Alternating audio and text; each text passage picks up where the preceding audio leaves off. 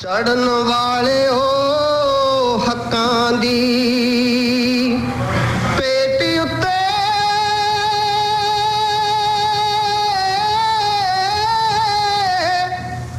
ਤੁਹਾਨੂੰ ਸ਼ਰਧਾ ਦੇ ਫੁੱਲ ਚੜਾਉਣ ਲੱਗਿਆ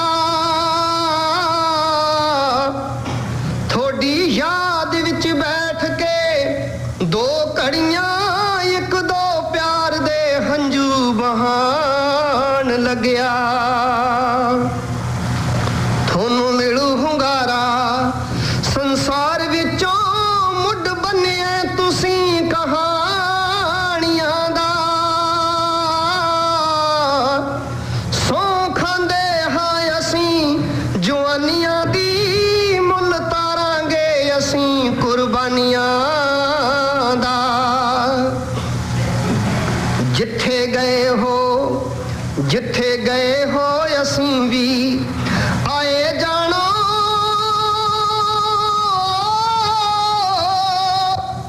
ਤੇ ਬਲਦੀ ਚਿਖਾ ਹੁਣ ਠੰਡੀ ਨਾ ਹੋਣ ਦੇਣੀ ਗਰਮ ਰੱਖਾਂਗੇ ਦੌਰ ਕੁਰਬਾਨੀਆਂ ਦਾ ਲਹਿਰ ਹੱਕਾਂ ਦੀ ਰੰਡੀ ਨਾ ਹੋਣ ਦੇਣੀ ਖੇਡਣ ਜਾਣਦੇ ਹੜਾਂ ਦੀ ਹਿੱਕ ਅੰਦਰ ਤੇ ਸਿਰੀ ਜ਼ੁਲਮ ਦੀ ਝੰਡੀ ਨਾ ਹੋਣ ਦੇਣੀ ਸਾਮਰਾਜ ਦੀ ਮੰਡੀ ਜੇ ਹਿੰਦ ਬਣਿਆ ਤਾਂ ਇਹ ਲੋਕਾਂ ਦੀ ਮੰਡੀ ਨਾ ਹੋਣ ਦੇਣੀ ਐਵੇਂ ਭਰਮ ਹੈ ਸਾਡਿਆਂ ਕਾਤਲਾਂ ਨੂੰ ਕਿ ਅਸੀਂ ਹੋਵਾਂਗੇ ਦੋ ਜਾਂ ਚਾਰ ਲੋਕੋ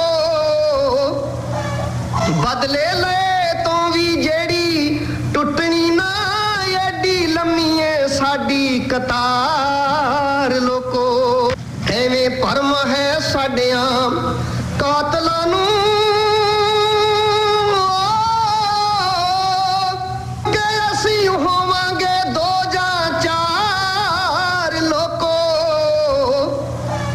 ਬਦਲੇ ਲੈ ਤੋਂ ਵੀ ਜਿਹੜੀ ਟੁੱਟਣੀ ਨਾ ਐਡੀ ਲੰਮੀ ਏ ਸਾਡੀ ਕਤਾਰ ਲੋਕੋ ਸਾਡੇ ਹੱਕਾਂ ਦੀ ਮੱਕੀ ਹੈ ਹੋਈ ਚਾਬੂ ਤੇ ਵੇਲੜ ਵਗ ਨਹੀਂ ਖੇਤਾਂ ਵਿੱਚ ਵੜਨਾ ਦੇਣਾ ਨਰਮ ਦੋਧਿਆਂ ਦੇ ਸੂਹੇ ਪਿੰਡਿਆਂ ਨੂੰ ਅਸੀਂ ਲੁੱਟਦਾ ਤਾਪ ਨਾ ਚੜਨ ਦੇਣਾ ਸਾਨੂੰ ਜ਼ਿੰਦਗੀ ਪਿਆਰੀ ਨਾਲੋਂ ਪਰਦੇਸ਼ ਤੋਂ ਪਿਆਰੇ ਇਹਦੇ ਲੋਕ ਕਹਾਣੀਆਂ ਅਸੀਂ ਤੋੜ ਦੇਣੀ ਲਹੂ ਪੀਣੀ ਜੋ ਕਹਾਣੀਆਂ ਅਸੀਂ ਤੋੜ ਦੇਣੀ ਰੁੱਸੀਆਂ ਬਹਾਰਾਂ ਅਸੀਂ ਮੋੜ ਕੇ ਲਿਆਉਣੀਆਂ ਨੇ ਆਖਦੇ ਨੇ ਲੋਕੀ ਹਿੱਕਾਂ ਠੋ ਕਹਾਣੀਆਂ ਹੜ ਲੋਕ Now mai haire mai kia ora Estefano ko anu tako ingwa ਸਾਰੇ ਹੀ ਸਰੋਤਿਆਂ ਦਾ ਸਵਾਗਤ ਹੈ ਅੱਜ ਦੇ ਪ੍ਰੋਗਰਾਮ ਰੇਡੀਓ ਇਨਕਲਾਬ ਵਿੱਚ ਅੱਜ 14 ਸਤੰਬਰ 2020 ਵਾਲੇ ਦਿਨ ਮੈਂ ਯਾਨੀ ਅਨੂ ਔਰ ਮੇਰੇ ਨਾਲ ਭਾਰਤੀ ਜੀ ਵੀ ਸਟੂਡੀਓ 'ਚ ਹਾਜ਼ਰ ਨੇ ਤੋ ਦੋਸਤੋ ਅੱਜ ਦਾ ਪ੍ਰੋਗਰਾਮ ਜਿਹੜਾ ਅਨੂ ਜੀ ਮੈਂ ਤੁਹਾਨੂੰ ਇੰਟਰਪਟ ਕਰਨ ਲੱਗਿਆ ਜੀ ਮੇਰਾ ਮਾਈਕ ਆਨ ਹੈ ਹਾਂਜੀ ਬਿਲਕੁਲ ਆਨ ਹੈ ਜੀ ਇਹ ਪਹਿਲੀ ਗੱਲ ਤੇ ਹੈ ਕਿ ਜਿਹੜੇ ਸਾਡੇ ਸਰੋਤੇ ਪੰਜਾਬ ਦੇ ਵਿੱਚ ਬਾਅਦ ਸੁਣਨਗੇ ਜੀ ਉਹਨਾਂ ਨੂੰ ਦੱਸਣਾ ਜ਼ਰੂਰੀ ਬਣਦਾ ਕਿ ਤੁਸੀਂ ਜਿਹੜੀ ਪਹਿਲਾਂ ਜਿਹੜੀ ਭਾਸ਼ਾ 'ਚ ਗੱਲ ਕੀਤੀ ਹੈ ਜੀ ਜ਼ਰੂਰ ਉਹਦੇ ਬਾਰੇ ਦੱਸੋ ਕਿ ਇਹ ਕਿਹੜੀ ਭਾਸ਼ਾ ਤੁਸੀਂ ਬੋਲੀ ਹੈ ਔਰ ਉਹਦਾ ਕੀ ਮਤਲਬ ਸੀਗਾ ਜੀ ਜ਼ਰੂਰ ਤੋ ਇੱਥੋਂ ਦੇ ਜਿਹੜੇ ਮੂਲ ਨਿਵਾਸੀ ਨੇ ਮਾਉਰੀ ਉਹਨਾਂ ਦੀ ਭਾਸ਼ਾ ਹੈ ਤੇਰੇਓ ਮਾਉਰੀ ਉਹਨੂੰ ਕਹਿੰਦੇ ਜਾਂ ਮਾਉਰੀ ਸ਼ਾਰਟ 'ਚ ਅਸੀਂ ਕਹਿ ਦਈਦਾ ਤੋ ਮੈਨੂੰ ਬਿਲਕੁਲ ਮਿਨੀਮਮ ਜੀ ਜਾਣਕਾਰੀ ਹੈ ਸੋ ਟਾਈਮ ਟੂ ਟਾਈਮ ਇਸਤੇਮਾਲ ਕਰਨ ਦੀ ਮੈਂ ਕੋਸ਼ਿਸ਼ ਕਰਦੀ ਹਾਂ ਪਰ ਇਸ ਹਫਤੇ ਮਾਉਰੀ ਵੀਕ ਹੈ ਮਾਉਰੀ ਲੈਂਗੁਏਜ ਵੀਕ ਤੋ ਜੋ ਮੈਂ ਕਿਹਾ ਨਾਉ ਮਾਈ ਹਾਇਰੇ ਮਾਈ ਕੇ ਸਾਰਿਆਂ ਦਾ ਸਵਾਗਤ ਹੈ ਕਿਉਰਾ ਇਤਫਾਨੋ ਇੱਕ ਵਾਰ ਫੇਰ ਕਿ ਅਸੀਂ ਤੁਹਾਡੇ ਸਾਰਿਆਂ ਦਾ ਸਾਡਾ ਜਿਹੜੇ ਪਰਿਵਾਰ ਨੂੰਮਾ ਸਰੋਤੇ ਨੇ ਉਹਨਾਂ ਦੇ ਵੈਲ ਵਿਸ਼ਰਾਂ ਕੋ ਅਨੂ ਤੱਕ ਇੰਗਵਾ ਮੇਰਾ ਨਾਮ ਅਨੂ ਹੈ ਬਹੁਤ ਵਧੀਆ ਜੀ ਔਰ ਤੁਸੀਂ ਬੜੀ ਮਿਹਨਤ ਦੇ ਨਾਲ ਮੌਰੀ ਭਾਸ਼ਾ ਦੇ ਵਿੱਚ ਕੋਰਸ ਵੀ ਕੀਤਾ ਹੋਇਆ ਜੀ ਸੋ ਹਾਂਜੀ ਹਾਂ ਉਹ ਅਭਿਆਸ ਕਰਨਾ ਥੋੜਾ ਜ਼ਰੂਰੀ ਹੈ ਸੋ ਉਹਦੇ ਕਰਕੇ ਜਿੰਨੀ ਭਾਸ਼ਾ ਮੈਨੂੰ ਆਉਂਦੀ ਹੈ, ਉਹ ਨਹੀਂ ਮੈਂ ਬੋਲਦੀ ਨਹੀਂ ਹੈ ਕਿਉਂਕਿ ਅਭਿਆਸ ਘੱਟ ਹੈ। ਤਾਂ ਕੋਸ਼ਿਸ਼ ਰਹਿੰਦੀ ਹੈ ਕਿ ਜਿੱਥੇ ਵੀ ਮੌਕਾ ਮਿਲੇ, ਔਰ ਜਿੱਥੇ ਵਾਜਬਤਾ ਤੇ ਖੈਰ ਨਹੀਂ ਕਹਿਣਾ ਚਾਹੀਦਾ ਕਿਉਂਕਿ ਅਸੀਂ ਜਿਹੜੇ ਦੇਸ਼ 'ਚ ਰਹਿੰਦੇ ਹਾਂ ਉਹਦੀ ਇਹ ਮੁੱਖ ਭਾਸ਼ਾ ਹੈ। ਹਾਲਾਂਕਿ ਕਹਿ ਸਕਦੇ ਹਾਂ ਕਿ ਬਸਤੀਵਾਦ ਦਾ ਇਹ ਇੱਕ ਸਿੰਪਟਮ ਹੈ ਕਿ ਇਹ ਭਾਸ਼ਾ ਦਬਾਈ ਗਈ ਹੈ। ਬਿਲਕੁਲ ਜੀ। ਤਾਂ ਅੱਜ ਦੇ ਪ੍ਰੋਗਰਾਮ ਵਿੱਚ ਸਾਡਾ ਸਾਥ ਬਣਿਆ ਰਹੇਗਾ ਠੀਕ 6:30 ਵਜੇ ਤੱਕ, ਹਰ ਸੋਮਵਾਰ ਦੀ ਤਰ੍ਹਾਂ। ਤੋ ਅੱਜ ਜਿਹੜੇ ਬੁਲਾਰੇ ਸਾਡੇ ਨਾਲ ਹੋਣਗੇ, ਸਭ ਤੋਂ ਪਹਿਲਾਂ ਹਰਿਆਣਾ ਤੋਂ ਅਸੀਂ ਸਾਥੀ ਸੁਖਵਿੰਦਰ ਸਿੰਘ ਹੋਰਾਂ ਨਾਲ ਰਾਬਤਾ ਕਰਨ ਦੀ ਕੋਸ਼ਿਸ਼ ਕਰਾਂਗੇ। ਉੱਥੇ ਜਿਹੜੇ ਸੰਘਰਸ਼ ਚੱਲ ਰਹੇ ਨੇ ਔਰ ਜਿਹੜੀ ਖਾਸ ਕਰਕੇ ਕਿਸਾਨਾਂ ਦੇ ਔਰ ਕੁਰੂਕਸ਼ੇਤਰ 'ਚ ਸ਼ਾਇਦ ਬਹੁਤ ਜ਼ਿਆਦਾ ਬੁਰੀ ਤਰ੍ਹਾਂ ਕੁੱਟਮਾਰ ਕੀਤੀ ਗਈ ਹੈ ਸਥਾਪਤੀ ਵੱਲੋਂ, ਤੋ ਉਹ ਸਾਥੀ ਸੁਖਵਿੰਦਰ ਸਿੰਘ ਉਸ ਚੀਜ਼ ਦੀ ਸਾਨੂੰ ਅਪਡੇਟ ਦੇਣਗੇ ਔਰ ਆਉਣ ਵਾਲੇ ਸਮੇਂ 'ਚ ਕੀ ਕੁਝ ਪਲਾਨਡ ਹੈ ਉਹਦੇ ਬਾਰੇ ਵੀ ਗੱਲ ਕਰਨਗੇ। ਉਸ ਤੋਂ ਬਾਅਦ ਸੰਘਰਸ਼ਾਂ 'ਚ ਹੀ ਅਸੀਂ ਅਗਲੇ ਜਿਹੜੇ ਸਾਡੇ ਬੁਲਾਰੇ ਪੰਜਾਬ ਤੋਂ ਸਾਥੀ ਬੂਟਾ ਸਿੰਘ ਬੁਰਜਗਿੱਲ, ਜਿਹੜੇ ਕਿ ਭਾਰਤੀ ਕਿਸਾਨ ਯੂਨੀਅਨ ਡਕੌਂਦਾ ਦੇ ਪ੍ਰਧਾਨ ਨੇ, ਉਹਨਾਂ ਨਾਲ ਗੱਲ ਕਰਾਂਗੇ। ਵਿਸ਼ਾ ਜਿਹੜਾ ਪਿਛਲੇ ਕਈ ਹਫ਼ਤਿਆਂ ਤੋਂ ਅਸੀਂ ਪੰਜਾਬ 'ਚ ਜਿਹੜੇ ਸੰਘਰਸ਼ ਮਗੇ ਹੋਏ ਨੇ, ਕਿਸਾਨ ਵਿਰੋਧੀ ਕਾਨੂੰਨ ਜਿਹੜਾ ਲਾਗੂ ਕਰਨ ਦੀਆਂ ਬਹੁਤ ਤਿੱਖੀਆਂ ਕੋਸ਼ਿਸ਼ਾਂ ਚੱਲ ਰਹੀਆਂ ਨੇ ਔਰ ਉਸ ਤੋਂ ਵੀ ਜ਼ਿਆਦਾ ਜਿਹੜਾ ਵਿਰੋਧ ਤਿੱਖਾ ਸਾਡੇ ਸਾਥੀ ਉਹਨਾਂ ਨੂੰ ਦੇ ਰਹੇ ਨੇ। ਤੋ ਇਸ ਵਕਤ ਮੇਰਾ ਖਿਆਲ ਹੈ ਦੋਨਾਂ ਸਾਥੀਆਂ ਨਾਲ ਬਿਲਕੁਲ ਸੰਖੇਪ ਰੂਪ 'ਚ ਅਸੀਂ ਗੱਲ ਕਰ ਪਾਵਾਂਗੇ ਕਿਉਂਕਿ ਉਹ ਵਿਚਾਰੇ ਇਸ ਵਕਤ ਚੱਲ ਰਹੇ ਨੇ, ਰੈਲੀਆਂ ਚੱਲ ਰਹੀਆਂ ਨੇ। ਤੋ ਜਿੰਨਾ ਕੁ ਵੀ ਸਾਨੂੰ ਸਮਾਂ ਦੇ ਪਾਉਣਗੇ ਉਹ ਨਹੀਂ ਕਿ ਉਹਨਾਂ ਨਾਲ ਸਾਡੇ ਨਾਲ ਗੱਲਬਾਤ ਹੋ ਸਕੇ। ਬਿਲਕੁਲ ਜੀ। ਔਰ ਇਸ ਸਾਰੇ ਸੰਘਰਸ਼ ਦੇ ਵਿੱਚ ਪੰਜਾਬ ਤੇ ਹਰਿਆਣਾ ਪੂਰੇ ਭਾਰਤ ਦੇ ਵਿੱਚ ਲੀਡ ਲੈ ਰਹੇ ਨੇ ਜੀ। ਸਭ ਤੋਂ ਜ਼ਿਆਦਾ ਜਿਹੜਾ ਵਿਰੋਧ ਵਾ ਇਹ ਦੋ ਸਟੇਟਸ ਦੇ ਵਿੱਚ ਹੋ ਰਿਹਾ ਹੈ। ਹਾਂ, ਖੇਤੀ ਪ੍ਰਧਾਨ ਹੈ ਮੇਰਾ ਖਿਆਲ ਕਿਤੇ ਹੋਣ ਕਰਕੇ ਵੀ ਉਹ ਇੱਕ ਕੁਦਰਤੀ ਜੀ ਗੱਲ ਹੈ ਕਿ ਵਿਰੋਧ ਵੀ ਉੱਥੋਂ ਹੀ ਜ਼ਿਆਦਾ ਉੱਠੇਗਾ। ਹਾਂਜੀ ਹਾਂਜੀ, ਸ਼ਾਇਦ ਤੁਹਾਨੂੰ ਯਾਦ ਹੋਊਗਾ ਅਸੀਂ ਇੱਕ ਕ੍ਰਿਟੀਕਲ ਐਨਾਲਿਸਿਸ ਕੀਤਾ ਸੀ ਜਦੋਂ ਸਾਥੀ ਨਛੱਤਰ ਸਿੰਘ ਗਿੱਲ ਇੱਥੇ ਹੁੰਦੇ ਸੀ ਜੀ। ਜਿਹੜੀ ਆਲ ਇੰਡੀਆ ਕਿਸਾਨ AIMKS ਕੀ ਆਲ ਇੰਡੀਆ ਕਿਸਾਨ ਸਭਾ ਇਦਾਂ ਕੁਛ ਨਾਮ, ਹਾਂਜੀ ਉਹਦੇ ਇੱਕ ਮੈਂਬਰ ਸੀਗੇ ਸ਼ੈਟੀ ਕਰਕੇ, ਹਾਂਜੀ ਹਾਂਜੀ, ਤੇ ਉਹ ਮਹਾਰਾਸ਼ਟਰ ਤੋਂ ਜੀ। ਉਹਨਾਂ ਨੇ ਤੇ ਬਕਾਇਦਾ ਇਹਦਾ ਸਵਾਗਤ ਕੀਤਾ ਹੈ ਆਰਡੀਨੈਂਸ ਦਾ। ਅੱਛਾ ਜੀ। ਸਾਨੂੰ ਉਦੋਂ ਹੀ ਸ਼ੱਕ ਸੀਗਾ, ਤੁਹਾਨੂੰ ਯਾਦ ਹੋਣਾ ਸੀ। ਹਾਂਜੀ, ਅਸੀਂ ਉਹ ਕਾਫੀ ਅਸੀਂ ਜਿਹੜੇ ਉਹਦੇ ਵਿੱਚ ਲੀਡਰ ਉਦੋਂ ਸ਼ਾਮਲ ਹੋਏ ਸੀ, ਅਸੀਂ ਕਾਫੀ ਕ੍ਰਿਟੀਕਲ ਉਹਦਾ ਐਨਾਲਿਸਿਸ ਕੀਤਾ ਸੀ। ਔਰ ਉਹ ਜਥੇਬੰਦੀਆਂ 'ਚ ਹੁੰਦਾ ਹੀ ਹੈ ਜਿਹੜੀਆਂ ਸਰਕਾਰੀ ਵਿੱਚ ਬੰਦੇ ਹੁੰਦੇ ਹੀ ਨੇ, ਸੋ ਉਹ ਬਿਲਕੁਲ ਉਹਦੇ ਨਾਲ ਸਹਿਮਤ ਆ। ਸੋ ਦੋਸਤੋ, ਜਿਹੜੀ ਗੱਲ ਹੁਣਾਂ ਨੇ ਕੀਤੀ ਕੁਰੂਕਸ਼ੇਤਰ ਦੇ ਵਿੱਚ, ਹਰਿਆਣੇ ਦੇ ਵਿੱਚ, ਜਿਵੇਂ ਪੰਜਾਬ ਦੇ ਵਿੱਚ ਕੱਲ ਤੇ ਅੱਜ ਲਲਕਾਰ ਰੈਲੀਆਂ ਹੋ ਰਹੀਆਂ ਨੇ, ਉਹਦੀ ਤਰ੍ਹਾਂ ਤੇ ਹਰਿਆਣੇ ਪਿਛਲੇ ਹਫ਼ਤੇ ਹੋਈਆਂ ਸੀਗੀਆਂ, ਜਿਹਦੇ ਵਿੱਚ ਜਿਹੜਾ ਸਰਕਾਰ ਦਾ ਪੁਲਿਸ ਦਾ ਰਵੱਈਆ ਬਹੁਤ ਹੀ ਖਤਰਨਾਕ, ਇੰਨੀ ਬੁਰੇ ਤਰੀਕੇ ਨਾਲ ਕੁੱਟਮਾਰ ਕਿਸਾਨ ਸਾਥੀਆਂ ਦੀ ਕੀਤੀ ਗਈ ਹੈ। ਔਰ ਕਮਾਲ ਦੀ ਗੱਲ ਹੈ, ਮੈਂ ਇਹਦੇ ਵਿੱਚ ਜੋੜਨਾ ਚਾਹਾਂਗਾ ਕਿ ਉਹ ਵੀ ਟਾਈਮ ਸੀਗਾ ਜਦੋਂ ਹਰਿਆਣੇ ਦੇ ਵਿੱਚ ਜਾਟ ਅੰਦੋਲਨ ਹੋਇਆ ਸੀ ਔਰ ਪਬਲਿਕ ਪ੍ਰਾਪਰਟੀ ਦਾ ਕਿੰਨਾ ਨੁਕਸਾਨ ਕੀਤਾ ਗਿਆ ਸੀ।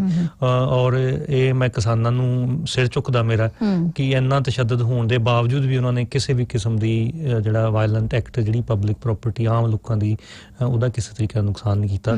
ਸੋ ਅਸੀਂ ਇਹਦੀ ਸਾਰੀ ਜਾਣਕਾਰੀ ਸਾਥੀ ਸੁਖਵਿੰਦਰ ਸਿੰਘ ਹੁਣਾਂ ਤੋਂ ਲਵਾਂਗੇ ਜੀ। ਜ਼ਰੂਰ। ਹਾਂਜੀ, ਤਾਂ ਉਸ ਤੋਂ ਬਾਅਦ ਇੱਥੇ ਦੇ ਜਿਹੜੇ ਸਥਾਨਕ ਮਸਲੇ ਨੇ, ਖਾਸ ਕਰਕੇ ਪਿਛਲੇ ਕੁਝ ਦਿਨਾਂ 'ਚ ਕਾਫੀ ਸਾਰੀਆਂ ਅਨਾਊਂਸਮੈਂਟਸ ਕੀਤੀਆਂ ਗਈਆਂ ਨੇ ਸਰਕਾਰ ਵੱਲੋਂ ਇਮੀਗ੍ਰੇਸ਼ਨ ਨੂੰ ਲੈ ਕੇ, ਔਰ ਜਿਹੜਾ ਟਰੈਵਲ ਐਕਸੈਪਸ਼ਨ ਹੈ ਬਾਰਡਰ ਬੰਦ ਹੋਣ ਕਰਕੇ, ਸੋ ਉਹਦੇ ਤੇ ਵੀ ਅਸੀਂ ਜ਼ਰੂਰ ਤੁਹਾਡੇ ਨਾਲ ਜਾਣਕਾਰੀ ਜੋ ਪਬਲਿਕ ਡੋਮੇਨ 'ਚ ਅਵੇਲੇਬਲ ਹੈ ਉਹ ਜਾਣਕਾਰੀ ਸਾਂਝੀ ਕਰਾਂਗੇ। ਔਰ ਉਸ ਤੋਂ ਬਾਅਦ ਜਿੰਨਾ ਕੁ ਸਮਾਂ ਬਚਿਆ ਉਹਦੇ ਹਿਸਾਬ ਨਾਲ ਜਿਹੜੇ ਚਲੰਤ ਮਾਮਲੇ ਨੇ, ਚੱਲਦੇ ਮਸਲੇ ਨੇ ਇੱਥੋਂ ਦੇ, ਖਾਸ ਕਰਕੇ ਇਲੈਕਸ਼ਨ ਆਉਣ ਵਾਲੀ ਹੈ, ਅਲੱਗ-ਅਲੱਗ ਪੋਲੀਟੀਕਲ ਪਾਰਟੀਜ਼ ਦੇ ਕੀ ਰੁਝਾਨ ਨੇ, ਔਰ ਜਿਹੜਾ ਗ੍ਰੀਨ ਪਾਰਟੀ 'ਚ ਕਾਫੀ ਕੁਛ ਚੱਲ ਰਿਹਾ, ਖਾਸ ਕਰਕੇ ਜੇਮਸ ਸ਼ਾਹ ਹੋਰਾਂ ਨੂੰ ਲੈ ਕੇ ਮੇਰੇ ਕੋਲ ਉਹਦੇ ਤੇ ਥੋੜੀ ਜਿਹੀ ਡਿਸਕਸ਼ਨ ਕਰਨੀ ਬਣਦੀ ਹੈ। ਤਾਂ ਉਸ ਸਮੇਂ ਦੇ ਅਨੁਸਾਰ ਅਸੀਂ ਦੇਖਾਂਗੇ ਕਿੰਨਾ ਸਮਾਂ ਬਚਦਾ। ਉਹਦੇ ਵਿੱਚ ਛੋਟੇ ਜਿਹੇ ਮਸਲੇ ਮੈਂ ਵੀ ਦੋ ਵਿੱਚ ਐਡ ਕਰਨੇ ਆ। ਇੱਕ ਤੇ ਜਿਹੜਾ ਇੱਕ ਰੈਫਰੈਂਡਮ 2020 ਦਾ ਜਿਹੜਾ ਇੱਕ ਜਮਾਂ ਹੀ ਬਕਵਾਸ ਕਿਸਮ ਦਾ ਮਸਲਾ ਹੈ, ਔਰ ਜਿਹੜੇ ਉਹਦੇ ਲੋਕੀ ਵਿੱਚ ਸ਼ਾਮਲ ਨੇ, ਉਹ ਵੀ ਜਿਹੜਾ ਪੰਜਾਬ ਦੇ ਵਿੱਚ ਰੈਲੀਆਂ ਚੱਲ ਰਹੀਆਂ ਨੇ ਉਹਦਾ ਨਾਲ ਸੰਬੰਧਿਤ ਮਸਲਾ ਹੈ। ਤੇ ਦੂਸਰਾ ਜਿਹੜੇ ਆਪਣੇ ਸੁਹਿਰਦ ਸਾਥੀ ਨੇ ਪੰਜਾਬ ਦੇ ਵਿੱਚ, ਉਹ ਵੀ ਜਿਹੜਾ ਇਹ ਕਰੋਨਾ ਨੂੰ ਲੈ ਕੇ ਜਿਵੇਂ ਇਹ ਸੱਜੇ ਪੱਖੀ ਸਾਮਰਾਜਵਾਦੀ ਕਿਸਮ ਦੇ ਜਿਹੜੇ ਲੋਕ ਨੇ ਪ੍ਰੋਪੇਗੈਂਡਾ ਕਰ ਰਹੇ ਨੇ ਕਿ ਇਹ ਸਾਰਾ ਕੁਝ ਫੇਕ ਹੈ, ਉਹਦੇ ਤੇ ਵੀ ਗੱਲਬਾਤ ਕਰਾਂਗੇ ਕਿ ਸਾਨੂੰ ਉਹਦੇ ਫਰੇਮ ਦੇ ਵਿੱਚ ਨਹੀਂ ਆਉਣਾ ਚਾਹੀਦਾ। ਸਾਨੂੰ ਜ਼ਰੂਰ ਰਿਸਰਚ ਕਰਕੇ ਹੀ ਜਿਹੜੀ ਗੱਲਬਾਤ ਉਹ ਕਰਨੀ ਚਾਹੀਦੀ ਹੈ। ਸੋ ਇੱਥੇ ਵੀ ਥੋੜੀ ਗੱਲ ਕਰਾਂਗੇ ਜ਼ਰੂਰ ਜੀ। ਤੋਂ ਹੁਣ ਅਸੀਂ ਇੱਕ ਗੀਤ ਸੰਤਰਾ ਮੁਦਾਸੀ ਹੋਰਾਂ ਦਾ ਲਿਖਿਆ ਔਰ ਗਗਨ ਆਜ਼ਾਦ ਦਾ ਗਾਇਆ, ਜਿਹੜਾ ਕਿ ਜਲਦੀ ਹੀ ਆਉਣ ਵਾਲੀ ਪੰਜਾਬੀ ਮੂਵੀ ਹੈ ਸੀਰੀ, ਉਹਦੇ ਵਿੱਚ ਇਹ ਗੀਤ ਹੈ। ਇਹ ਅਸੀਂ ਤੁਹਾਡੀ ਨਜ਼ਰ ਕਰਕੇ ਤੋਂ ਸਾਥੀ ਸੁਖਵਿੰਦਰ ਸਿੰਘ ਹੋਰਾਂ ਨਾਲ ਰਾਬਤਾ ਕਰਾਂਗੇ।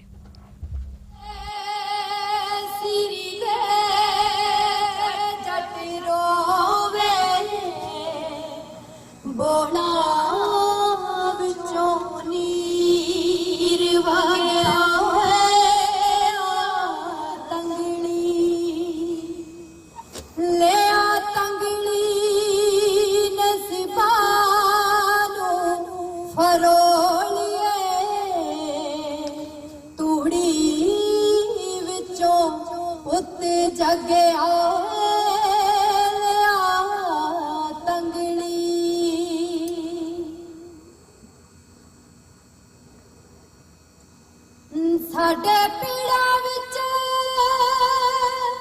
ਤੇਰਾ ਗਲ ਚੀਥੜੇ ਨੀ ਮੇਰੇ ਜਵਾਨ ਕਣਕੇ ਕਾਲੀ ਸ਼ਾਹ ਦੇ ਗੁਦਮਾਂ ਵਿੱਚੋਂ ਨਿਕਲੇ ਤੂੰ ਸੋਨੇ ਦਾ ਪਟੋਲਾ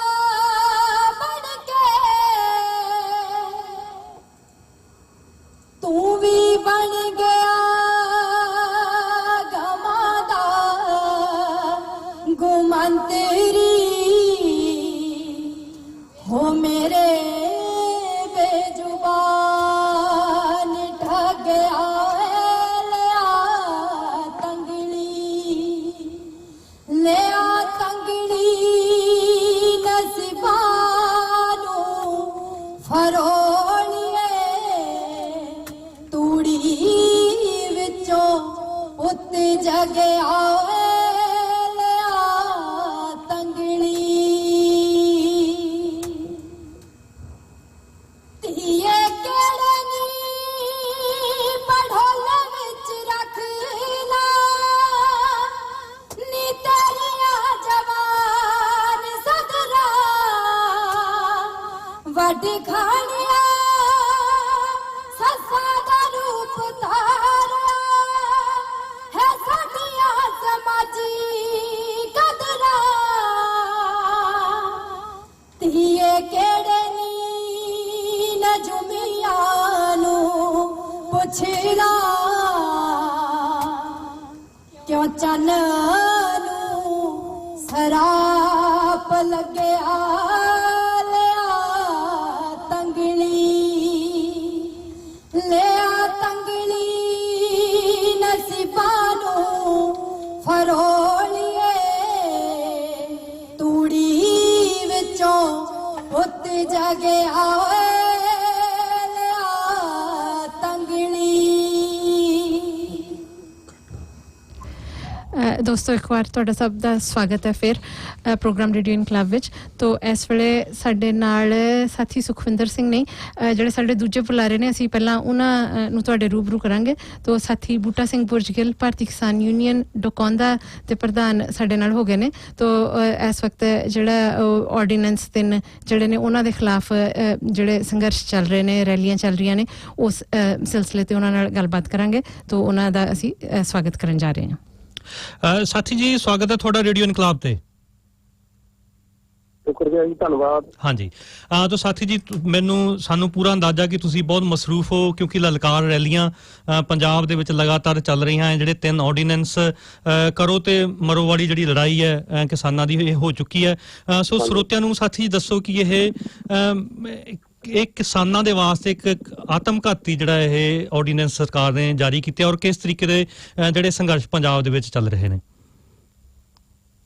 ਹਾਂਜੀ, ਅਸੀਂ ਤੁਹਾਡੇ ਮਾਧਿਅਮ ਰਾਹੀਂ ਇਹ ਦੱਸਣਾ ਚਾਹਾਂਗੇ ਸਾਰੇ ਸਰੋਤਿਆਂ ਨੂੰ ਕਿ ਜਿਹੜੇ 3 ਖੇਤੀ ਆਰਡੀਨੈਂਸ ਹੈ ਜੀ, ਖਾਸ ਕਰਕੇ ਖੇਤੀ ਨਾਲ ਹੀ ਸੰਬੰਧਿਤ ਹੈ ਜਿਹੜੇ 3 ਆਰਡੀਨੈਂਸ ਹੈ, ਤੇ ਚੌਥਾ ਬਿਜਲੀ ਬਿੱਲ ਹੈ 2020 ਜੀ।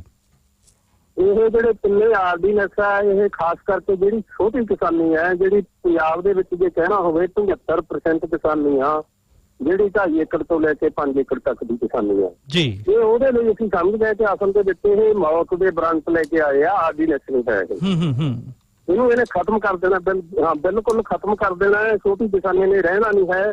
ਇਹ ਜਿਹੜੀ ਮੁਕਾਬਲੇਬਾਜ਼ੀ ਦੀ ਖੇਤੀ ਹੈ, ਖੁੱਲੀ ਮੰਡੀ ਦੀ ਖੇਤੀ ਹੈ, ਇਹਦੇ ਵਿੱਚ ਟੇਕ ਹੀ ਨਹੀਂ ਸਕਦੀ, ਖੜ ਹੀ ਨਹੀਂ ਸਕਦੀ, ਪਹਿਲੇ ਹੀ ਉੱਜੜ ਰਹੀ ਹੈ ਇਹ ਕਹਿਣਾ ਹੋਵੇ ਤਾਂ ਸਾਡੀ ਪਾਈ ਹੋਈ ਤੇ ਹੋਰ। ਇਸ ਕਰਕੇ ਇਹਨੂੰ ਲੈਂਦੇ ਹੋਏ ਵੀ ਇਹ ਜਦੋਂ ਐਡਾ ਵੱਡਾ ਖੇਤੀ ਦਾ ਇਜਾਰਾ ਕਰਨਗੇ ਜਿਹੜੇ ਇਹ ਤਿੰਨੇ ਆਰਡੀਨੈਂਸ ਬਿੱਲ ਹੈ, ਤਾਂ ਫਿਰ ਕਿਉਂ ਨਾ ਮਤਲਬ ਇਹਦੇ ਤੇ ਲੜਿਆ ਜਾਵੇ। ਅਸੀਂ ਅੱਜ ਕਹਿ ਸਕਦੇ ਹਾਂ ਕਿ ਪੂਰਾ ਪੰਜਾਬ 14 ਤੇ 15 ਤਰੀਕ ਨੂੰ ਸਾਰੇ ਦਾ ਸਾਰਾ ਬਾਹਰ ਨਿਕਲੂਗਾ, ਕੋਈ ਸੜਕਾਂ ਰੋਕੂਗਾ, ਕੋਈ ਰੈਲੀਆਂ ਕਰੂਗਾ, ਕੋਈ ਕੁਛ ਕਰੂਗਾ, ਕੋਈ ਕੁਛ ਕਰੂਗਾ ਨਹੀਂ। ਇਸ ਕਰਕੇ ਵੱਡੀ ਲੜਾਈ ਜਿਹੜੀ ਹੈ ਅੱਜ ਦੀਆਂ, ਅਸੀਂ ਇਹ ਵੱਡੀਆਂ ਰੈਲੀਆਂ ਕਰਕੇ ਕਰੋ ਜਾਂ ਮਰੋ ਦਾ ਐਲਾਨ ਕਰਾਂਗੇ। ਅਗਰ ਜੇ ਇਹਨਾਂ ਨੂੰ ਅੱਜ ਬਿੱਲਾਂ ਨੂੰ ਇਹ ਪਾਸ ਕਰਦੇ ਆ ਉੱਥੇ ਪਾਰਲੀਮੈਂਟ ਦਾ ਕਲਾਸ ਹੈ ਨਾ ਅੱਜ ਮਤਲਬ ਦਿੱਲੀ ਦੇ ਵਿੱਚ ਜੀ, ਦਿੱਲੀ ਦੇ ਵਿੱਚ ਵੀ ਪ੍ਰਦਰਸ਼ਨ ਹੋਣਗੇ, ਪੂਰੇ ਇੰਡੀਆ ਦੇ ਵਿੱਚ ਪ੍ਰਦਰਸ਼ਨ ਹੋਣਗੇ 2 ਦਿਨ ਇਹ। ਅਗਰ ਉੱਥੇ ਬਿੱਲਾਂ ਦੇ ਉੱਤੇ ਜਿਹੜੇ ਇਹਦੇ ਹੱਕ ਦੇ ਵਿੱਚ ਵੋਟ ਪਾਉਂਦੇ ਆ, ਜਿਵੇਂ ਪੰਜਾਬ ਦੇ ਵਿੱਚੋਂ ਸੁਖਬੀਰ ਬਾਦਲ ਇਹਦੇ ਹੱਕ 'ਚ ਵੋਟ ਪਾਉਣ ਜਾ ਰਿਹਾ ਜੀ, ਤਾਂ ਜਿਹੜਾ ਫਿਰ ਸਾਡੇ ਅਗਲੇ ਐਲਾਨ ਹੋਣਗੇ ਉਹ ਕਰੋ ਜਾਂ ਮਰੋ ਦੇ ਐਲਾਨ ਹੋਣਗੇ। ਅਸੀਂ ਇਹਨਾਂ ਨੂੰ ਪਿੰਡਾਂ 'ਚ ਨਹੀਂ ਬਣਨ ਦੇਵਾਂਗੇ, ਮਤਲਬ ਜਿਹੜਾ ਵੀ ਮਤਲਬ ਇਹਦੇ ਵਿਰੁੱਧ ਵੋਟ ਪਾਊਗਾ ਉੱਥੇ ਜੀ। ਕਿਉਂਕਿ ਜਦੋਂ ਕਿਸਾਨੀ ਨਹੀਂ ਰਹਿਣੀ, ਇੱਥੇ ਬੰਦੀ ਨਹੀਂ ਰਹਿਣੀ, ਇੱਥੇ ਸਰਕਾਰੀ ਖਰੀਦ ਨਹੀਂ ਰਹਿਣੀ, ਇੱਥੇ ਘੱਟੋ ਘੱਟ MSP ਨਹੀਂ ਰਹਿਣਾ। ਜਿਹੜਾ ਘੱਟੋ ਘੱਟ MSP ਤੇ ਰੌਲਾ ਪਾਉਂਦੇ ਆ, ਲੋਕਾਂ ਨੂੰ ਗੁੰਮਰਾਹ ਕਰਦੇ ਆ ਕਿ MSP ਦੀ ਤਾਂ ਅਸੀਂ ਗਰੰਟੀ ਕਰਦੇ ਹਾਂ। ਗਰੰਟੀ ਦਾ ਤਾਂ ਸਵਾਲ ਹੀ ਨਹੀਂ ਪੈਦਾ ਹੁੰਦਾ। ਕਈ ਫਸਲਾਂ ਤੇ ਜਿਹੜਾ MSP ਆ ਉਹਦੇ 'ਚ 2 ਖਰੀਦੀਆਂ ਜਾਂਦੀਆਂ, ਕਣਕ ਤੇ ਝੋਨਾ, ਬਾਕੀ ਕੀ ਫਸਲਾਂ ਨੂੰ ਖਰੀਦਦੇ ਹੀ ਹੈ ਕੋਈ। ਇਕੱਲੇ ਨੂੰ ਕੀ ਕਰਨਾ ਜੇ ਮਤਲਬ ਇੱਥੋਂ ਦਾਣਾ ਮੰਡੀ ਖਤਮ ਹੋ ਜਾਂਦੀ ਹੈ, ਮਾਰਕੀਟ ਕਮੇਟੀਆਂ 350 ਦੇ ਵਿੱਚੋਂ ਖਤਮ ਹੋਣ ਜਾ ਰਹੀਆਂ, 3000 ਮੁਲਾਜ਼ਮ ਹੈ ਉਹਨਾਂ ਦੀ ਨੌਕਰੀਆਂ ਤੋਂ ਛੁੱਟੀ ਹੋਣ ਜਾ ਰਹੀ ਹੈ, 70000 ਕਿਲੋਮੀਟਰ ਸੜਕਾਂ ਵਿਛੀਆਂ ਹੋਈਆਂ ਮੰਡੀ ਬੋਰਡ ਨੂੰ, ਜਿਹਨੂੰ ਇੱਕ ਸਾਲ ਦੇ ਵਿੱਚ 3750 ਕਰੋੜ ਦਾ ਇਹਦੇ ਚੋਂ ਟੈਕਸ ਵਸੂਲ ਕਰਕੇ ਉਹ ਗਾਹਾਂ ਲੋਕਾਂ ਦੀ ਭਲਾਈ ਵਾਸਤੇ ਜਿਹੜੀ ਲਿੰਕ ਸੜਕਾਂ, ਪੇਂਡੂ ਸੜਕਾਂ ਉਹਨਾਂ ਦਾ ਜਾਲ ਵਸਾਇਆ ਹੋਇਆ, ਉਹਨਾਂ ਨੂੰ ਠੀਕ ਕਰਦੇ ਸੀ। ਇਦੋਂ ਅੱਗੇ ਤੇ ਕਿਸੇ ਕਿਸਾਨ ਤੇ ਆਫਤ ਆ ਜਾਂਦੀ ਹੈ, ਕਿਸੇ ਦੀ ਖੇਤੀ ਹਾਦਸੇ 'ਚ ਮੌਤ ਹੋ ਜਾਂਦੀ ਹੈ, ਉਹਨੂੰ 1 ਲੱਖ ਰੁਪਇਆ ਮੰਡੀ ਚੱਲਣ ਬੋਰਡ ਵੱਲੋਂ ਦਿੱਤਾ ਜਾਂਦਾ। ਜੇ ਕਿਸੇ ਦਾ ਹੱਥ ਪੈਰ ਕੱਟਿਆ ਜਾਂਦਾ ਉਹਨੂੰ 25-30 ਹਜ਼ਾਰ ਰੁਪਇਆ ਦਿੱਤਾ ਜਾਂਦਾ। ਜਾਣੀ ਇਹ ਸਾਰੇ ਦਾ ਸਾਰਾ ਹੀ ਸਿਸਟਮ ਅਸਲ ਦੇ ਵਿੱਚ ਇਕੱਲਾ ਇੰਨੀ ਕੁ ਗੱਲ ਨਹੀਂ, ਜਿਹੜਾ ਬਾਬੇ ਨਾਨਕ ਦਾ ਮਾਡਲ ਸੀ, ਮਤਲਬ ਸਾਂਝੀ ਖੇਤੀ ਵਾਲਾ, ਸਾਂਝੀ ਵਾਲਤਾ ਵਾਲਾ, ਸਾਰੇ ਕਿਰਤ ਕਰੋ ਜੀ। ਪਹਿਲਾਂ ਤਾਂ ਉਹ ਇਹਨਾਂ ਨੇ ਮਾਡਲ ਖਤਮ ਕਰਕੇ ਹਰਾ ਇਨਕਲਾਬ ਲੈ ਕੇ ਆਂਦਾ। ਹਰਾ ਇਨਕਲਾਬ ਦੇ ਵਿੱਚ ਵੀ ਉਹ ਇੰਨਾ ਤਾਂ ਹੈ ਵੀ ਖੇਤੀ ਤਾਂ ਸਮੂਹ ਹੋ ਰਹੀ ਹੈ ਨਾ, ਉਹ ਸਮੂਹ ਖੇਤੀ ਦਾ ਜਿਹੜਾ ਮਾਡਲ ਨੂੰ ਖਤਮ ਕਰਨ ਜਾ ਰਿਹਾ ਹੈ। ਜਿਹੜਾ ਹੁਣ ਮਾਡਲ ਹੈ ਨਾ ਖੇਤੀ ਦਾ, ਉਹ ਪ੍ਰਾਈਵੇਟ ਖੇਤੀ ਦਾ ਮਾਡਲ ਹੋਊਗਾ। ਉਹ ਕੰਪਨੀਆਂ, ਕਾਰਪੋਰੇਟ ਘਰਾਣੇ ਉਹਦੀ ਖੇਤੀ ਕਰਨਗੇ, ਪ੍ਰਾਈਵੇਟ ਖੇਤੀ ਹੋਊਗੀ, ਪ੍ਰਾਈਵੇਟ ਖਰੀਦ ਹੋਊਗੀ। ਲੋਕਾਂ ਨੂੰ ਤਾਂ ਇਹ ਬਹੁਤ ਦੇ ਵਿੱਚ ਤੇ ਮੁਸ਼ਕਲ ਰਹਿਣਾ ਹੋਊਗਾ, ਔਖਾ ਹੋ ਜਾਊਗਾ। ਜਾਨੀ ਜਿਹੜੇ ਖੇਤੀ ਕਰਦੇ ਆ ਉਹਨਾਂ ਨੂੰ ਵੀ, ਜਿਹੜੇ ਮੁੱਲ ਲੈ ਕੇ ਖਾਂਦੇ ਆ ਉਹਨਾਂ ਨੂੰ ਵੀ, ਕਿਉਂਕਿ ਜਿਹੜੇ DSTI ਹੈ ਉਹ ਖਰੀਦ ਵੀ ਕਰਦੀ ਹੈ ਤੇ ਜਨਤਕ ਵੰਡ ਪ੍ਰਣਾਲੀ ਰਾਹੀਂ ਲੋੜਵੰਦਾਂ ਨੂੰ ਘੱਟ ਰੇਟ ਤੇ ਅਨਾਜ ਵੀ ਮੁਹੱਈਆ ਕਰਾਉਂਦੀ ਹੈ। ਬਿਲਕੁਲ ਇਹ ਸਾਰੇ ਦਾ ਸਾਰਾ ਜਿਹੜਾ ਮਾਡਲ ਹੀ ਬਦਲ ਜਾਣਾ। ਤੇ ਜਦੋਂ ਮਾਡਲ ਹੀ ਨਾ ਰਿਹਾ ਸੀ ਤੇ ਜਿਹੜਾ ਪੇਂਡੂ ਅਰਥਚਾਰਾ ਇਹ ਕਹਿਣਾ, ਪੇਂਡੂ ਅਰਥਚਾਰਾ ਵੀ ਖਤਮ ਹੋ ਜਾਣਾ ਹੈ, ਪੇਂਡੂ ਭਾਈਚਾਰਾ ਵੀ ਖਤਮ ਹੋ ਜਾਣਾ ਹੈ। ਇਹ ਬਹੁਤ ਵੱਡਾ ਇੱਕ ਹਮਲਾ ਹੈ, ਇਹ ਛੋਟੀ ਗੱਲ ਨਹੀਂ ਹੈ, ਇਹਨੂੰ ਬਰਦਾਸ਼ਤ ਕਰਨਾ ਮੁਸ਼ਕਲ ਹੈ। ਇਸ ਕਰਕੇ ਅਸੀਂ ਅੱਜ ਦੀਆਂ ਰੈਲੀਆਂ ਤੇ ਐਲਾਨ ਕਰਾਂਗੇ। ਤੁਸੀਂ ਦੇਖੋ ਹੁਣ ਕਹਿ ਰਹੇ MSP ਰਹੂ, MSP ਰਹੂਗੀ। ਜਿਹੜੀ CCL ਹੈ ਐਸ ਕ੍ਰੈਡਿਟ, ਅਜੇ ਤੱਕ ਇਹਨਾਂ ਨੇ ਉਹ ਪਾਸ ਨਹੀਂ ਕੀਤੀ, ਜਾਰੀ ਵੀ ਨਹੀਂ ਕੀਤੀ। ਜਦੋਂ ਕਿ 15 ਸਤੰਬਰ ਤੋਂ ਮੰਡੀਆਂ ਦੇ ਵਿੱਚ ਝੋਨੇ ਦੇ ਅੰਬਾਰ ਲੱਗ ਜਾਣੇ, ਕੱਲ ਤੋਂ ਮੰਡੀਆਂ ਝੋਨਾ ਆਉਣਾ ਸ਼ੁਰੂ ਹੋ ਗਿਆ। ਮਾਝੇ ਦੁਆਬੇ ਦੇ ਵਿੱਚ, ਮਾਲਵੇ ਦੇ ਵਿੱਚ ਥੋੜਾ ਜਿਹਾ ਲੇਟ ਆਉਂਦਾ। ਅਗਰ 1 ਅਕਤੂਬਰ ਤੱਕ ਇਹ ਪੈਸਾ ਨਹੀਂ ਜਾਰੀ ਹੁੰਦਾ ਤਾਂ ਕੌਣ ਖਰੀਦ ਕਰੂਗਾ? ਇਹ ਝੋਨਾ ਦੀ ਰੋਲ ਦੀ ਨੋਟਬੰਦੀ ਬਣਾਈ ਆ। ਸ਼੍ਰੋਮਣੀ ਅਕਾਲੀ ਦਲ ਵੀ ਚਾਹੁੰਦਾ ਕਿ ਝੋਨਾ ਰੋਲੇ ਤਾਂ ਕਾਂਗਰਸ ਬਦਨਾਮ ਹੋਵੇ, BJP ਚਾਹੁੰਦੀ ਹੈ ਝੋਨਾ ਰੋਲੇ ਤਾਂ ਮਤਲਬ ਇੱਥੇ ਕਾਂਗਰਸ ਬਦਨਾਮ ਹੋਵੇ। ਦੇਖੋ ਜਿੱਥੇ ਮਤਲਬ ਸੈਂਟਰ ਦੇ ਵਿਰੋਧੀ ਸਰਕਾਰਾਂ ਇਹ ਬੁਰੀ ਤਰ੍ਹਾਂ ਮਤਲਬ ਇਹ ਨਹੀਂ ਸੋਚ ਰਹੇ ਵੀ ਕਿਸਾਨੀ ਦਾ ਬੁਰਾ ਹਾਲ ਹੋਊਗਾ, ਕਿਸਾਨੀ ਰੋਲੂਗੀ, ਛਾਤੀ ਰੋਟੀਆਂ ਕਿਵੇਂ ਸੇਕਣਗੇ, ਉਹ ਇਹਨਾਂ ਤੱਕ ਤੈਅ ਕੀਤਾ ਹੋਇਆ। ਇਸ ਕਰਕੇ ਕਿ ਇੱਥੇ ਝੋਨਾ ਰੋਲਦਾ ਹੈ, ਦੇਖਦਾ ਨਹੀਂ, ਲੁੱਟ ਹੁੰਦੀ ਹੈ ਝੋਨੇ ਦੀ, ਉਹਨੂੰ ਕਿਵੇਂ ਬਰਦਾਸ਼ਤ ਕੀਤਾ ਜਾ ਸਕਦਾ। ਇਹ ਅੱਜ ਦੀਆਂ ਰੈਲੀਆਂ ਦੇ ਵਿੱਚ ਅਸੀਂ ਕਰੋ ਜਾਂ ਮਰੋ ਦੀ ਲੜਾਈ ਦਾ ਐਲਾਨ ਕਰਾਂਗੇ। ਅਗਰ CCL ਜਾਰੀ ਨਹੀਂ ਹੁੰਦੀ, ਪੈਸਾ ਨਹੀਂ ਆਉਂਦਾ ਝੋਨੇ ਦੀ ਖਰੀਦ ਵਾਸਤੇ, ਤਾਂ ਅਗਲਾ ਜਿਹੜਾ ਐਕਸ਼ਨ ਹੋਊਗਾ ਕਿ ਮੀਟਿੰਗ 16 ਤਰੀਕ ਨੂੰ ਪਰਸੋਂ ਹੀ ਦੁਬਾਰਾ ਸੱਦ ਲਈ ਹੈ ਸਾਰੀਆਂ ਜਥੇਬੰਦੀਆਂ ਦੀ। ਉਹਦੇ ਵਿੱਚ ਅਸੀਂ ਸੋਚ ਕੇ ਕਿ ਕੱਲ ਨੂੰ ਕੀ ਬੋਲਦੇ, ਅੱਜ ਕੀ ਬੋਲਦੇ, ਇਹ 2 ਦਿਨਾਂ ਦਾ ਜਿਹੜਾ ਸੈਸ਼ਨ ਹੈ ਉਹਦੇ ਤੋਂ ਹੋਰ ਸਾਫ਼ ਹੋ ਜਾਣੀ ਇਹਨਾਂ ਦੀ ਹੈ। ਉਹ ਨੀਤ ਨੂੰ ਦੇਖ ਕੇ ਫਿਰ ਅਸੀਂ ਪਰਸੋਂ ਅਗਲਾ ਐਲਾਨ ਕਰਾਂਗੇ। ਬਿਲਕੁਲ ਬਿਲਕੁਲ ਸਾਥੀ ਜੀ, ਅਖੀਰ ਦੇ ਵਿੱਚ ਬਰੀਫਲੀ ਜੋ ਸਾਥੀ ਜੀ ਤਾਂਡਵ ਖੱਟੜ ਦੀ ਸਰਕਾਰ ਨੇ ਕੁਰੂਕਸ਼ੇਤਰ ਦੇ ਵਿੱਚ ਕਿਸਾਨਾਂ ਤੇ ਕੁੱਟਮਾਰ ਕੀਤੀ ਹੈ, ਤੁਹਾਨੂੰ ਲੱਗਦਾ ਕਿ ਪੰਜਾਬ ਦੇ ਵਿੱਚ ਵੀ ਇਹ ਕਰ ਸਕਦੇ ਨੇ? ਐਵੇਂ ਕਰ ਸਕਦੇ। ਦੇਖੋ, ਜ਼ਬਰ ਕਰਨਾ ਲੋਕਾਂ ਨੂੰ ਜ਼ਬਰ ਦੇ ਰਾਹੀਂ ਦਬਾਉਣੇ ਹੁੰਦੇ ਆ ਇਹ। ਇਹਨਾਂ ਨੂੰ ਜੇ ਲੱਗਦਾ ਹੈ ਕਿ ਜ਼ਬਰ ਦੇ ਨਾਲ ਇਹ ਦਬਾਈ ਜਾ ਸਕਦੀ ਹੈ ਲਹਿਰ, ਤਾਂ ਉਦੋਂ ਜ਼ਬਰ ਕਰਦੇ ਆ। ਜੇ ਇਹਨਾਂ ਨੂੰ ਲੱਗਦਾ ਹੈ ਕਿ ਇਹ ਤਾਂ ਸਮੁੱਚਾ ਮਤਲਬ ਹਿੰਦੁਸਤਾਨ ਉੱਠ ਖੜਿਆ, ਫਿਰ ਇਹ ਪਿੱਛੇ ਹਟ ਜਾਂਦੇ। ਠੀਕ ਇਹ ਕੋਈ ਨਵੀਂ ਗੱਲ ਨਹੀਂ। ਅਸੀਂ ਨਿਖੇਧੀ ਕਰਦੇ ਹਾਂ, ਗਲਤ ਕੀਤਾ ਇਹਨਾਂ ਨੇ, ਨਹੀਂ ਕਰਨਾ ਚਾਹੀਦਾ ਸੀ। ਇਹਨਾਂ ਅਸਲੀ ਚਿਹਰਾ ਸਾਹਮਣੇ ਆਇਆ ਮਤਲਬ, ਤੇ ਪਰ ਗਲਤ ਕੀਤਾ। ਪਰ ਇਹਦੇ ਤੋਂ ਇਹ ਲਾਠੀ ਚਾਰਜ ਨਹੀਂ ਕਰਨਗੇ, ਗੋਲੀਆਂ ਨਹੀਂ ਚਲਾਉਣਗੇ, ਤੇ ਇਹਨਾਂ ਦੇ ਲੋਕਾਂ ਨੂੰ ਨਹੀਂ ਸਿੱਟਣਗੇ, ਕਦੇ ਵੀ ਆਸ ਨੂੰ ਮਤਲਬ ਅਸੀਂ ਰੱਖਦੇ ਇਹਨਾਂ ਤੋਂ। ਇਹ ਸਾਰਾ ਕੁਝ ਕਰਨਗੇ। ਬਿਲਕੁਲ ਸਾਥੀ ਜੀ, ਤੁਹਾਡਾ ਬਹੁਤ ਬਹੁਤ ਧੰਨਵਾਦ। ਤੁਸੀਂ ਬਹੁਤ ਜ਼ਿਆਦਾ ਮਸਰੂਫ ਹੋ, ਰੈਲੀ ਦੇ ਵਿੱਚ ਇਸ ਟਾਈਮ ਸ਼ਾਮਲ ਹੋ, ਤੇ ਆਉਂਦੇ ਸਮੇਂ ਦੇ ਵਿੱਚ ਫਿਰ ਡਿਟੇਲ ਦੇ ਵਿੱਚ ਇਹਨਾਂ ਮਸਲਿਆਂ ਤੇ ਗੱਲਬਾਤ ਕਰਾਂਗੇ ਜੀ। ਧੰਨਵਾਦ ਸਾਥੀ ਜੀ। ਠੀਕ ਹੈ, ਧੰਨਵਾਦ ਜੀ। ਇਹ ਸਨ ਸਾਥੀ ਬੂਟਾ ਸਿੰਘ ਬੁਰਜਗਿੱਲ, ਭਾਰਤੀ ਕਿਸਾਨ ਯੂਨੀਅਨ ਡਕੌਂਦਾ ਤੋਂ। ਸਾਡੇ ਜਿਹੜੇ ਦੂਸਰੇ ਬੁਲਾਰੇ ਸੁਖਵਿੰਦਰ ਸਿੰਘ, ਪਹਿਲਾਂ ਜਦੋਂ ਅਸੀਂ ਉਹਨਾਂ ਨਾਲ ਰਾਬਤਾ ਕੀਤਾ ਉਹ ਬਰਾਹ ਵਿੱਚ ਸਨ। ਉਹਨਾਂ ਨੇ ਥੋੜ੍ਹਾ ਜਿਹਾ ਉਹਨਾਂ ਨੂੰ ਸਮਾਂ ਚਾਹੀਦਾ ਸੀਗਾ ਇੱਕ ਜਗ੍ਹਾ ਪਹੁੰਚ ਕੇ ਰੁਕ ਕੇ ਫਿਰ ਸਾਡੇ ਨਾਲ ਗੱਲ ਕਰਨਗੇ। ਮੇਰਾ ਖਿਆਲ ਹੁਣ ਭਾਰਤੀ ਜੀ ਅਸੀਂ ਗੀਤ ਚਲਾ ਕੇ ਉਹਨਾਂ ਨਾਲ ਕੋਸ਼ਿਸ਼ ਕਰਦੇ ਹਾਂ ਰਾਬਤਾ ਕਰਨ ਦੀ। ਸਾਥੀ ਸੁਖਵਿੰਦਰ ਸਿੰਘ ਜਿਹੜੇ ਕਿ ਆਲ ਇੰਡੀਆ ਕਿਸਾਨ ਮਹਾਸਭਾ ਦੇ ਫਤਿਆਬਾਦ ਦੇ ਪ੍ਰਧਾਨ ਨੇ, ਜਿਹੜਾ ਕਿ ਜ਼ਿਲ੍ਹੇ ਦੇ ਪ੍ਰਧਾਨ ਨੇ, ਜਿਹੜਾ ਕਿ ਹਰਿਆਣੇ ਵਿੱਚ ਹੈ। ਦੋਸਤੋ, ਇਸ ਤਰ੍ਹਾਂ ਤੁਸੀਂ ਸਾਡੇ ਨਾਲ ਬਣੇ ਰਹਿਣਾ। ਇੱਕ ਗੀਤ ਦੇ ਦੌਰਾਨ ਅਸੀਂ ਸਾਥੀ ਸੁਖਵਿੰਦਰ ਸਿੰਘ ਹੋਰਾਂ ਨਾਲ ਰਾਬਤਾ ਕਰਾਂਗੇ। ਪਗੜੀ ਸੰਭਾਲੋ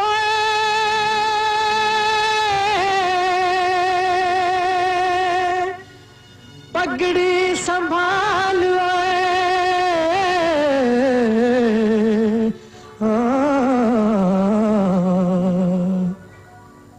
पगड़ी संभाल जट्टा, पगड़ी संभालो पगड़ी संभाल जट्टा, पगड़ी संभालो पगड़ी संभाल जट्टा, पगड़ी संभाल तेरा लुट गया माल पगड़ी संभाल जट्टा, पगड़ी संभालो पगड़ी संभाल जट्टा।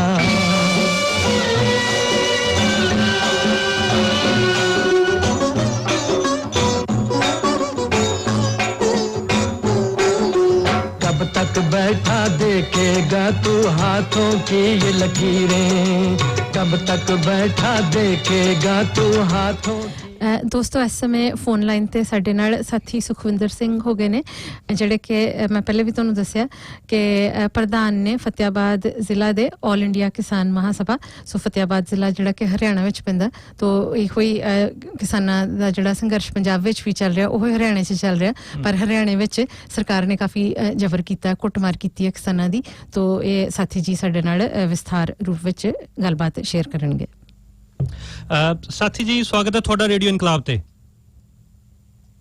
ਹਾਂਜੀ, ਧੰਨਵਾਦ ਜੀ, ਸ਼ੁਕਰੀਆ ਜੀ। ਹਾਂਜੀ, ਸਾਥੀ ਜੀ ਗੱਲਬਾਤ ਕਰਾਂਗੇ ਪਿਛਲੇ ਹਫਤੇ ਜੋ ਕਿਸਾਨ ਵਿਰੋਧੀ ਬਹੁਤ ਖਤਰਨਾਕ ਜਿਹੜੇ ਆਰਡੀਨੈਂਸ ਕੇਂਦਰ ਸਰਕਾਰ ਨੇ ਪੇਸ਼ ਕੀਤੇ ਹੈ ਔਰ ਕਾਨੂੰਨ ਪਾਸ ਕੀਤੇ ਆ, ਉਹਦੇ ਵਿੱਚ ਭਾਰਤ ਸਾਰੇ ਦੇ ਵਿੱਚ ਖਾਸ ਕਰਕੇ ਪੰਜਾਬ ਤੇ ਹਰਿਆਣੇ ਦੇ ਵਿੱਚ ਬਹੁਤ ਵੱਡੇ ਲੈਵਲ ਦੇ ਉੱਪਰ ਵਿਰੋਧ ਹੋ ਰਿਹਾ।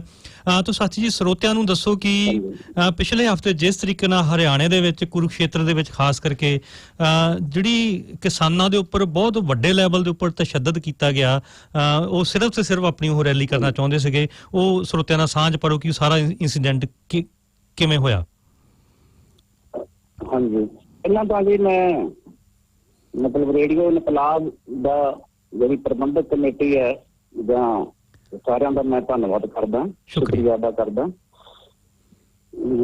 ਤੇ ਇਹ ਜਿਹੜਾ ਜੀ ਹਰਿਆਣੇ ਦੇ ਵਿੱਚ ਮਤਲਬ ਕੁਰੂਕਸ਼ੇਤਰ ਡਿਸਟ੍ਰਿਕਟ ਦੇ ਵਿੱਚ ਪਿਛਲੀ ਜਿੱਥੇ ਕਿਸਾਨਾਂ ਤੇ ਲਾਠੀਚਾਰਜ ਹੋਇਆ, ਉਹ ਕਿਸਾਨਾਂ ਦੀ ਜਿਹੜੀ ਸਥਿਤੀ ਸੀ, ਉਹ ਜਿਹੜੇ ਪਹਿਲਾਂ ਆਰਡੀਨੈਂਸ ਸਰਕਾਰ ਨੇ ਜੀ ਕਿਸਾਨ ਵਿਰੋਧੀ ਅਧਿਆਦੇਸ਼ ਜਾਰੀ ਕੀਤੇ ਹੈ, ਉਸ ਤੋਂ ਪਹਿਲਾਂ ਕਿਸਾਨਾਂ ਦੀ ਜਿਹੜੀ ਸਥਿਤੀ ਸੀ ਉਹ ਬੜੀ ਡਰਾਉਣੀ ਸੀ, ਭਿਆਨਕ ਸੀ, ਵਿਸਫੋਟਕ ਸੀ ਜੀ।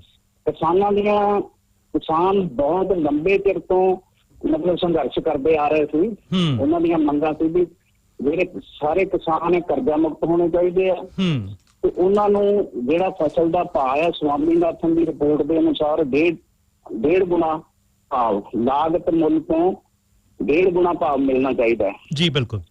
ਤਾਂ ਹੋਰ ਵੀ ਮਤਲਬ ਜਿਹੜੀਆਂ ਮੰਗਾਂ ਸੀਗੀਆਂ ਬਈ ਮਤਲਬ ਫਸਲ ਦੀ ਵੇਚਣ ਦੀ ਗਰੰਟੀ ਹੋਣੀ ਚਾਹੀਦੀ ਹੈ ਤੇ ਜਿਹੜੀਆਂ ਅਵਾਰਾ ਪਸ਼ੂ ਇਹਨਾਂ ਤੋਂ ਨਿਜਾਤ ਹੋਣੀ ਚਾਹੀਦੀ ਹੈ। ਇਸ ਤਰ੍ਹਾਂ ਕਰਕੇ ਮਤਲਬ ਮੰਗਾਂ ਸੀ ਜੀ। ਤਾਂ ਉਸ ਤੋਂ ਬਾਅਦ ਸਰਕਾਰ ਨੇ, ਕੇਂਦਰ ਸਰਕਾਰ ਨੇ 3 ਆਰਡੀਨੈਂਸ ਲਿਆਂਦੇ ਖੇਤੀ ਕਿਸਾਨੀ ਦੇ ਖਿਲਾਫ। ਤਾਂ ਉਹਦੇ ਵਿਰੋਧ ਦੇ ਵਿੱਚ ਕਿਸਾਨਾਂ ਨੇ ਇੱਕ ਹਰਿਆਣਾ ਦੇ ਵਿੱਚ ਪਿਪਲੀ, ਕੁਰੂਕਸ਼ੇਤਰ ਡਿਸਟ੍ਰਿਕਟ ਦੇ ਵਿੱਚ ਪਿਪਲੀ ਹੈ, ਉੱਥੇ ਰੈਲੀ ਰੱਖੀ। ਰੈਲੀ ਬਿਲਕੁਲ ਸ਼ਾਂਤੀਪੂਰਨ ਸੀ। ਬਿਲਕੁਲ। ਤੇ ਇਹ ਜਿਹੜੇ 3 ਅਧਿਆਦੇਸ਼ ਸੀਗੇ ਉਹਨਾਂ ਦੇ ਵਿਰੋਧ ਵਿੱਚ ਰੈਲੀ ਸੀਗੀ। ਤਾਂ ਸਰਕਾਰ ਨੇ ਕਰੋਨਾ ਦਾ ਬਹਾਨਾ ਲਾ ਕੇ, COVID-19 ਦਾ ਬਹਾਨਾ ਬਣਾ ਕੇ ਬਈ ਰੈਲੀ ਨੂੰ ਸਬੋਤਾਜ ਕਰਨ ਦੀ ਕੋਸ਼ਿਸ਼ ਕੀਤੀ। ਤਾਂ ਮਤਲਬ ਕਿਸਾਨ ਬਿਲਕੁਲ ਸ਼ਾਂਤੀ ਪ੍ਰਿਆ ਸੀ, ਆਪਦਾ ਵਿਰੋਧ ਜਤਾਉਂਦੇ ਸੀਗੇ ਅਧਿਆਦੇਸ਼ਾਂ ਦੇ ਖਿਲਾਫ ਜੀ। ਤਾਂ ਇਹਨਾਂ ਨੂੰ ਮਤਲਬ ਰੋਕਿਆ ਗਿਆ। ਸਾਰੇ ਹਰਿਆਣੇ ਦੇ ਵਿੱਚ ਬੈਰੀਕੇਡ ਲਗਾ ਦਿੱਤੇ ਗਏ ਇੱਕ ਦਿਨ ਪਹਿਲਾਂ। ਤਾਂ ਸਭ ਦੀ ਤਲਾਸ਼ੀ ਬਈ ਰੈਲੀ ਤੇ ਪਹੁੰਚਣ ਨਹੀਂ ਦਿੱਤਾ ਗਿਆ। ਜਿਵੇਂ ਸਾਡਾ ਡਿਸਟ੍ਰਿਕਟ ਫਤਿਆਬਾਦ ਸੀ ਜੀ, ਸਿਰਸਾ ਸੀ, ਹਿਸਾਰ, ਇੱਥੋਂ ਮਤਲਬ ਕਿਸਾਨਾਂ ਨੂੰ ਰੋਕਿਆ ਗਿਆ। ਕਿਸਾਨਾਂ ਨੂੰ ਅੰਦਰ ਲੈ ਗਏ ਥਾਣੇ। ਤਾਂ ਫਿਰ ਬਾਅਦ ਵਿੱਚ ਛੱਡ ਵੀ ਦਿੱਤਾ ਗਿਆ। ਪਰ ਫਿਰ ਵੀ ਮਤਲਬ ਕਿਸੇ ਤਰੀਕੇ ਨਾਲ ਕਿਸਾਨ ਉੱਥੇ ਕਾਫੀ ਤਾਦਾਦ ਦੇ ਵਿੱਚ ਹਜ਼ਾਰਾਂ ਦੀ ਗਿਣਤੀ ਵਿੱਚ ਪਹੁੰਚ ਗਏ ਜੀ। ਤਾਂ ਉਹਨਾਂ ਨੂੰ ਉੱਥੇ ਜ਼ਬਰਦਸਤੀ ਰੈਲੀ ਦੀ ਜਗ੍ਹਾ ਤੇ ਜਾਣ ਨਾ ਦਿੱਤਾ ਗਿਆ। ਤਾਂ 3 ਵਾਰੀ ਕਿਸਾਨਾਂ ਨੇ ਕੋਸ਼ਿਸ਼ ਕੀਤੀ, ਉਹਨਾਂ ਤੇ ਲਾਠੀ ਚਾਰਜ ਹੋਇਆ, ਜਾਮ ਲੱਗ ਗਿਆ GT ਰੋਡ ਤੇ, ਤਕਰੀਬਨ 4 ਘੰਟੇ ਜਾਮ ਲੱਗਿਆ ਰਿਹਾ। ਤੇ ਲਾਠੀ ਚਾਰਜ ਦੇ ਵਿੱਚ ਵੀ ਮਤਲਬ ਜ਼ਿਆਦਾਤਰ ਜਿਹੜੇ ਬਜ਼ੁਰਗ ਕਿਸਾਨ ਸੀ ਜੀ, ਤਾਂ ਉਹ ਜ਼ਿਆਦਾ ਮਤਲਬ ਉਹਨਾਂ ਦੇ ਸੱਟਾਂ ਲੱਗੀਆਂ, ਘਾਇਲ ਹੋਏ। ਆਖਿਰ ਚੌਥੀ ਵਾਰ ਮਤਲਬ ਲਾਠੀ ਚਾਰਜ ਕਰਨ ਤੋਂ ਬਾਅਦ ਫਿਰ ਇਜਾਜ਼ਤ ਦੇ ਦਿੱਤੀ ਗਈ ਕਿਸਾਨਾਂ ਨੂੰ ਰੈਲੀ ਕਰਨ ਦੀ। ਤਾਂ ਜਿਹੜੇ ਇਹ ਮੈਂ ਪਹਿਲਾਂ ਵੀ ਦੱਸਿਆ ਕਿ ਕਿਸਾਨਾਂ ਦੀ ਜਿਹੜੀ ਮਤਲਬ ਹਾਲਾਤ ਸੀ ਉਹ ਬੜੀ ਵਿਸਫੋਟਕ ਸੀ ਅਧਿਆਦੇਸ਼ਾਂ ਤੋਂ ਪਹਿਲਾਂ ਵੀ ਜੀ। ਪਰ ਇਹ ਜਿਹੜੇ 3 ਅਧਿਆਦੇਸ਼ ਸਰਕਾਰ ਨੇ ਜਾਰੀ ਮਤਲਬ ਕੀਤੇ, ਤਾਂ ਹੁਣ ਅੱਜ ਇਹ 14 ਤਰੀਕ ਨੂੰ ਮਤਲਬ ਸੰਸਦ ਦੇ ਵਿੱਚ ਉਹਨਾਂ ਦਾ ਕਾਨੂੰਨ ਬਣਾਉਣ ਜਾ ਰਹੀ ਹੈ। ਬਿਲਕੁਲ ਬਿਲਕੁਲ ਬਿਲਕੁਲ। ਅੱਜ ਦੇ ਦਿਨ ਜੀ ਅੱਜ ਵੀ ਜਗ੍ਹਾ ਸਾਰੇ ਹਰਿਆਣੇ ਦੇ ਵਿੱਚ, ਪੰਜਾਬ ਦੇ ਵਿੱਚ ਸਾਡੀ ਜਿਹੜੀ ਆਲ ਇੰਡੀਆ ਕਿਸਾਨ ਮਹਾਸਭਾ ਹੈ, ਤਾਂ ਇਹ ਮਤਲਬ ਪੂਰੇ ਹਿੰਦੁਸਤਾਨ ਲੈਵਲ ਤੇ ਇੱਕ 250 ਸੰਗਠਨਾਂ ਦਾ AIKSCC ਆਲ ਇੰਡੀਆ ਕਿਸਾਨ ਸੰਘਰਸ਼ ਤਾਲਮੇਲ ਕਮੇਟੀ ਕੋਆਰਡੀਨੇਸ਼ਨ ਕਮੇਟੀ ਬਣੀ ਹੋਈ ਹੈ। ਤੇ ਉਹਦੇ ਵਿੱਚ ਵੀ ਸਾਡਾ ਜਿਹੜਾ ਸੰਗਠਨ ਮੁੱਖ ਰੂਪ ਦੇ ਵਿੱਚ ਹੈ। ਤੇ ਅੱਜ ਵੀ ਸਾਡੇ ਪ੍ਰਦਰਸ਼ਨ ਨੇ ਦਿੱਲੀ ਵੀ ਹੈ ਔਰ ਸਾਰੇ ਆਲ ਇੰਡੀਆ ਦੇ ਵਿੱਚ, ਪੰਜਾਬ 'ਚ ਵੀ ਨੇ, ਹਰਿਆਣਾ 'ਚ ਵੀ ਨੇ, ਤੇ ਉਹ ਕਰ ਰਹੇ ਆ। ਤੇ ਅਧਿਆਦੇਸ਼ਾਂ ਦੇ ਬਾਰੇ ਜੇ ਮੈਂ ਤੁਹਾਨੂੰ ਥੋੜੀ ਜਿਹੀ ਗੱਲ ਦੱਸਾਂ, ਜਰੂਰ ਇਹਨਾਂ ਦੇ ਬਾਰੇ ਥੋੜੀ ਡਿਟੇਲ ਦੇ ਵਿੱਚ ਜਰੂਰ। ਬਈ ਕਿਸਾਨਾਂ ਦੀ ਸਥਿਤੀ ਤਾਂ ਪਹਿਲਾਂ ਵੀ ਬੜੀ ਵਿਸਫੋਟਕ ਸੀ, ਪਰ ਫਿਰ ਸਰਕਾਰ ਨੇ ਇਹ ਲਿਆਂਦੇ ਅਧਿਆਦੇਸ਼ ਬਈ ਇੱਕ ਦੇਸ਼ ਇੱਕ ਮਾਰਕੀਟ, ਕ੍ਰਿਸ਼ੀ ਮਾਰਕੀਟ, ਫ੍ਰੀ ਮਾਰਕੀਟ, ਇੱਕ ਦੇਸ਼ ਇੱਕ ਮੰਡੀ।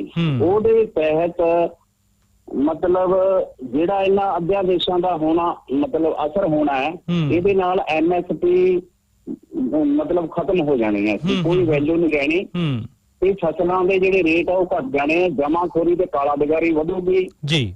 ਤੇ ਬਾਜ਼ਾਰ ਦੇ ਵਿੱਚ ਜਿਹੜੀਆਂ ਖਾਣ ਵਾਲੀਆਂ ਚੀਜ਼ਾਂ ਉਹਨਾਂ ਦੇ ਰੇਟ ਵਧਣਗੇ ਤੇ ਕਿਸਾਨ ਕਰਜ਼ਦਾਰ ਹੋਰ ਜ਼ਿਆਦਾ ਕਰਜ਼ਦਾਰ ਹੋਣਗੇ, ਆਪਦੀਆਂ ਜ਼ਮੀਨਾਂ ਤੋਂ ਬੇਦਖਲ ਹੋਣਗੇ।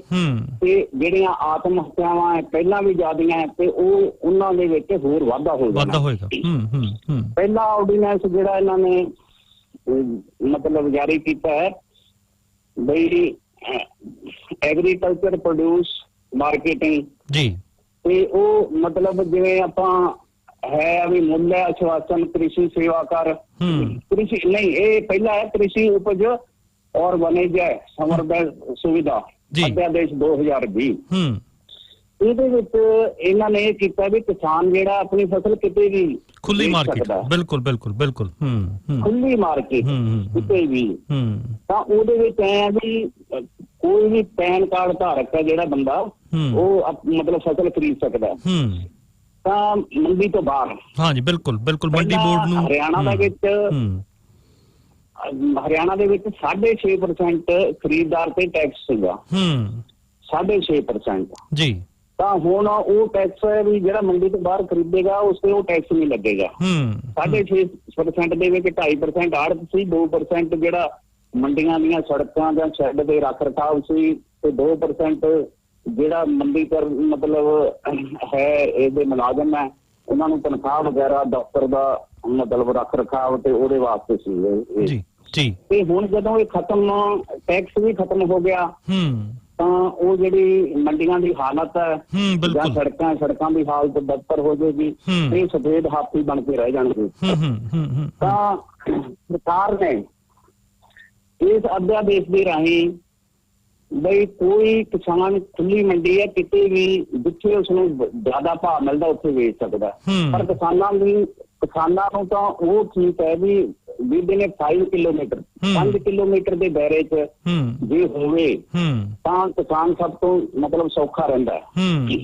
ਤੇ ਇਹ ਮੰਡੀਆਂ ਮਤਲਬ 5-7 ਕਿਲੋਮੀਟਰ ਦੇ ਦੌਰਾਨ ਸਬ ਯਾਰਡ ਪਰਚੇਜ ਸੈਂਟਰ ਤੇ ਇਸ ਤਰ੍ਹਾਂ ਬਣੇ ਹੋਏ ਸੀਗੇ, ਹੁਣ ਉਹਨਾਂ ਨੂੰ ਖਤਮ ਕਰਨ ਜਾ ਰਹੇ ਆ। ਜਿਵੇਂ ਹੁਣ ਕਹਿ ਰਹੇ ਆ ਵੀ ਬਈ ਕਿਸਾਨ ਆਪਣੀ ਫਸਲ ਕਿਤੇ ਵੀ ਵੇਚ ਸਕਦਾ ਹੈ। ਜਿਹੜੇ ਕਿਸਾਨ ਵਿਚਾਰੇ 84% ਕਿਸਾਨ ਹੈ ਉਹ 10 ਕਿੱਲਿਆਂ ਤੋਂ ਘੱਟ ਹੈ, 53% ਹੈ ਜਿਹੜੇ ਉਹ 5 ਕਿੱਲਿਆਂ ਤੋਂ ਘੱਟ ਹੈ, ਤੇ ਕਈ ਬਿਲਕੁਲ ਹੀ 1 ਏਕੜ 1.5 ਏਕੜ ਵਾਲੇ ਆ, ਤੇ ਉਹਨਾਂ ਕੋਲ ਸਾਧਨ ਵੀ ਇੰਨੀ ਦੂਰ ਲਿਜਾਣ ਵਾਸਤੇ ਨਹੀਂ ਹੈ। ਤਾਂ ਜਿਹੜਾ ਇਹ ਸਬਜ਼ ਬਾਗ ਦਿਖਾਏ ਜਾ ਰਹੇ ਵੀ ਕਿਸਾਨ ਕਿਤੇ ਵੀ ਆਪਣੀ ਫਸਲ ਵੇਚ ਸਕਦਾ ਹੈ। ਬਈ ਜੇ ਸਾਡੀ ਫਸਲ ਜਿਵੇਂ ਸਾਨੂੰ ਮੰਡੀ ਹੱਟੀਆ ਜਾਂ ਫਤਿਆਬਾਦ ਲੱਗਦੀ ਹੈ ਨਜ਼ਦੀਕ ਜੀ, ਜੇ ਸਾਨੂੰ ਉੱਥੇ ਫਸਲ ਦਾ ਮੁੱਲ ਨਹੀਂ ਵਿਕਦਾ ਮਿਲਦਾ ਕਿਸਾਨ ਨੂੰ, ਤਾਂ ਉਹ ਦੂਰ ਜਾ ਕੇ ਖਰਚਾ ਕਰਕੇ ਲਿਜਾਏਗਾ। ਪਰ ਅੱਗੇ ਜਿਹੜੀਆਂ ਖਰੀਦਣ ਵਾਲੀਆਂ ਉਹ ਕੰਪਨੀਆਂ ਹੋਣਗੀਆਂ, ਉਹਨਾਂ ਦਾ ਪੂਲ ਹੋਏਗਾ। ਬਈ ਇਹ ਕਿਸਾਨਾਂ ਨੂੰ ਇੱਕ ਮਿੱਠੀ ਗੋਲੀ ਦਿੱਤੀ ਜਾ ਰਹੀ ਹੈ ਕਿ ਤੁਹਾਡੀ ਫਸਲ ਤੁਸੀਂ ਕਿਤੇ ਵੀ ਵੇਚ ਸਕਦੇ ਹੋ। ਇਹਦੇ ਨਾਲ ਕੀ ਹੋਏਗਾ ਵੀ ਫਸਲਾਂ ਦੇ ਰੇਟ, ਹਾਂ ਹੋ ਸਕਦਾ ਵੀ ਪਹਿਲੇ 2 ਸਾਲ ਦੇ ਵਿੱਚ ਜਾਂ 1 ਸਾਲ ਇਹ ਫਸਲਾਂ ਦਾ ਰੇਟ ਜ਼ਿਆਦਾ ਵੀ ਦੇ ਸਕਦੇ ਆ, ਕਿਉਂਕਿ ਬਈ 6.5% ਟੈਕਸ ਖਤਮ ਹੋ ਗਿਆ। ਮੰਨ ਲਓ ਕਣਕ ਦਾ ਰੇਟ ਜਾਂ ਝੋਨੇ ਦਾ ਰੇਟ 2000 ਰੁਪਏ ਹੈ ਤਾਂ 130 ਰੁਪਏ ਕੁਇੰਟਲ ਮਗਰ ਉਹਨਾਂ ਨੂੰ ਬਚਦਾ। ਜੇ ਕਣਕ ਦਾ ਰੇਟ 1925 ਹੈ 2000 ਵੀ ਦੇ ਸਕਦੇ ਆ, ਬਈ 3 ਦਿਨਾਂ ਦੇ ਵਿੱਚ ਉਸਨੂੰ ਪੇਮੈਂਟ ਹੋਏਗੀ। ਤਾਂ ਹੌਲੀ ਹੌਲੀ ਤੀਜੇ ਸਾਲ ਜਾ ਕੇ ਬਿਲਕੁਲ ਖਤਮ ਕਰ ਦੇਣਗੇ। ਬਈ ਤੁਹਾਡੀ ਫਸਲ ਦੀ ਕੋਈ ਕੁਆਲਿਟੀ ਨਹੀਂ ਹੈ, ਦਾਣਾ ਬਰੀਕ ਹੈ, ਤਾਂ ਆਪਣੇ ਮਨਮਰਜ਼ੀ ਦਾ ਮਤਲਬ ਰੇਟ ਲਾਉਣਗੇ ਵੀ ਤੇਰੀ ਕਣਕ ਤਾਂ 1000 ਰੁਪਏ ਵਾਲੀ ਹੈ ਜਾਂ ਝੋਨਾ ਜਿਹੜਾ 1000-1100, ਇਸ ਤੋਂ ਵੱਧ ਅਸੀਂ ਨਹੀਂ ਮਤਲਬ ਲੈ ਸਕਦੇ, ਖਰੀਦ ਨਹੀਂ ਸਕਦੇ। ਬਿਲਕੁਲ ਸਾਥੀ ਜੀ, ਮੈਂ ਇਹਦੇ ਵਿੱਚ ਨਾਲ ਐਡ ਕਰਨਾ ਚਾਹੁੰਦਾ ਥੋੜੀ ਗੱਲਬਾਤ। ਅਸੀਂ ਪਿਛਲੇ ਸਮੇਂ ਦੇ ਵਿੱਚ ਇਕੱਲੀ ਇਹ ਭਾਰਤ ਦੀ ਗੱਲ ਨਹੀਂ ਹੈ, ਜੇ ਖੁੱਲੀ ਮੰਡੀਆਂ ਦਾ ਹਾਲ ਵੇਖਿਆ ਜਾਵੇ ਤੇ ਬਹੁਤ ਖਬਰਾਂ ਸਾਹਮਣੇ ਆਈਆਂ ਨੇ, ਖਾਸ ਕਰਕੇ ਇੰਗਲੈਂਡ ਦੇ ਵਿੱਚ, ਜਿੱਥੇ ਸਾਥੀ ਜਿਹੜੀਆਂ ਸੁਪਰ ਮਾਰਕੀਟ ਨੇ, ਜਿਹੜੀਆਂ ਵੱਡੀਆਂ ਸੁਪਰ ਮਾਰਕੀਟ ਜਿੱਥੋਂ ਤੁਸੀਂ ਆਪਣਾ ਸੌਦਾ ਜਾ ਕੇ ਲੈਂਦੇ ਹੋ, ਉਹ ਡਿਕਟੇਟ ਕਰਦੀਆਂ ਦੁੱਧ ਦਾ ਪ੍ਰਾਈਸ ਵੀ ਸਾਨੂੰ ਇੰਨੇ ਤੇ ਤੁਹਾਨੂੰ ਦੇਣਾ ਪੈਣਾ ਆ।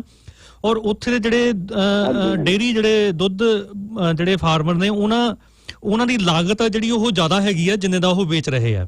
ਔਰ ਉਹਨਾਂ ਨੇ ਬਹੁਤ ਵੱਡੇ ਲੈਵਲ ਦੇ ਤੋਂ, ਹੁਣ ਵੀ ਪਿਛਲੇ ਹਫ਼ਤੇ ਮੈਂ ਦੇਖ ਰਿਹਾ ਸੀਗਾ ਕਿ ਵੱਡੇ ਲੈਵਲ ਦੇ ਉੱਪਰ ਕਿਸਾਨ ਉੱਥੇ ਸੁਪਰ ਮਾਰਕੀਟ ਵਿੱਚ ਦੁੱਧ ਵੇਚਣ ਦੀ ਬਜਾਏ ਉਹ ਸੜਕਾਂ ਤੇ ਟਨਾਂ ਦੇ ਹਿਸਾਬ ਨਾਲ ਦੁੱਧ ਉਹ ਡੋਲਿਆ ਜਾਂਦਾ ਹੈ ਪ੍ਰੋਟੈਸਟ ਦੇ ਹਿਸਾਬ ਦੇ ਨਾਲ। ਸੋ ਇਹ ਖੁੱਲੀ ਮੰਡੀ ਦਾ ਇਹ ਹਾਲਤ ਹੈ। ਤੁਹਾਡੀ ਗੱਲ ਬਿਲਕੁਲ ਸਹੀ ਹੈ ਕਿ ਖੁੱਲੀ ਮੰਡੀ ਦੇ ਵਿੱਚ MSP ਹੌਲੀ ਹੌਲੀ ਆਪਣੇ ਆਪ ਖਤਮ ਹੋਏਗੀ ਔਰ ਇਹ ਸਰਮਾਏਦਾਰ ਜਿਹੜੇ ਕੋਰਪੋਰੇਟ ਘਰਾਣੇ ਨੇ ਉਹ ਡਿਕਟੇਟ ਕਰਨਗੇ ਕਿ ਇਹ ਤੁਹਾਡੀ ਫਸਲ ਦਾ ਭਾਅ ਕੀ ਹੋਊਗਾ। ਇਹ ਬਹੁਤ ਘਾਤਕ ਜਿਹੜਾ ਇਹ ਮਸਲਾ ਹੈ ਆ। ਹਾਂਜੀ ਹੁਣ ਜਿਹੜੇ ਕਿ ਇਹਨਾਂ ਨੇ 3 ਅਧਿਆਦੇਸ਼ ਜਾਰੀ ਕੀਤੇ ਆ, ਉਹਦੇ ਵਿੱਚ ਸਰਕਾਰ ਕਹਿ ਰਹੀ ਹੈ ਵੀ ਅਸੀਂ MSP ਦਾ ਕੁਛ ਨਹੀਂ, MSP ਨੂੰ ਨਹੀਂ ਛੇੜ ਰਹੇ, MSP ਉਸੇ ਤਰ੍ਹਾਂ ਹੀ ਲਾਗੂ ਰਹੇਗਾ। ਹਾਂਜੀ, ਪਰ ਜੇ ਅਸੀਂ ਦੇਖੀਏ ਵੀ ਜੇ ਹੁਣ ਮੱਕੀ ਹੈ, ਮੱਕੀ ਪੰਜਾਬ ਦੇ ਵਿੱਚ MSP ਉਹਦਾ 1850 ਰੁਪਏ ਜੀ, ਪਰ ਵਿਕੀ ਹੈ 800, 850, 900 ਰੁਪਏ। ਬਈ MSP ਵੀ ਮਤਲਬ ਉਦੋਂ ਤੱਕ ਹੀ ਹੈ ਜਦੋਂ ਤੱਕ ਜਾਂ ਇਸ ਦਾ ਕਾਨੂੰਨ ਬਣੇ ਨਾ ਬਈ MSP ਤੋਂ ਜਿਹੜਾ ਘੱਟੋ ਘੱਟ ਸਮਰਥਨ ਮੁੱਲ ਹੈ ਬਈ ਇਸ ਤੋਂ ਘੱਟ ਨਾ ਖਰੀਦੀ ਜਾਵੇ। ਜੇ ਕੋਈ ਖਰੀਦਦਾ ਤਾਂ ਉਸ ਤੇ ਕੇਸ ਹੋਵੇ, ਪਰਚਾ ਦਰਜ ਹੋਵੇ। ਤੇ ਘੱਟੋ ਘੱਟ ਸਮਰਥਨ ਮੁੱਲ ਤੋਂ ਜਦੋਂ ਘੱਟ ਜਾਂਦਾ ਫਿਰ ਵੀ ਕਿਸਾਨ ਦੇ ਪੱਲੇ ਤਾਂ ਕੁਛ ਰਹਿੰਦਾ ਨਹੀਂ ਹੈ। ਹੁਣ ਮੱਕੀ ਤੇ ਮੂੰਗ ਦੀ ਜਿਹੜੀ ਫਸਲ ਹੈ ਉਸਦਾ MSP ਤਾਂ ਇੱਕ ਪਾਸੇ ਰਿਹਾ ਵੀ 1850 ਆ, ਪਰ ਮਿਲ ਰਿਹਾ ਕਿਸਾਨਾਂ ਨੂੰ ਮੱਕੀ ਵਿਕ ਰਹੀ ਹੈ 800, 900, 1000 ਤੱਕ, ਇਸ ਤੋਂ ਉੱਪਰ ਨਹੀਂ ਹੈ। ਮੂੰਗ ਦੀ ਫਸਲ ਦਾ ਵੀ ਇਹੀ ਹੈ, ਹੋਰ ਫਸਲਾਂ ਦਾ ਵੀ ਇਹੀ ਹਾਲ ਹੈ। ਤੇ ਇਸ ਤਰ੍ਹਾਂ ਹੀ ਕਣਕ ਝੋਨੇ ਦਾ ਜਿਹੜਾ MSP ਹੈ ਇਹ 2 ਸਟੇਟਾਂ ਕੀ ਹੈ ਵੀ ਪੰਜਾਬ, ਹਰਿਆਣਾ ਤੇ ਪੱਛਮੀ ਯੂਪੀ। ਤਾਂ ਮਤਲਬ ਇੱਥੇ ਜਿਹੜੀਆਂ ਕਿਸਾਨ ਯੂਨੀਅਨਾਂ ਨੇ ਇਹ ਸੰਘਰਸ਼ ਬਹੁਤ ਇਹਨਾਂ ਦਾ ਮਤਲਬ ਪਿੱਛੇ ਸੰਘਰਸ਼ ਕਰਦੀਆਂ ਨੇ, ਇਸ ਕਰਕੇ MSP ਲਾਗੂ, ਇਹ ਕੋਈ ਕਾਨੂੰਨ ਨਹੀਂ ਹੈ MSP ਦਾ, ਉਹ ਵੈਸੇ ਮਤਲਬ ਯੂਨੀਅਨ ਦੇ ਦਬਾਅ 'ਚ ਇਹਨਾਂ ਨੇ ਉਹ ਲਾਗੂ ਕੀਤਾ ਹੋਇਆ ਪੰਜਾਬ, ਹਰਿਆਣਾ, ਪੱਛਮੀ ਯੂਪੀ ਦੇ ਵਿੱਚ। ਇਹ ਜਿਹੜੀ ਆਪਾਂ ਮੰਡੀਆਂ ਦੀ ਗੱਲ ਕੀਤੀ ਹੈ 2006 ਦੇ ਵਿੱਚ ਬਿਹਾਰ ਦੇ ਵਿੱਚ ਇਹ ਐਕਸਪੈਰੀਮੈਂਟ ਹੋ ਚੁੱਕਿਆ, ਬਿਲਕੁਲ ਮਤਲਬ ਇਹ ਐਕਟ ਲਾ ਕੇ ਖਤਮ ਕਰਤਾ ਸੀ। ਹੁਣ ਉੱਥੋਂ ਦੇ ਕਿਸਾਨ ਵਿਚਾਰੇ ਪੰਜਾਬ, ਹਰਿਆਣਾ ਦੇ ਵਿੱਚ ਮਤਲਬ ਮਜ਼ਦੂਰੀ ਕਰਨ ਆਉਂਦੇ ਆ, ਝੋਨਾ ਲਾਉਂਦੇ ਆ ਜਾਂ ਹੋਰ ਕੰਮ ਕਰਦੇ ਆ, ਤਾਂ ਉਹ ਬਹੁਤ ਘਾਟੇ 'ਚ ਗਏ। ਤੇ ਉਹੀ ਹਾਲ ਇੱਥੇ ਪੰਜਾਬ, ਹਰਿਆਣੇ ਦੇ ਵਿੱਚ ਹੋਣਾ। ਤੇ ਦੂਜਾ ਐਕਟ ਜਿਹੜਾ ਇਹਨਾਂ ਨੇ ਇਹ ਕੀਤਾ ਹੈ ਬਈ ਸਟੋਰੇਜ ਦਾ, ਆਵਸ਼ਕ ਵਸਤੂਆਂ ਜਿਹੜੀਆਂ ਜ਼ਰੂਰੀ ਉਹਨਾਂ ਦਾ, ਬਈ ਉਹਨਾਂ ਦੇ ਵਿੱਚ ਮਤਲਬ ਜਿਵੇਂ ਤੇਲ ਵਾਲੀਆਂ ਫਸਲਾਂ ਤੇ ਦਾਲਾਂ, ਇੱਥੋਂ ਤੱਕ ਕਿ ਹੁਣ ਪਿਆਜ਼, ਆਲੂ ਤੇ ਇਹਨਾਂ ਨੂੰ ਵੀ ਮਤਲਬ ਵੀ ਕੋਈ ਵੀ ਬੰਦਾ ਕਿੰਨੀ ਵੀ ਮਰਜ਼ੀ ਸਟੋਰੇਜ ਕਰ ਸਕਦਾ, ਉਸਦਾ ਕੋਈ ਰਿਕਾਰਡ ਨਹੀਂ ਹੋਊਗਾ।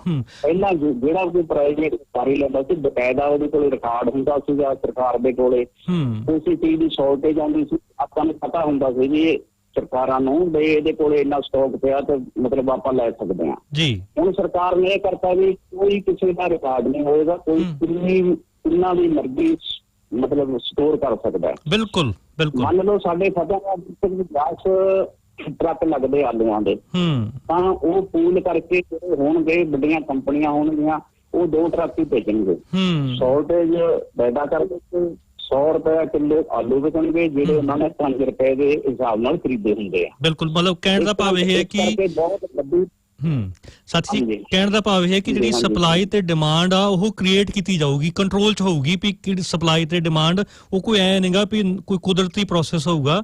ਉਹ ਖੁਦ ਜਿਵੇਂ ਆਪਾਂ ਪਿਆਜ਼ਾਂ ਦਾ ਪਹਿਲਾਂ ਵੇਖਿਆ ਮੱਧ ਪ੍ਰਦੇਸ਼ ਦੇ ਵਿੱਚ ਕਿ ਕਿਵੇਂ ਪਿਆਜ਼ ਪਹਿਲਾਂ ਸਟੋਰ ਕੀਤੇ ਗਏ, ਫਿਰ ਉਹਨਾਂ ਦਾ ਭਾਅ ਵਧਾਇਆ ਗਿਆ।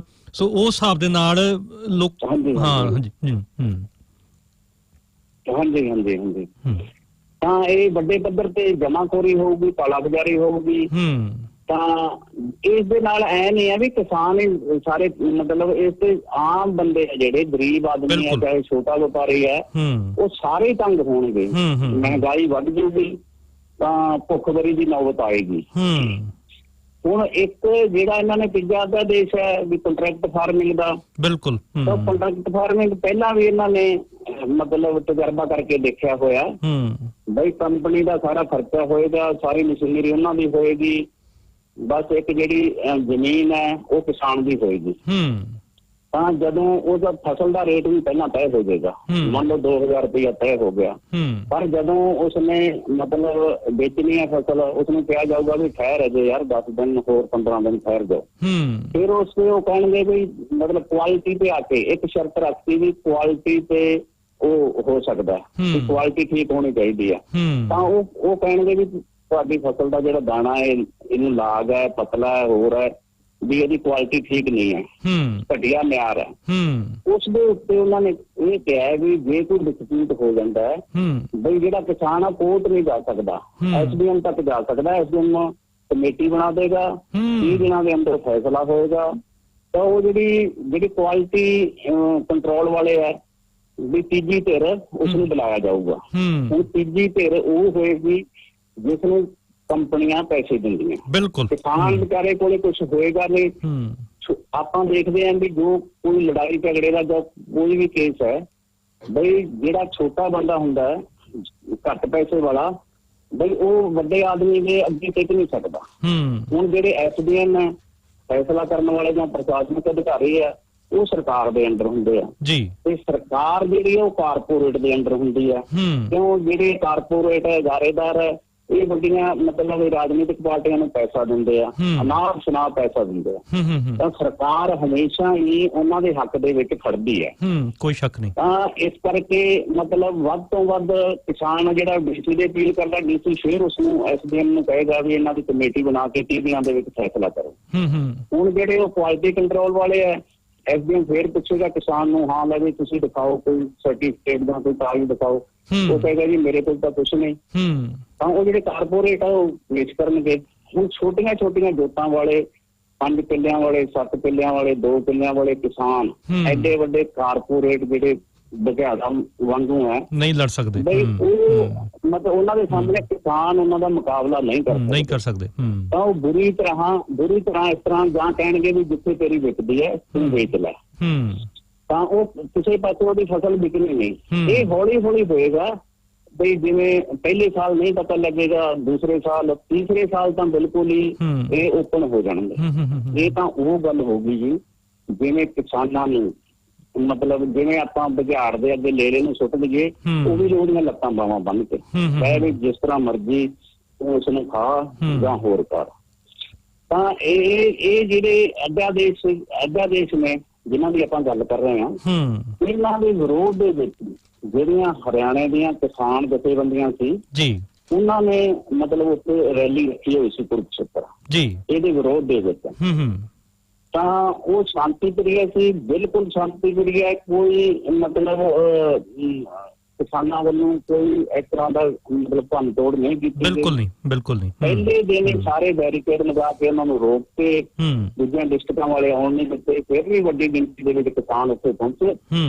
ਤਾਂ ਉਹਨਾਂ ਨੂੰ ਹੁਣ ਤੁਸੀਂ ਵੀ ਵੀਡੀਓ ਦੇਖੀਆਂ ਹੋਣੀਆਂ, ਵੀਡੀਓ ਦੇ ਵਿੱਚ 2-3 ਬੰਦੇ ਐਸੇ ਸੀ ਡਾਂਗਾਂ ਵਾਲੇ ਜਿਨ੍ਹਾਂ ਦੇ ਪੁਲਿਸ ਦੀ ਵਰਦੀ ਨਹੀਂ ਪਾਈ ਹੋਈ ਸੀ, ਨਾ ਪੁਲਿਸ ਵਾਲੇ ਬੂਟ ਪਾਏ ਹੋਏ ਸੀ। ਹਾਂਜੀ ਬਿਲਕੁਲ ਦੇਖਿਆ। ਹਾਂਜੀ, ਤਾਂ ਪੁਲਿਸ ਵਾਲੇ ਤਾਂ ਅਜੇ ਮਤਲਬ ਕਰ ਰਹੇ ਸੀਗੇ ਬਈ ਮਤਲਬ ਇੱਕ ਅੱਧੀ ਲਾਠੀ ਮਾਰੀ, ਡਾਂਗ ਮਾਰੀ ਜਾਂ ਕਿਸ ਤਰ੍ਹਾਂ, ਪਰ ਉਹ ਜਿਹੜੇ ਬੰਦੇ ਸੀ ਉਹਨਾਂ ਨੇ ਕੁਛ ਨਹੀਂ ਦੇਖਿਆ। ਬਜ਼ੁਰਗ ਕਿਸਾਨਾਂ ਦੀਆਂ ਲੱਤਾਂ ਤੋੜਤੀਆਂ, ਸਿਰ ਪਾੜ ਗਏ ਉਹਨਾਂ ਦੇ, ਬਹੁਤ ਤਸ਼ੱਦਦ ਕੀਤਾ। ਪਰ ਫਿਰ ਵੀ ਉਹ ਥੋੜਾ ਬਹੁਤ ਜਦੋਂ ਉਹਨਾਂ ਦੇ ਮਤਲਬ ਦਰਦ ਘਟਿਆ, ਉਹ ਰੈਲੀ 'ਚ ਜ਼ਰੂਰ ਪਹੁੰਚੇ ਸਾਰੇ। ਸੱਚ ਜੀ, ਇਹਦੇ ਬਾਰੇ ਥੋੜੀ ਜਾਣਕਾਰੀ ਦਿਓ, ਕਿਉਂਕਿ ਉਹ ਜਿਹੜੇ ਸਿਵਲ ਵਰਦੀਆਂ ਦੇ ਵਿੱਚ, ਸਿਵਲ ਵਰਦੀ ਦੀ ਆਮ ਕੱਪੜਿਆਂ ਦੇ ਵਿੱਚ ਜਿਨ੍ਹਾਂ ਨੇ ਹੈਲਮਟ ਪਾਏ ਸੀ ਤੇ ਲੋਕਾਂ ਦੀ ਕੁੱਟਮਾਰ ਕਰ ਰਹੇ ਸੀ, ਉਹ ਕੌਣ ਲੋਕ ਸੀਗੇ? ਸਰਕਾਰੀ ਗੁੰਡੇ ਸੀਗੇ ਜਾਂ ਮਤਲਬ ਕੀ ਉਹਦੇ ਵਿੱਚ ਕੀ ਜੀ? ਹਾਂਜੀ, ਸੋਸ਼ਲ ਮੀਡੀਆ ਤੇ ਵੈਸੇ ਵੀ ਕਿਸਾਨਾਂ ਨੇ ਆਪਦੇ ਲੈਵਲ ਤੇ ਇਨਕੁਆਰੀਆਂ ਕੀਤੀਆਂ ਬਈ ਇੱਕ ਬੰਦਾ ਉਹਨਾਂ ਦੇ ਵਿੱਚੋਂ ਜਿਹੜੀ ਮਤਲਬ JJP ਪਾਰਟੀ ਹੈ, ਜਿਹਦਾ ਗੱਠਜੋੜ ਹੈ, ਡਿਪਟੀ CM ਆਪਣਾ ਦੁਸ਼ਯੰਤ ਚੌਟਾਲਾ, ਬਈ ਉਸ ਪਾਰਟੀ ਦਾ ਬੰਦਾ ਸੀ ਸੰਦੀਪ ਰੋਡ, ਤੇ ਉਹਨਾਂ ਨੇ ਮਤਲਬ ਉਸ ਬੰਦੇ ਨੇ ਜੱਟ ਕੇ ਉੱਥੇ ਗੁੰਡਾਗਰਦੀ ਕੀਤੀ। ਮਤਲਬ ਪੁਲਿਸ ਵਾਲਿਆਂ ਤੋਂ ਬਹੁਤ ਜ਼ਿਆਦਾ ਮਤਲਬ ਲੱਤਾਂ ਬਾਹਾਂ ਉਸ ਬੰਦੇ ਨੇ ਤੋੜੀਆਂ। ਤਾਂ ਇੱਕ ਬੰਦਾ ਹੋਰ ਸੀ, ਉਹ ਮਤਲਬ ਜਿਸ ਤਰ੍ਹਾਂ ਮੈਨੂੰ ਸੋਸ਼ਲ ਮੀਡੀਆ ਤੋਂ ਪਤਾ ਲੱਗਿਆ ਵੀ ਉਹ ਮਤਲਬ ਹੈ ਤਾਂ CI ਸਟਾਫ ਦਾ ਸੀਗਾ, ਤੇ ਇਸ ਤਰ੍ਹਾਂ ਕਰਕੇ ਵੀ JJP ਦੇ ਬੰਦੇ ਜਿਵੇਂ ਇਹਨਾਂ ਨੇ JNU ਦੇ ਵਿੱਚ ਬਿਲਕੁਲ ਉਹਨਾਂ ਨੇ ਹਾਂਜੀ ਜਾਮੀਆ ਇਸਲਾਮੀਆ ਯੂਨੀਵਰਸਿਟੀ ਦੇ ਵਿੱਚ ਗਏ, ਬਿਲਕੁਲ ਤਾਂ ਉਸੇ ਤਰ੍ਹਾਂ ਤੇ ਇੱਥੇ ਹਰਿਆਣੇ ਦੇ ਵਿੱਚ ਵੀ ਇਹਨਾਂ ਦੇ ਜਿਹੜੇ ਸਰਕਾਰ ਦੇ ਜਿਹੜੇ RSS ਦੇ ਜਾਂ JJP ਦੇ ਬੰਦੇ ਸੀ, ਉਹ ਗੁੰਡਿਆਂ ਦੇ ਤੌਰ ਤੇ ਸ਼ਾਮਲ ਹੋਏ, ਡਾਂਗਾ ਲੈ ਕੇ ਬਿਲਕੁਲ ਸਿਵਲ ਡਰੈਸ ਦੇ ਵਿੱਚ, ਤੇ ਮੂੰਹ ਤੇ ਮਾਸਕ ਵੀ ਨਹੀਂ ਪਾਏ। ਤਾਂ ਇਹ ਬਹੁਤ ਵੱਡੀ ਮਤਲਬ ਉਹ ਹੈ ਬਈ ਜਿਹੜਾ ਘਰਾਨਾ ਹੈ ਦੇਵੀ ਲਾਲ ਦਾ, ਦੇਵੀ ਲਾਲ ਕਿਸਾਨਾਂ ਦਾ ਨੇਤਾ ਜਾਣਿਆ ਜਾਂਦਾ ਸੀ, ਪਰ ਉਹਨਾਂ ਦੇ ਅੱਗੇ ਪੋਤਿਆਂ ਨੇ ਬਈ ਇਹ ਕਿਸਾਨ ਵਿਰੋਧੀ ਕੋਈ ਬਿਆਨ ਨਹੀਂ ਦਿੱਤਾ। ਬਈ ਜਿਹੜੇ ਉਸ ਤੋਂ ਦੂਸਰੇ ਦਿਨ ਸਰਸਾ ਦੇ ਕਿਸਾਨਾਂ ਨੇ ਉਹਨਾਂ ਦਾ ਘਰ ਘੇਰਿਆ ਜਾ ਕੇ, ਦੁਸ਼ਯੰਤ ਚੌਟਾਲੇ ਦਾ ਜੀ, ਤਾਂ ਉੱਥੇ ਉਹਨਾਂ ਦੇ ਘਰੇ ਕੋਈ ਨਹੀਂ ਮਿਲਿਆ। ਹੁਣ ਕੱਲ ਇੱਕ ਟਵਿੱਟਰ ਤੇ ਮਤਲਬ ਪਤਾ ਨਹੀਂ ਕਿੱਥੋਂ ਉਸਨੇ ਮਤਲਬ ਟਵਿੱਟਰ ਤੇ ਪਾਇਆ ਵੀ ਇਹ ਬਹੁਤ ਮੰਦਭਾਗਾ ਹੈ। ਬਈ ਬਹੁਤ ਮੰਦਭਾਗਾ ਹੈ ਤਾਂ ਸਰਕਾਰ ਕਹੇ ਤੂੰ ਡਿਪਟੀ ਸੀਐਮ ਹੈ, ਕੰਸੇ ਤੇਰੇ ਕੋਲ ਡਿਪਾਰਟਮੈਂਟ ਹੈ ਜੀ, ਬਈ ਕਿਹੜੇ ਮੂੰਹ ਨਾਲ ਕਹਿ ਰਹੇ ਹੋ ਤੁਸੀਂ ਵੀ ਲਾਠੀ ਚਾਰਜ ਕਰਵਾ ਕੇ ਤੇ ਹੁਣ ਕਹਿ ਰਹੇ ਹੋ ਵੀ ਬਹੁਤ ਮੰਦਭਾਗਾ ਹੈ। ਤੇ ਬਹੁਤ ਕਿਸਾਨਾਂ ਦੀ ਉਹਨਾਂ ਨੇ ਇਹਨਾਂ ਦੇ ਘਰੇ ਉੱਥੇ ਬਹੁਤ ਕੀਤਾ ਵੀ ਜੋ ਹੁਣ ਜਦੋਂ ਆਇਆ ਤੁਹਾਨੂੰ ਪਿੰਡਾਂ 'ਚ ਨਹੀਂ ਵੜਨ ਦਿੱਤਾ ਜਾਊਗਾ। ਬਹੁਤ ਇਹਨਾਂ ਦੀ ਪਾਰਟੀ ਦਾ ਮਤਲਬ ਕਿਸਾਨ ਇਹ ਵਿਰੋਧ ਕਰ ਰਹੇ ਆ, ਕੋਈ ਸ਼ੱਕ ਨਹੀਂ। ਤੇ ਉੱਤੋਂ ਇਹ ਮਤਲਬ ਹੁਣ ਪਤਾ ਨਹੀਂ ਕਿੱਥੋਂ ਜਾ ਕੇ ਉਹਨੇ ਟਵਿੱਟਰ ਤੇ ਇਹ ਪਾਇਆ ਵੀ ਬਹੁਤ ਮੰਦਭਾਗਾ ਜਾਂ ਹੋ ਰਿਹਾ। ਉਹ ਗੱਲ ਹੋ ਗਈ, ਪਹਿਲਾਂ ਆਪਾਂ ਸਾਰਾ ਕੁਝ ਕਰ ਲਈਏ। ਫਿਰ ਸਾਡੇ ਹਰਿਆਣੇ ਦਾ ਇੱਕ ਗ੍ਰਹਿ ਮੰਤਰੀ ਹੈ ਵਿਜ ਅਨਿਲ ਵਿਜ। ਸੱਚ ਤੁਹਾਡੀ ਆਵਾਜ਼ ਬਹੁਤ ਘੱਟ ਗਈ, ਤੁਸੀਂ ਫੋਨ ਲੱਗ ਕੇ ਕਰ ਲਿਆ ਜੀ। ਹਾਂਜੀ ਮੈਨੂੰ ਇਤਨਾ ਜੀ ਆਪਣੇ ਜਿਹੜਾ ਗ੍ਰਹਿ ਮੰਤਰੀ ਹੈ ਜੀ ਹਰਿਆਣੇ ਦਾ ਜੀ, ਹਾਂ ਆਵਾਜ਼ ਆ ਰਹੀ ਜੀ? ਠੀਕ ਹਾਂ ਠੀਕ ਹੈ ਜੀ, ਠੀਕ ਹੈ ਹੁਣ ਠੀਕ ਹੈ। ਹਾਂਜੀ ਤਾਂ ਉਹਨਾਂ ਨੇ ਬਿਆਨ ਦਿੱਤਾ ਪਰਸੋਂ ਬਈ ਲਾਠੀ ਚਾਰਜ ਨਹੀਂ ਹੋਇਆ, ਬਿਲਕੁਲ ਵੀ ਨਹੀਂ ਹੋਇਆ। ਬਈ ਕੋਈ MLR ਨਹੀਂ ਕੱਟੀ ਗਈ, ਕੋਈ MLR ਕੱਟ ਕੇ ਕਿਸੇ ਥਾਣੇ 'ਚ ਨਹੀਂ ਗਈ, ਤਾਂ ਬਈ ਲਾਠੀ ਚਾਰਜ ਨਹੀਂ ਹੋਇਆ ਜੀ। ਤਾਂ ਹੋਰ ਵੀ ਜਿਹੜੇ BJP ਦੇ ਹੈ ਮਤਲਬ ਮੰਤਰੀ, ਉਹ ਇੰਨਾ ਝੂਠ ਤੂਫਾਨ ਬੋਲ ਰਿਹਾ ਵੀ ਮਤਲਬ ਲਾਠੀ ਚਾਰਜ ਹੋਇਆ ਹੀ ਨਹੀਂ ਹੈ। ਪਰ ਜਿਹੜੀਆਂ ਕਿਸਾਨ ਯੂਨੀਅਨਾਂ ਨੇ ਜੀ ਸਾਡੇ ਇੱਥੇ ਹਰਿਆਣੇ ਦੇ ਵਿੱਚ 19 ਯੂਨੀਅਨਾਂ ਨੇ ਕਿਸਾਨਾਂ ਦੀਆਂ ਅਲੱਗ-ਅਲੱਗ ਜੀ, ਉਹ ਸਾਰੀਆਂ ਇਕੱਠੀਆਂ ਹੋ ਕੇ ਹੁਣ ਵਿਰੋਧ ਪ੍ਰਦਰਸ਼ਨ ਕਰ ਰਹੀਆਂ। ਅੱਜ ਜਿਹੜੀ AIKCC ਸਮਨਵੈ ਤਾਲਮੇਲ ਕਮੇਟੀ ਬਣੀ ਹੋਈ ਹੈ ਇੰਡੀਆ ਲੈਵਲ ਤੇ ਜੀ, ਤਾਂ ਉਹਦੇ ਵੱਲੋਂ ਸਾਰੇ ਡਿਸਟ੍ਰਿਕਟਾਂ ਦੇ ਵਿੱਚ, ਦਿੱਲੀ ਵੀ ਹੈ, ਸਾਰੀਆਂ ਸਟੇਟਾਂ ਦੇ ਵਿੱਚ ਜੀ ਪਿੰਡ ਪੱਧਰ ਤੇ ਬਈ ਵਿਰੋਧ ਪ੍ਰਦਰਸ਼ਨ ਕਰ ਰਹੇ ਆ। ਇਹ ਸਰਕਾਰ ਦੇ ਪੁਤਲੇ ਸਾੜ ਰਹੇ ਆ ਜੀ। ਤੇ ਇਸ ਤੋਂ ਅੱਗੇ ਬਈ ਕੱਲ ਨੂੰ 15 ਤਰੀਕ ਤੋਂ ਜੀ ਬਈ ਪਹਿਲਾਂ ਤਾਂ ਸੀਗਾ ਵੀ ਜ਼ਿਲ੍ਹਾ ਹੈੱਡਕੁਆਟਰਾਂ ਤੇ ਪ੍ਰਦਰਸ਼ਨ ਕਰਨੇ ਆ। ਹੁਣ ਇਹ ਬਣਾਇਆ ਵੀ ਜਿਹੜੇ ਵੀ ਹਲਕੇ ਦਾ MLA ਆ ਜਾਂ ਕੋਈ ਵੀ ਮੰਤਰੀ ਆ ਜੀ, ਉਹਨਾਂ ਦੇ ਘਰਾਂ ਦੇ ਜਾ ਕੇ ਮਤਲਬ ਵਿਰੋਧ ਕਰਨਾ ਹੈ। ਬਈ ਅੱਜ ਸੈਸ਼ਨ ਵੀ ਹੈ ਆਪਣਾ ਸ਼ੁਰੂ ਹੈ 14 ਨਵੰਬਰ ਦਿੱਲੀ ਦੇ ਵਿੱਚ। ਮਤਲਬ ਕਰੋਨਾ ਮਹਾਮਾਰੀ ਤੋਂ ਬਾਅਦ ਇਹ ਪਹਿਲਾ ਹੀ ਸੈਸ਼ਨ ਹੈ ਤੇ ਇਹਦੇ ਵਿੱਚ ਇਹਨਾਂ ਨੇ ਜਿਹੜੇ ਅਧਿਆਦੇਸ਼ ਹੈ ਇਹਨਾਂ ਨੂੰ ਕਾਨੂੰਨ ਦੀ ਮਤਲਬ ਸ਼ਕਲ ਦੇਣੀ ਹੈ। ਇਸ ਕਰਕੇ ਅੱਜ ਤੋਂ ਸਾਰੇ ਹਰਿਆਣੇ ਦੇ ਵਿੱਚ, ਸਾਰੇ ਪੰਜਾਬ, ਸਾਰੀਆਂ ਸਟੇਟਾਂ ਦੇ ਵਿੱਚ ਵਿਰੋਧ ਪ੍ਰਦਰਸ਼ਨ ਹੋ ਰਹੇ ਆ ਜੀ।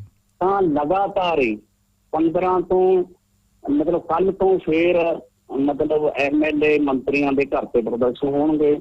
ਉਸ ਤੋਂ ਬਾਅਦ 20 ਨੂੰ ਫੇਰ ਜਿਵੇਂ ਉਹਨਾਂ ਨੇ ਯੂਨੀਅਨ ਨੇ ਕਾਲ ਦਿੱਤੀ ਹੈ ਵੀ ਭਾਰਤੀ ਕਿਸਾਨ ਯੂਨੀਅਨ ਨੇ ਬਈ ਰੋਡ ਜਾਮ ਕੀਤੇ ਜਾਣਗੇ ਜਾਂ ਹੋਰ ਜਿਹੜਾ ਵੀ ਸਖਤ ਐਕਸ਼ਨ ਲੈਵਾਂਗੇ। ਬਿਲਕੁਲ ਬਈ ਇਹ ਜਿਹੜੇ ਅਧਿਆਦੇਸ਼ ਨੇ ਇਹ ਰੱਦ ਕੀਤੇ ਜਾਣ ਜੀ। ਤੇ ਇੱਕ ਜਿਹੜਾ ਬਿਜਲੀ ਦਾ ਬਿੱਲ ਹੈ 2020 ਸੰਸ਼ੋਧਨ ਕਰਕੇ, ਤਾਂ ਉਹਦਾ ਵੀ ਮਤਲਬ ਉਸ ਨੂੰ ਵੀ ਇਹ ਵੀ ਮੰਗ ਹੈ ਵੀ ਉਸ ਨੂੰ ਰੱਦ ਕੀਤਾ ਜਾਵੇ ਜੀ। ਜੀ ਜੀ ਜੀ ਸਾਥੀ ਜੀ ਬਿਲਕੁਲ ਹਾਂਜੀ। ਇਹ ਬਹੁਤ ਮਤਲਬ ਵੱਡੇ ਪੱਧਰ ਤੇ ਸਾਡੀ ਜਿਹੜੀ ਮਤਲਬ ਆਲ ਇੰਡੀਆ ਕਿਸਾਨ ਮਹਾਸਭਾ ਹੈ ਜੀ, ਵੀ ਅਸੀਂ ਵੀ ਪੂਰਾ ਮਤਲਬ ਵਿਰੋਧ ਕਰ ਰਹੇ ਹਾਂ ਸਾਰੇ ਦੇਸ਼ ਦੇ ਵਿੱਚ। ਜਿੰਨਾ ਚਿਰ ਇਹ ਅਧਿਆਦੇਸ਼ ਰੱਦ ਨਹੀਂ ਹੁੰਦੇ ਅਸੀਂ ਸੰਘਰਸ਼ ਨੂੰ ਮੱਥਾ ਨਹੀਂ ਪੈਣ ਦੇਵਾਂਗੇ ਜੀ। ਮਤਲਬ ਉਗਰ ਤੋਂ ਉਗਰ ਕਿਸਾਨਾਂ ਨੂੰ ਸੰਗਠਿਤ ਕਰਕੇ ਨਾਲ ਲੈ ਕੇ ਵੀ ਵੱਡੇ ਪੱਧਰ ਤੇ ਇਹ ਘੋਲ ਜਿੰਨਾ ਚਿਰ ਅਧਿਆਦੇਸ਼ ਰੱਦ ਨਹੀਂ ਹੁੰਦੇ ਜੀ ਤਾਂ ਉਹਨਾਂ ਚਿਰ ਸਾਡਾ ਘੋਲ ਜਾਰੀ ਰਹੂਗਾ। ਬਿਲਕੁਲ ਸਾਥੀ ਜੀ ਤੁਹਾਡਾ ਬਹੁਤ ਬਹੁਤ ਧੰਨਵਾਦ ਸਾਡੇ ਰੇਡੀਓ ਮਾਧਿਅਮ ਤੇ ਆਉਣ ਲਈ। ਔਰ ਮੈਨੂੰ ਪੱਕਾ ਯਕੀਨ ਹੈ ਕਿ ਜਿਹੜੇ ਸਾਡੇ ਸਰੋਤੇ ਸੁਣ ਰਹੇ ਨੇ ਉਹ ਤੁਹਾਡੀਆਂ ਜਿਹੜੀਆਂ ਇਹ ਗੱਲਾਂ ਨੇ, ਵੱਡਮੁੱਲੀਆਂ ਗੱਲਾਂ ਨੇ, ਧਿਆਨ ਨਾਲ ਉਹਨਾਂ ਨੇ ਸੁਣੀਆਂ ਹੋਣਗੀਆਂ। ਔਰ ਸਾਥੀ ਜੀ ਆਉਂਦੇ ਸਮੇਂ ਦੇ ਵਿੱਚ ਵੀ ਜਿਹੜੇ ਚੱਲਦੇ ਸੰਘਰਸ਼ ਨੇ ਉਹਨਾਂ ਦੇ ਬਾਰੇ ਤੁਹਾਡੇ ਕੋਲੋਂ ਜਾਣਕਾਰੀ ਦਿੰਦੇ ਰਹਾਂਗੇ। ਤਾਂ ਸਾਥੀ ਜੀ ਤੁਹਾਡਾ ਬਹੁਤ ਬਹੁਤ ਧੰਨਵਾਦ ਰੇਡੀਓ ਤੇ ਆਉਣ ਲਈ। ਹਾਂਜੀ ਸਾਥੀ ਜੀ, ਤੁਸੀਂ ਮੈਨੂੰ ਮਤਲਬ ਆਪਦੇ ਰੇਡੀਓ ਇਨਕਲਾਬ ਮਤਲਬ ਚੈਨਲ ਤੇ ਮਤਲਬ ਟਾਈਮ ਦਿੱਤਾ, ਵੀ ਤੁਹਾਡਾ ਵੀ ਬਹੁਤ ਬਹੁਤ ਸ਼ੁਕਰੀਆ ਜੀ। ਸ਼ੁਕਰੀਆ ਸਾਥੀ, ਸਤਿ ਸ੍ਰੀ ਅਕਾਲ। ਧੰਨਵਾਦ। तो दोस्तों ये सन साथी सुखविंदर सिंह ऑल इंडिया किसान महासभा दे जिला फतेहाबाद दे प्रधान। तो ਭਾਰਤੀ ਜੀ ਆਪਾਂ ਗੀਤ ਜਿਹੜਾ ਸ਼ੁਰੂ ਕੀਤਾ ਸੀਗਾ ਆਪਣੀ ਟਾਈਮ ਅੰਬਾ ਕੂਨ ਨਾ ਕੀ ਹੈ, ਠੀਕ ਹੈ, ਚਲੋ ਆਪਾਂ ਗੱਲਬਾਤ ਜਾਰੀ ਰੱਖਦੇ ਹਾਂ ਜੀ। ਸੋ ਇਹਦੇ ਵਿੱਚ ਹੀ ਅਸੀਂ ਧੰਨਵਾਦ ਕਰਨਾ ਚਾਹਾਂਗੇ ਸਾਡੇ ਨੌਜਵਾਨ ਸਾਥੀ ਰਤੀਆ ਅਮਨ ਰਤੀਆ ਜਿਨ੍ਹਾਂ ਨੇ ਸਾਡਾ ਕੰਟੈਕਟ ਸਾਥੀ ਸੁਖਵਿੰਦਰ ਹੁਣਾਂ ਨਾਲ ਕਰਵਾਇਆ। ਆਪਣੇ ਨੌਜਵਾਨ ਸਾਥੀ ਨੇ ਅਮਨ ਰਤੀਆ ਔਰ AISF ਦੇ ਨਾਲ ਉਹ ਜੁੜੇ ਹੋਏ ਨੇ। AISF ਹਾਂਜੀ, ਮੈਨੂੰ ਪੱਕਾ ਯਕੀਨ ਹੈ। ਹਾਂਜੀ, ਸੋ ਉਹਨਾਂ ਨੇ ਇਹਨਾਂ ਦੇ ਨਾਲ ਸਾਡਾ ਜਿਹੜਾ ਕੰਟੈਕਟ ਕਰਾਇਆ, ਉਹਨਾਂ ਦਾ ਵੀ ਅਸੀਂ ਧੰਨਵਾਦ ਕਰਦੇ ਹਾਂ। ਸੋ ਦੋਸਤੋ, ਅਸੀਂ ਪਹਿਲਾਂ ਵੀ ਬਾਰ-ਬਾਰ ਇਹ ਗੱਲ ਕਹਿੰਦੇ ਹਾਂ ਕਿ ਇਹ ਮਸਲਾ ਇੰਨਾ ਗੰਭੀਰ ਆ ਭਾਰਤ ਦੀ, ਪੰਜਾਬ ਦੀ ਕਿਸਾਨਾਂ ਵਾਸਤੇ, ਖਾਸ ਕਰਕੇ ਛੋਟੀ ਕਿਸਾਨੀ ਵਾਸਤੇ। ਔਰ ਅਸੀਂ ਤੁਹਾਡੇ ਨਾਲ ਵਾਅਦਾ ਕਰਦੇ ਹਾਂ ਕਿ ਜਦੋਂ ਤੱਕ ਇਹ ਜਿਹੜੇ ਆਰਡੀਨੈਂਸ ਰੱਦ ਨਹੀਂ ਹੁੰਦੇ ਉਦੋਂ ਤੱਕ ਹਰ ਹਫ਼ਤੇ ਅਸੀਂ ਇਸ ਦੀ ਗੱਲਬਾਤ ਅਸੀਂ ਜ਼ਰੂਰ ਕਰਾਂਗੇ। ਔਰ ਉਹਨੂੰ ਜਿਹੜੀ ਉਹ MSP ਦੀ ਗੱਲਬਾਤ ਕੀਤੀ ਜਾ ਰਹੀ ਹੈ, ਉਹ ਬੜੀ ਇੱਕ ਕਮਾਲ ਦੀ ਗੱਲ ਹੈ ਕਿ ਸਰਕਾਰ ਪਹਿਲਾਂ ਉਹਨੂੰ ਰੱਦ ਕਰਨਾ ਚਾਹੁੰਦੀ ਸੀਗੀ ਤੇ ਹੁਣ ਉਹ ਕਹਿ ਰਹੇ ਸੀ ਨਹੀਂ ਰੱਦ ਕਰਾਂਗੇ। ਪਰ ਉਹਦੇ ਵਿੱਚ ਸਮਝਣ ਦੀ ਗੱਲ ਇਹ ਹੈ ਕਿ ਜਿਹਨੂੰ ਸਾਥੀ ਲੈਂਡਨ ਦੀ ਭਾਸ਼ਾ ਵਿੱਚ ਵਿਦਰਿੰਗ ਅਵੇ ਕਹਿੰਦੇ ਨਾ, ਕਿ ਆਪਣੇ ਆਪ ਅਲੋਪ ਹੋ ਜਾਣਾ। ਸੋ ਜਦੋਂ ਤੁਸੀਂ ਖੁੱਲੀ ਮੰਡੀ ਦਾ ਜਿਹੜਾ ਤੁਸੀਂ ਸੰਦਰਭ ਤੁਸੀਂ ਲੋਕਾਂ ਦੇ ਵਿੱਚ ਪੇਸ਼ ਕਰਦੇ ਹੋ ਤੇ ਉਹ ਆਪਣੇ ਆਪ ਆ ਜਿਹੜੀ ਮੰਡੀ ਬੋਰਡ ਆ ਜਿਹੜਾ MSP ਆ ਉਹ ਬਿਲਕੁਲ ਖਤਮ ਹੋ ਜਾਊਗੀ। ਸੋ ਉਹ ਬੜੀ ਇਹਨਾਂ ਦੀ ਇਸ ਗੱਲ ਦੇ ਵਿੱਚ ਬਹੁਤ ਜ਼ਿਆਦਾ ਸ਼ੈਤਾਨੀ ਹੈਗੀ ਆ।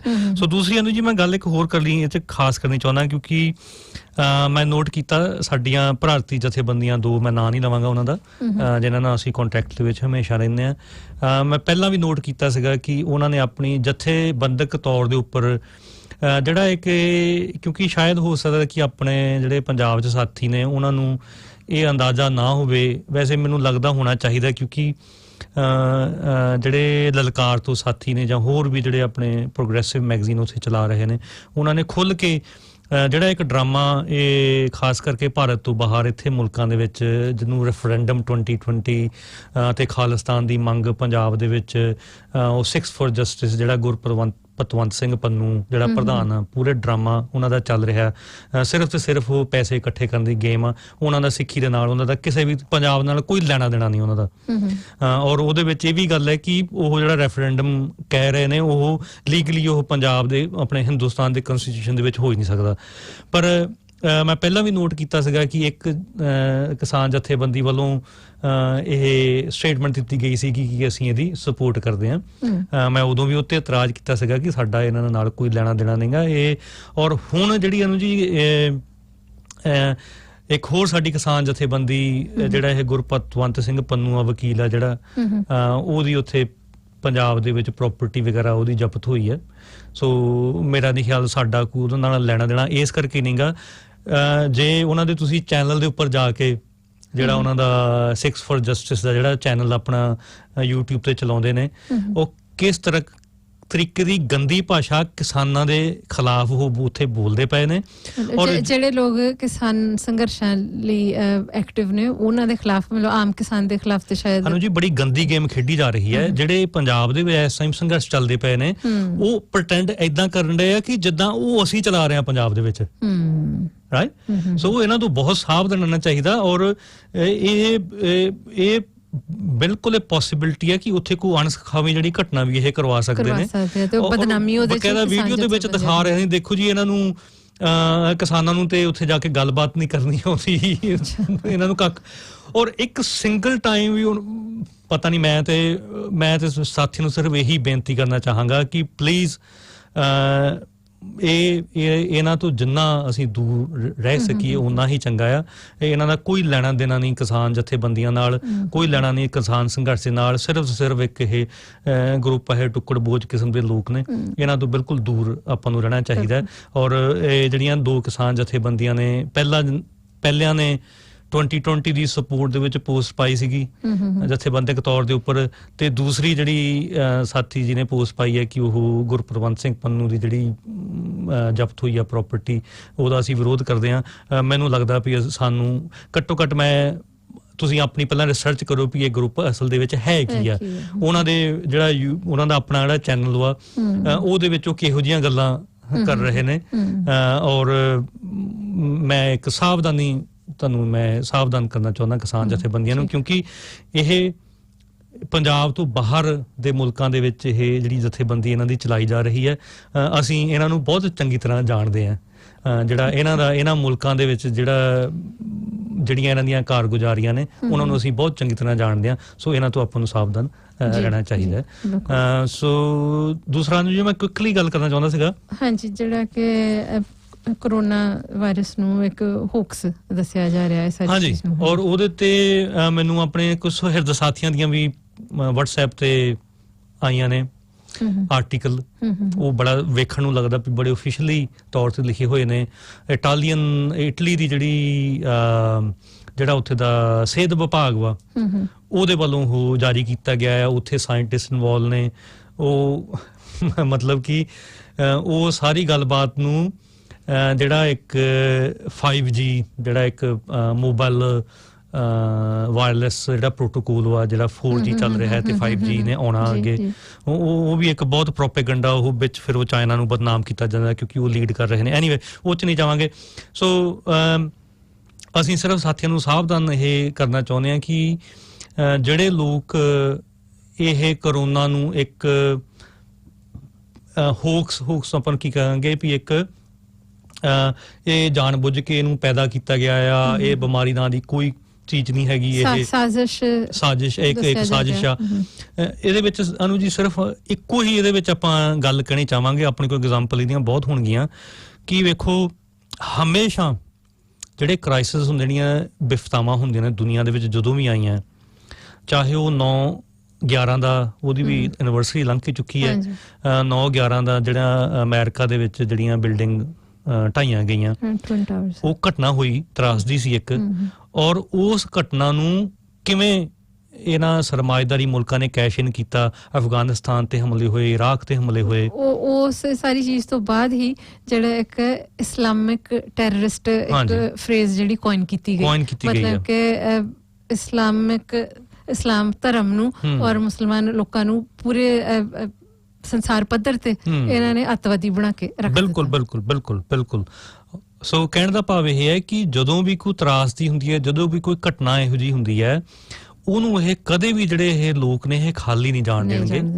ਉਹ ਆਪਣੇ ਸਮਰਥਨ ਦੇ ਵਿੱਚ, ਜਿਵੇਂ ਹੁਣ ਹੁਣੀ ਗੱਲਬਾਤ ਹੋਈ ਹੈ ਕਿ ਵੇਖੋ ਕਿਸ ਤਰੀਕੇ ਦੇ ਨਾਲ ਲਾਕਡਾਊਨ ਉਹ ਚੱਲਦਾ ਪਿਆ ਆ, ਔਰ ਇਹ ਕਿੰਨੇ ਖਤਰਨਾਕ ਜਿਹੜੇ ਆਰਡੀਨੈਂਸ ਨੇ ਉਹ ਉਹਨਾਂ ਨੇ ਪਾਸ ਕੀਤੇ ਆ, ਔਰ ਇਹਦੀਆਂ ਇੰਨੀਆਂ ਕਿ ਇਤਿਹਾਸ ਦੇ ਵਿੱਚ ਇੰਨੀਆਂ ਐਗਜ਼ਾਮਪਲ ਨੇ।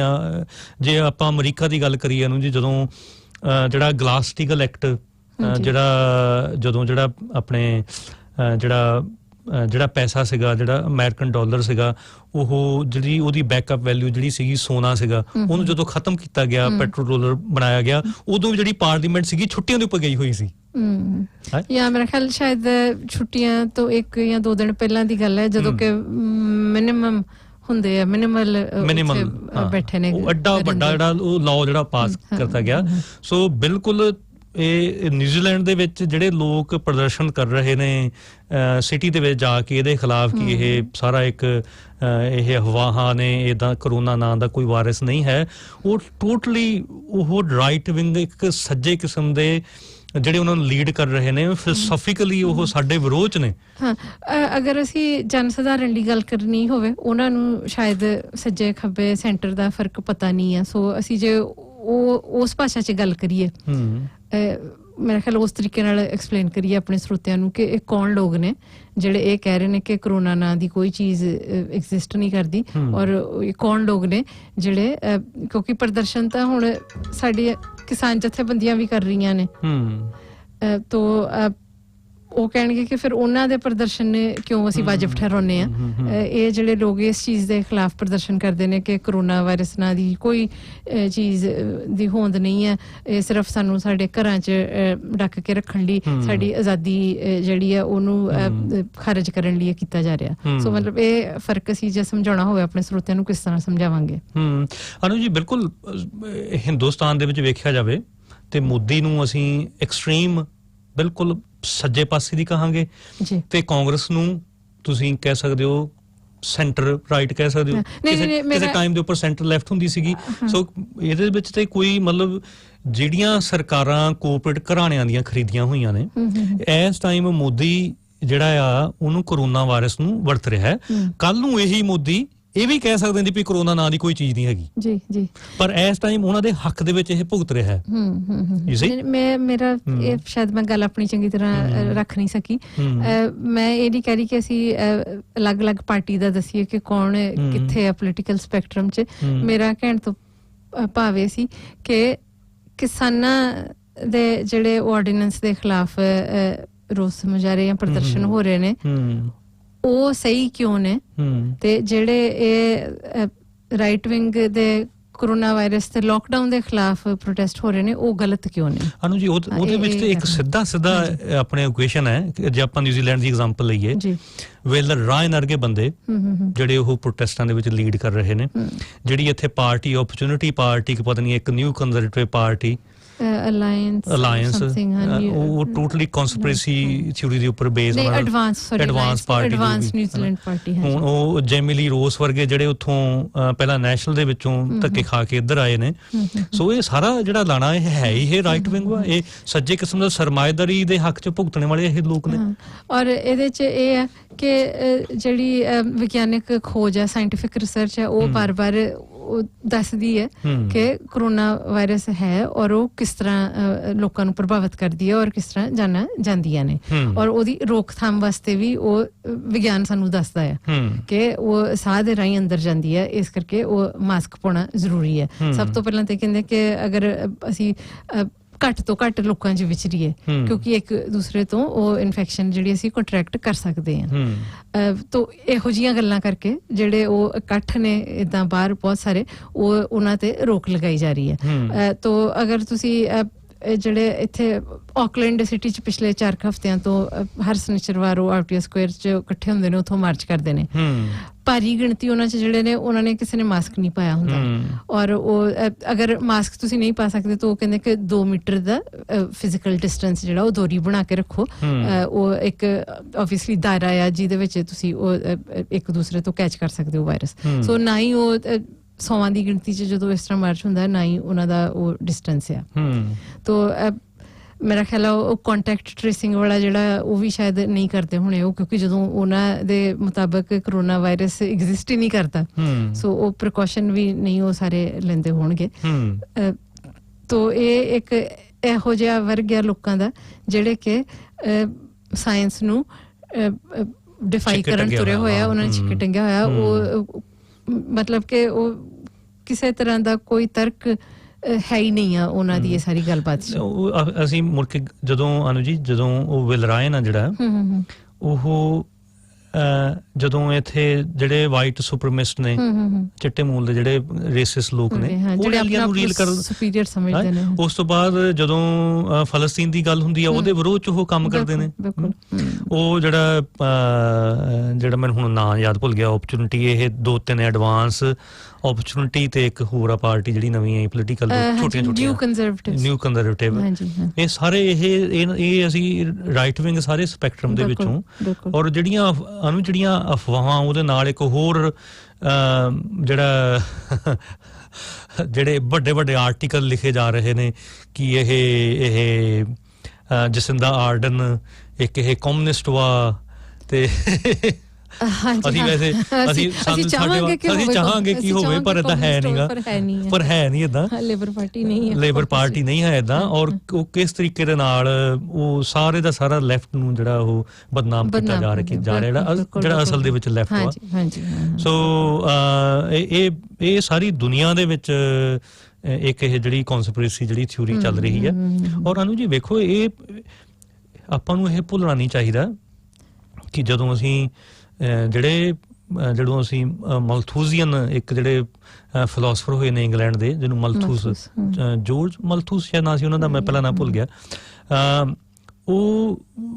ਉਸ ਜਦੋਂ ਬਸਤੀਵਾਦ ਦਾ ਟਾਈਮ ਸੀਗਾ, ਉਹ ਉਦੋਂ ਇਹ ਆਪਣੀ ਥਿਊਰੀ ਪ੍ਰਪੋਜ਼ ਕਰਦੇ ਨੇ ਕਿ ਇਹ ਮਤਲਬ ਕੁਛ ਜਿਹੜੇ ਲੋਕ ਨੇ ਨਾ ਉਹ ਤੇ ਬਿਮਾਰੀਆਂ ਨਾਲ ਮਾਰੀ ਜਾਣੇ ਚਾਹੀਦੇ ਨੇ ਨਾ। ਉਹ ਪੋਪੂਲੇਸ਼ਨ ਕੰਟਰੋਲ ਦੀ ਜਦੋਂ ਅਸੀਂ ਗੱਲ ਕਰਦੇ ਹਾਂ ਤੇ ਉਹ ਜਦੋਂ ਡਾਰਵਿਨ ਦੀ ਵੀ ਉਹਨੂੰ ਵਿੱਚ ਸ਼ਾਮਲ ਕਰ ਲਿਆ, ਡਾਰਵਿਨ ਤੇ ਉਹਨੂੰ ਆਪਾਂ ਇੱਕੋ ਕੈਟਾਗਰੀ ਰੱਖਦੇ ਹਾਂ ਤੇ ਸਰਵਾਈਵਲ ਆਫ ਦ ਫਿਟੈਸਟ। ਆਪਣੇ ਵੀ ਕਈ ਪ੍ਰੋਗਰੈਸਿਵ ਸਾਥੀਆਂ ਨੂੰ ਡਾਰਵਿਨ ਦੇ ਨਾਲ ਬਹੁਤ ਜ਼ਿਆਦਾ ਲਗਾਓ ਆ, ਪਰ ਅਸੀਂ ਸਾਡਾ ਉਹਦੇ ਬਾਰੇ ਜਿਹੜਾ ਸੋਚਣ ਦਾ ਤਰੀਕਾ ਬਿਲਕੁਲ ਵੱਖਰਾ ਹੈ। ਸੋ ਉਹ ਜਿਹੜੀ ਉਹ ਜਿਵੇਂ ਜਦੋਂ ਹਿਟਲਰ ਪਾਵਰ ਦੇ ਵਿੱਚ ਆਇਆ, ਉਹਨੇ ਕਮਿਊਨਿਸਟ ਵੀ ਉਹਨੇ ਵੱਡੇ, ਜੀਵ ਵੀ ਵੱਡੇ, ਉਹ ਜਿਹੜੇ ਡਿਸੇਬਲ ਲੋਕ ਸੀਗੇ ਉਹਨਾਂ ਨੂੰ ਵੀ ਇਹਨਾਂ ਦਾ ਜੀਣ ਦਾ ਇਹਨਾਂ ਨੂੰ ਕੋਈ ਹੱਕ ਨਹੀਂਗਾ, ਵੀ ਇਹ ਤੇ ਕਿਸੇ ਕੰਮ ਦੇ ਨਹੀਂ ਹੈਗੇ, ਬੋਝ ਹੋਣਗੇ ਸਮਾਜ ਤੇ, ਇਹਨਾਂ ਨੂੰ ਕੱਢੋ। ਔਰ ਉਸ ਤੋਂ ਬਾਅਦ ਜਿਹੜੇ ਮੇਲ ਫੀਮੇਲ ਤੋਂ ਇਲਾਵਾ ਜਿਹੜੇ ਬਾਕੀ ਜੈਂਡਰ ਨੇ, ਜਿਨ੍ਹਾਂ ਨੂੰ ਅਸੀਂ ਹੁਣ ਰੇਨਬੋ ਕਮਿਊਨਿਟੀ ਕਹਿੰਦੇ ਆ, ਉਹਦੇ ਚ ਹੋਮੋਸੈਕਸੁਅਲਸ ਹੁੰਦੇ ਨੇ, ਟਰਾਂਸਜੈਂਡਰਸ ਹੁੰਦੇ ਨੇ, ਉਹਨਾਂ ਨਾਲ ਵੀ ਉਹ ਕੁਛ ਕੀਤਾ। ਬਿਲਕੁਲ ਉਹ ਮਲਥੂਸ ਤੇ ਬਿਲਕੁਲ ਪ੍ਰਪੋਜ਼ ਕਰਦਾ ਉਸ ਟਾਈਮ ਦੇ ਉੱਪਰ ਵੀ ਇਹ ਲੋਕ, ਇਹ ਜਿਹੜੇ ਬਸਤੀਵਾਦ ਜਿਹੜੇ ਗਰੀਬ ਮੁਲਕਾਂ ਦੇ ਨੇ, ਇਹ ਫਿੱਟ ਨਹੀਂ ਹੈਗੇ ਇਹ ਸਰਵਾਈਵ ਕਰਨ ਨੂੰ, ਤੇ ਇਹ ਤੇ ਮਰ ਜਾਣੇ ਚਾਹੀਦੇ ਆ, ਇਹਨੂੰ ਕੋਈ ਇਹਦਾ ਕੋਈ ਵੱਡੀ ਗੱਲ ਨਹੀਂ ਗੀ, ਕਿਉਂਕਿ ਬਹੁਤ ਧਰਤੀ ਜਿਹੜੀ ਆ ਉਹ ਇੰਨੇ ਲੋਕਾਂ ਦਾ ਸਾਂਭ ਸੰਭਾਲ ਨਹੀਂ ਕਰ ਸਕਦੀ ਹੈਗੀ। ਸੋ ਇਹਨਾਂ ਨੂੰ ਮਰ ਜਾਣਾ। ਸੋ ਇਹਨੂੰ ਆਪਾਂ ਨੂੰ ਫਿਲਾਸੋਫਿਕਲੀ ਸਮਝਣਾ ਚਾਹੀਦਾ ਕਿ ਇਹ ਬਿਮਾਰੀਆਂ ਲੱਗ ਲੁੱਕ ਕੇ ਆਪੇ ਇਹ ਮਰ ਮੁਰ ਜਾਣ ਏਦਾਂ ਹੀ। ਸੋ ਉਹ ਵੀ ਇੱਕ ਵਿੱਚੋਂ ਵਿੱਚ ਇਹ ਵੀ ਇੱਕ ਏਜੰਡਾ ਜਿਹੜਾ ਹੋ ਸਕਦਾ ਹੈ। ਸੋ ਉਹ ਧਿਆਨ ਦੇ ਵਿੱਚ ਰੱਖਣਾ ਚਾਹੀਦਾ ਹੈ ਕਿ ਉਹ ਟੂ ਮੱਚ ਆ ਉਹਨਾਂ ਦੇ ਵਾਸਤੇ ਇਸ ਟਾਈਮ। ਸੋ ਕਿਉਂਕਿ ਖਾਸ ਕਰਕੇ ਜਦੋਂ ਪਤਾ ਹੈ ਕਿ ਆਕਲੈਂਡ ਦੇ ਵਿੱਚ ਕਮਿਊਨਿਟੀ ਟ੍ਰਾਂਸਮਿਸ਼ਨ ਜਿਹੜੀ ਹੈ ਕੋਵਿਡ ਦੀ ਹੋ ਚੁੱਕੀ ਹੈ, ਜਿਸ ਤਰ੍ਹਾਂ 1-2 ਚਰਚ ਆਈਡੈਂਟੀਫਾਈ ਕੀਤੇ ਗਏ ਨੇ ਐਜ਼ ਕਲਸਟਰਸ, ਤੋ ਇਹਨਾਂ ਲੋਕਾਂ ਨੂੰ ਹੈਰਾਨੀ ਦੀ ਗੱਲ ਇਹ ਵੀ ਹੈ ਕਿ ਇਹਨਾਂ ਤੇ ਕੋਈ ਐਕਸ਼ਨ ਵੀ ਨਹੀਂ ਲਿਆ ਜਾ ਰਿਹਾ, ਹਾਲਾਂਕਿ 10 ਤੋਂ ਵੱਧ ਲੋਕਾਂ ਦਾ ਇਕੱਤਰਤਾ ਤੇ ਇਸ ਵਕਤ ਬੈਨ ਆ। ਉਹ ਵੀ ਉਹਦੇ ਵਿੱਚ ਵੀ ਇੱਕ ਬਹੁਤ ਖਿਆਲ ਰੱਖਣ ਵਾਲੀ ਗੱਲ ਆ, ਉਹ ਜਿਹੜੀ ਈਵੈਂਜੈਲਿਕਲ ਜਿਹੜੀਆਂ ਚਰਚਾਂ ਨੇ ਉਹ ਵੀ ਰਾਈਟ ਵਿੰਗ ਚਰਚਸ ਨੇ। ਹਾਂਜੀ, ਉਹਦੇ ਮੁਤਾਬਕ ਜਿਹੜੇ ਆਪਣੇ ਕ੍ਰਿਸ ਸੁਲੇਵਾਨ ਵਾਲੇ ਜਿਹੜੇ ਸਾਡੇ ਯੂਨਿਟੇਰੀਅਨ ਚਰਚ ਹੋ ਗਿਆ ਜਾਂ ਕੈਥੋਲਿਕ ਚਰਚ ਨੇ, ਉਹ ਬਿਲਕੁਲ ਉਹਦਾ ਡਟ ਕੇ ਵਿਰੋਧ ਕਰ ਰਹੇ ਨੇ ਵੀ ਇਹ ਗੱਲਾਂ ਇਹ ਨਹੀਂ ਹੋਣੀਆਂ ਚਾਹੀਦੀਆਂ, ਕਿਉਂਕਿ ਉਹ ਵਿਚਾਰੇ ਸਾਰੇ ਆਪਣਾ ਜਿਹੜਾ ਉਹਨਾਂ ਦਾ ਸੰਡੇ ਮੈਸ ਜਾਂ ਸੰਡੇ ਗੈਦਰਿੰਗ ਹੁੰਦੀ ਉਹ ਆਨਲਾਈਨ ਕਰ ਰਹੇ ਨੇ। ਸੋ ਇਹ ਬਹੁਤ ਵੱਡਾ ਇੱਕ ਫਿਲਾਸੋਫੀਕਲ ਦੋ ਧਿਰਾਂ ਇਹ ਖੜੀਆਂ ਹੋਈਆਂ ਨੇ। ਇੱਕ ਪਾਸੇ ਉਹ ਸਰਮਾਏਦਾਰ ਧਿਰ ਖੜੀ ਹੋਈ ਹੈ, ਔਰ ਪਰ ਇਹਦੇ ਚ ਤਰਾਸਦੀ ਵਾਲੀ ਗੱਲ ਭਾਰਤੀ ਜੀ ਇਹ ਹੈ ਕਿ ਉਹ ਜਿਹੜੇ ਹਰ ਸਨਿਚਰਵਾਰ ਉੱਥੇ ਇਕੱਠੇ ਹੋ ਰਹੇ ਨੇ, ਉਹਦੇ ਵਿੱਚ ਆਮ ਲੋਕ ਵੀ ਸ਼ਾਮਲ ਨੇ, ਕੋਈ ਸ਼ੱਕ ਨਹੀਂ। ਖਾਸ ਕਰਕੇ ਜਿਹੜਾ ਮਾਉਰੀ ਭਾਈਚਾਰਾ ਆ ਬਹੁਤ ਵੱਡੀ ਗਿਣਤੀ 'ਚ ਅਟਰੈਕਟ ਹੋ ਰਿਹਾ ਉਧਰ ਨੂੰ। ਅਨੂ ਜੀ ਵੇਖੋ, ਇਹ ਜਿਹੜਾ ਤੁਹਾਡਾ ਨਸਲਵਾਦੀ ਹੋਣਾ, ਰੇਸਿਸਟ ਹੋਣਾ, ਉਹਦੇ ਵਿੱਚ ਭਾਈਚਾਰੇ ਵਾਲੀ ਕੋਈ ਵਿੰਸਟਨ ਪੀਟਰ ਨੂੰ ਅਸੀਂ ਦੇਖੀਏ, ਨਹੀਂ ਮੈਂ ਉਸ ਪੱਖ ਤੋਂ ਨਹੀਂ ਕਹਿ ਰਹੀ, ਕਾਫੀ ਉਹਦੇ ਵਿੱਚ ਕੁਝ ਇੱਕ ਲੋਕ ਇਸ ਤਰ੍ਹਾਂ ਦੇ ਜਿਹੜੇ ਜਨਰਲੀ ਸਾਡੇ ਨਾਲ ਸ਼ਾਮਲ ਹੁੰਦੇ ਨੇ, ਔਰ ਇਹੀ ਤੈਨੂੰ ਜੀ ਪੁਆਇੰਟ ਆ ਮੇਨ, ਕਿਉਂਕਿ ਉਹ ਉੱਥੇ ਜਾ ਰਹੇ ਨੇ, ਉਹ ਕਾਫੀ ਇੱਕ ਵੇਖੋ ਜਿਹੜੀ ਇਹ ਤਰਾਸਦੀ ਦੇ ਵਿੱਚੋਂ ਅਸੀਂ ਜਾ ਰਹੇ ਹਾਂ, ਮਨੁੱਖ ਇੱਕ ਸੋਸ਼ਲ ਜਿਹਨੂੰ ਆਪਾਂ ਕਵਾਂਗੇ ਸਮਾਜਿਕ ਪ੍ਰਾਣੀ ਹੈ। ਤੁਸੀਂ ਘਰਾਂ 'ਚ ਉਹਨੂੰ ਬੰਦ ਉਹਨੂੰ ਹੋਣਾ ਪੈ ਰਿਹਾ ਹੈ, ਉਹਨੂੰ ਇਸ ਟਾਈਮ ਦੁਨੀਆ ਦੇ ਵਿੱਚ ਜਿਹੜੇ ਮੈਂਟਲ ਤਣਾਅ ਜਿਹੜੇ ਨੇ ਉਹ ਵੱਧ ਰਹੇ ਨੇ, ਲੋਕੀ ਖੁੱਲ ਕੇ ਇੱਕ ਦੂਜੇ ਨੂੰ ਮਿਲਣਾ ਚਾਹੁੰਦੇ ਨੇ। ਸੋ ਇਹ ਕੁਦਰਤੀ ਨੈਚੁਰਲ, ਪਰ ਇਹ ਉਹਨੂੰ ਕੈਸ਼ਨ ਕਰ ਰਹੇ ਨੇ ਜਿਵੇਂ ਮੋਦੀ ਨੇ ਧਰਮ ਦੇ ਨਾਂ ਦੇ ਉੱਪਰ ਕੈਸ਼ਨ ਕੀਤਾ ਹੈ, ਟਰੰਪ ਨੇ ਜਿਹੜੀ ਆਮ ਲੋਕਾਂ ਦੀ ਭਾਸ਼ਾ ਵਰਤੀ ਗਈ ਹੈ ਵੀ ਮੈਂ ਜੀ ਉਹ ਜਿਹੜੀ ਪ੍ਰੋਡਕਸ਼ਨ ਵਾ ਉਥੋਂ ਅਮਰੀਕਾ ਤੋਂ ਜਿਹੜੀ ਦੂਜੇ ਚਾਈਨਾ ਦੇ ਵਿੱਚ ਜਾ ਰਹੀ ਹੈ, ਮੈਂ ਨੌਕਰੀਆਂ ਇੱਥੇ ਲੈ ਕੇ ਆਉਂਗਾ, ਮੈਂ ਵਰਕਰਾਂ ਨੂੰ ਇੱਥੇ ਨੌਕਰੀਆਂ ਦਊਂਗਾ। ਮਤਲਬ ਹਰ ਇੱਕ ਜਿਹੜੀ ਉਹੀ ਗੱਲ ਮੁੜ ਕੇ ਘਿੜ ਕੇ ਫੇਰ ਆ ਗਈ ਹੈ ਕਿ ਹਰ ਜਿਹੜਾ ਵੀ ਕੋਈ ਤਰਾਸਦੀ ਚੱਲ ਰਹੀ ਹੈ, ਚਾਹੇ ਅਨਐਮਪਲੋਇਮੈਂਟ ਦੀ ਹੋਵੇ, ਚਾਹੇ ਕੋਵਿਡ ਦੀ ਹੋਵੇ, ਉਹਨੂੰ ਇਹ ਜਿਹੜੇ ਲੋਕ ਨੇ ਉਹ ਕੈਸ਼ ਇਨ ਕਰਦੇ ਨੇ, ਉਹਨੂੰ ਹੱਲ ਕਰਨ ਦੀ ਜਗ੍ਹਾ ਤੇ ਆਮ ਲੋਕਾਂ ਨੂੰ ਉਹ ਗੁੰਮਰਾਹ ਕਰਦੇ ਨੇ। ਸੋ ਉਹ ਇਸ ਚੀਜ਼ ਤੋਂ ਸਾਨੂੰ ਬਿਲਕੁਲ ਅਗਾਹ ਬਿਲਕੁਲ ਰਹਿਣਾ ਚਾਹੀਦਾ। ਔਰ ਮੈਂ ਜਿਹੜੀ ਪਹਿਲਾਂ ਰਿਪੀਟ ਕਰਦਾ ਪਿਆ ਕਿ ਜੇ ਮੋਦੀ ਅੱਜ ਉਹਨੂੰ ਵਰਤ ਰਿਹਾ ਹੈ, ਕੱਲ ਉਹ ਇਹ ਵੀ ਕਹਿ ਸਕਦਾ ਵੀ ਇਹ ਇੱਕ ਜਿਹੜਾ ਹੈਗਾ ਆ ਇੱਕ ਹੋਕਸ ਵਾ, ਇੱਕ ਗਲਤ ਹੈ, ਉਹ ਵੀ ਇਹ ਵੀ ਕਰ ਸਕਦੇ ਨੇ। ਪਰ ਇਸ ਟਾਈਮ ਉਹਦੇ ਹੱਕ ਦੇ ਵਿੱਚ ਸਾਰੀ ਗੱਲਬਾਤ ਭੁਗਤ ਰਹੀ ਹੈ, ਕਿਉਂਕਿ ਉਹਦੇ ਨਾਲ ਜਿਹੜੇ ਚੱਲਦੇ ਸੰਘਰਸ਼ ਨੇ ਉਹਨੂੰ ਦਬਾਉਣਾ ਬਹੁਤ ਸੌਖਾ ਹੋ ਰਿਹਾ। ਪਰ ਆਪਣੇ ਸਾਥੀਆਂ ਨੂੰ ਮੈਂ ਇਹ ਸਲਾਹ ਦਊਂਗਾ ਕਿ ਬਿਲਕੁਲ ਇਹੋ ਜਿਹੀਆਂ ਚੀਜ਼ਾਂ ਦੇ ਵਿੱਚ ਆਪਾਂ ਨਾ ਜਾਈਏ। ਇਹ ਜਿਹੜਾ ਇਹ ਵਾਇਰਸ ਹੈ ਇਹ ਸਹੀ ਹੈ, ਔਰ ਜਿੰਨੀਆਂ ਪ੍ਰੀਕਾਸ਼ਨ ਜਿਹੜੀਆਂ ਨੇ ਆਪਾਂ ਨੂੰ ਲੈਣੀਆਂ ਚਾਹੀਦੀਆਂ ਨੇ। ਬਿਲਕੁਲ ਜੀ, ਬਿਲਕੁਲ। ਤੋ ਉਸ ਤੋਂ ਅੱਗੇ ਅਸੀਂ ਥੋੜੀ ਚਰਚਾ ਕਰਨਾ ਚਾਹੁੰਦੇ ਸੀ ਜੇਮਸ ਸ਼ਾ, ਜਿਹੜੇ ਕਿ ਇੱਥੇ ਪੋਲੀਟੀਕਲ ਪਾਰਟੀ ਗ੍ਰੀਨ ਪਾਰਟੀ ਹੈ ਜਿਹੜੀ, ਉਹਦੇ ਕੋ ਲੀਡਰ ਨੇ ਜੀ। ਤੋ ਬੀਤੇ ਦਿਨਾਂ ਵਿੱਚ 2 ਇਹੋ ਜਿਹੇ ਇਨਸੀਡੈਂਟ ਸਾਹਮਣੇ ਆਏ ਨੇ ਜਿਹਦੇ ਤੋਂ ਸਾਡਾ ਮੰਨਣਾ ਇਹ ਹੈ ਕਿ ਜੇਮਸ ਸ਼ਾ ਨੂੰ, ਗ੍ਰੀਨ ਪਾਰਟੀ ਨੂੰ ਜੇਮਸ ਸ਼ਾ ਨੂੰ ਬਰਖਾਸਤ ਕਰ ਦੇਣਾ ਚਾਹੀਦਾ ਔਰ ਉਹਨਾਂ ਨੂੰ ਰਿਪਲੇਸ ਕਰਨਾ ਚਾਹੀਦਾ ਕਿਸੇ ਐਸੇ ਵਿਅਕਤੀ ਨਾਲ ਜਿਹੜਾ ਵਾਕਈ ਗ੍ਰੀਨ ਪਾਰਟੀ ਦੀਆਂ ਜਿਹੜੀਆਂ ਵੈਲਿਊਜ਼ ਨੇ ਔਰ ਜਿਹੜੇ ਉਹਨਾਂ ਨੇ ਪਾਲਿਸੀਜ਼ ਬੀਤੇ ਦਿਨਾਂ 'ਚ ਸਾਹਮਣੇ ਰੱਖੀਆਂ ਨੇ ਇਲੈਕਸ਼ਨ ਨੂੰ ਲੈ ਕੇ, ਉਹ ਉਹਨਾਂ 'ਚ ਵਾਕਈ ਵਿਸ਼ਵਾਸ ਕਰਦਾ ਹੋਵੇ। ਤੋ ਇੱਕ ਤਾਂ ਇਨਸੀਡੈਂਟ ਇਹਦੇ ਵਿੱਚ ਉਹਨੂੰ ਜੀ ਐਡ ਕਰ ਦਈਏ, ਜਿਵੇਂ ਖੱਬੇ ਸੱਜੇ ਪਹਿਲਾਂ ਗੱਲ ਚੱਲਣ ਡਈ ਸੀ ਕਿ ਹੁਣ ਇਹ ਜਿਹੜੀ ਅਸੀਂ ਪਾਰਟੀ ਦੀ ਗੱਲ ਕਰ ਰਹੇ ਹਾਂ, ਸਾਡੇ ਮੁਤਾਬਕ ਪੋਲੀਟੀਕਲੀ ਸਭ ਤੋਂ ਜ਼ਿਆਦਾ ਖੱਬੇ ਪਾਸੇ, ਜਦਕਿ ਲੇਬਰ ਨੂੰ ਹੋਣਾ ਚਾਹੀਦਾ, ਉਹ ਨਹੀਂ ਹੈ। ਸੋ ਇਹਨੂੰ ਅਸੀਂ ਲੇਬਰ ਤੋਂ ਥੋੜੀ ਖੱਬੇ ਪਾਸੇ, ਇਹਨੂੰ ਵੀ ਅਸੀਂ ਐਕਸਟ੍ਰੀਮ ਨਹੀਂ ਕਵਾਂਗੇ, ਪਰ ਜਿੰਨੀ ਖੱਬੇ ਹੋ ਸਕਦੀ ਹੈ ਪਾਰਲੀਮੈਂਟਰੀ ਸਿਸਟਮ ਦੇ ਵਿੱਚ ਹੈ। ਤੋ $11 ਮਿਲੀਅਨ ਦਾ ਬਜਟ ਜਿਹੜਾ ਅਪਰੂਵ ਕੀਤਾ ਗਿਆ ਜੇਮਸ ਸ਼ਾ ਔਰ ਹੋਰਨਾਂ ਦੇ ਦੁਆਰਾ, ਇੱਕ ਉਹ ਇਕੋ ਜਾਂ ਗ੍ਰੀਨ এনवायरमेंटली ਸੇਫ ਸਕੂਲ ਜਿਹੜਾ, ਪਰ ਪ੍ਰਾਈਵੇਟ ਸਕੂਲ। ਤੋ ਗ੍ਰੀਨ ਪਾਰਟੀ ਜਿਹੜੀ ਕਿ ਲੋਕਾਂ ਦੇ ਹੱਕਾਂ ਦੀ ਗੱਲ ਕਰਦੀ ਹੈ ਔਰ ਉਹ ਕਹਿੰਦੀ ਹੈ ਕਿ ਜਿਹੜੇ ਬੈਨੀਫਿਸ਼ਰੀਜ਼ ਦੇ ਇੰਨੇ ਹੋਣੇ ਚਾਹੀਦੇ ਹੈ ਕਿ ਉਹ ਇੱਕ ਡਿਗਨੀਫਾਈਡ ਤਰੀਕੇ ਨਾਲ ਆਪਣਾ ਗੁਜ਼ਾਰਾ ਕਰ ਸਕਣ ਔਰ ਹੋਰ ਪੋਵਰਟੀ, ਗਰੀਬੀ ਹਟਾਉਣਾ ਚਾਹੁੰਦੀ ਹੈ, ਅਮੀਰ ਗਰੀਬ ਦਾ ਪਾੜਾ ਜਿਹੜਾ ਉਹਨੂੰ ਬਿਲਕੁਲ ਘੱਟ ਕਰਨਾ ਚਾਹੁੰਦੀ ਹੈ ਔਰ ਐਸੈਟ ਸੇਲਸ ਦੇ ਖਿਲਾਫ ਹੈ ਔਰ TPPA ਦਾ ਜਿੰਨਾ ਸਾਰਾ ਸੀਗਾ ਕਿ ਉਹ ਫ੍ਰੀ ਮਾਰਕੀਟ 'ਚ ਫ੍ਰੀ ਇਕੋਨਮੀ, ਉਹ ਚੀਜ਼ਾਂ ਦੇ ਇਹ ਫਿਲੋਸੋਫਿਕਲੀ ਸਿਧਾਂਤਕ ਤੌਰ ਤੇ ਖਿਲਾਫ ਹੈ।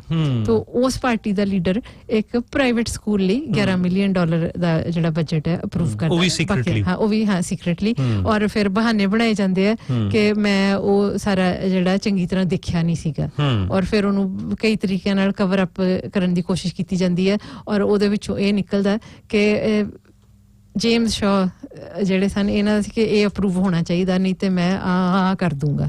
ਸੋ ਪਹਿਲਾਂ ਇਹ ਕਵਰ ਅਪ ਕਰਨ ਦੀ ਕੋਸ਼ਿਸ਼ ਕੀਤੀ ਕਿ ਮੈਨੂੰ ਤੇ ਇਹਦਾ ਪਤਾ ਹੀ ਨਹੀਂ ਸੀਗਾ ਤੇ ਮੈਂ ਤੇ ਐਵੇਂ ਬਸ ਥੋੜਾ ਜਿਹਾ ਦੇਖ ਕੇ ਇਹਨੂੰ ਅਪਰੂਵ ਕਰ ਦਿੱਤਾ।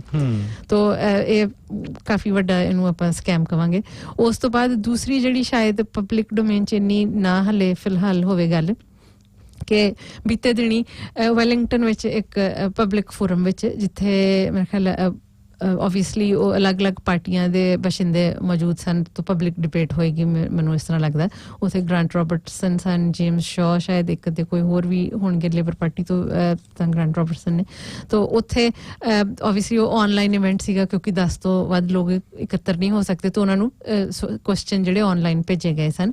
ਤਾਂ ਸਾਡੇ ਸਾਥੀ ਨੇ ਨਾਡੀਆ, ਜਿਹੜੇ ਕਿ ਫਲਸਤੀਨੀ ਨੇ, ਵੈਲਿੰਗਟਨ ਰਹਿੰਦੇ ਨੇ, ਐਕਟਿਵਿਸਟ ਹੈ, ਯੰਗ ਲੜਕੀ ਹੈ।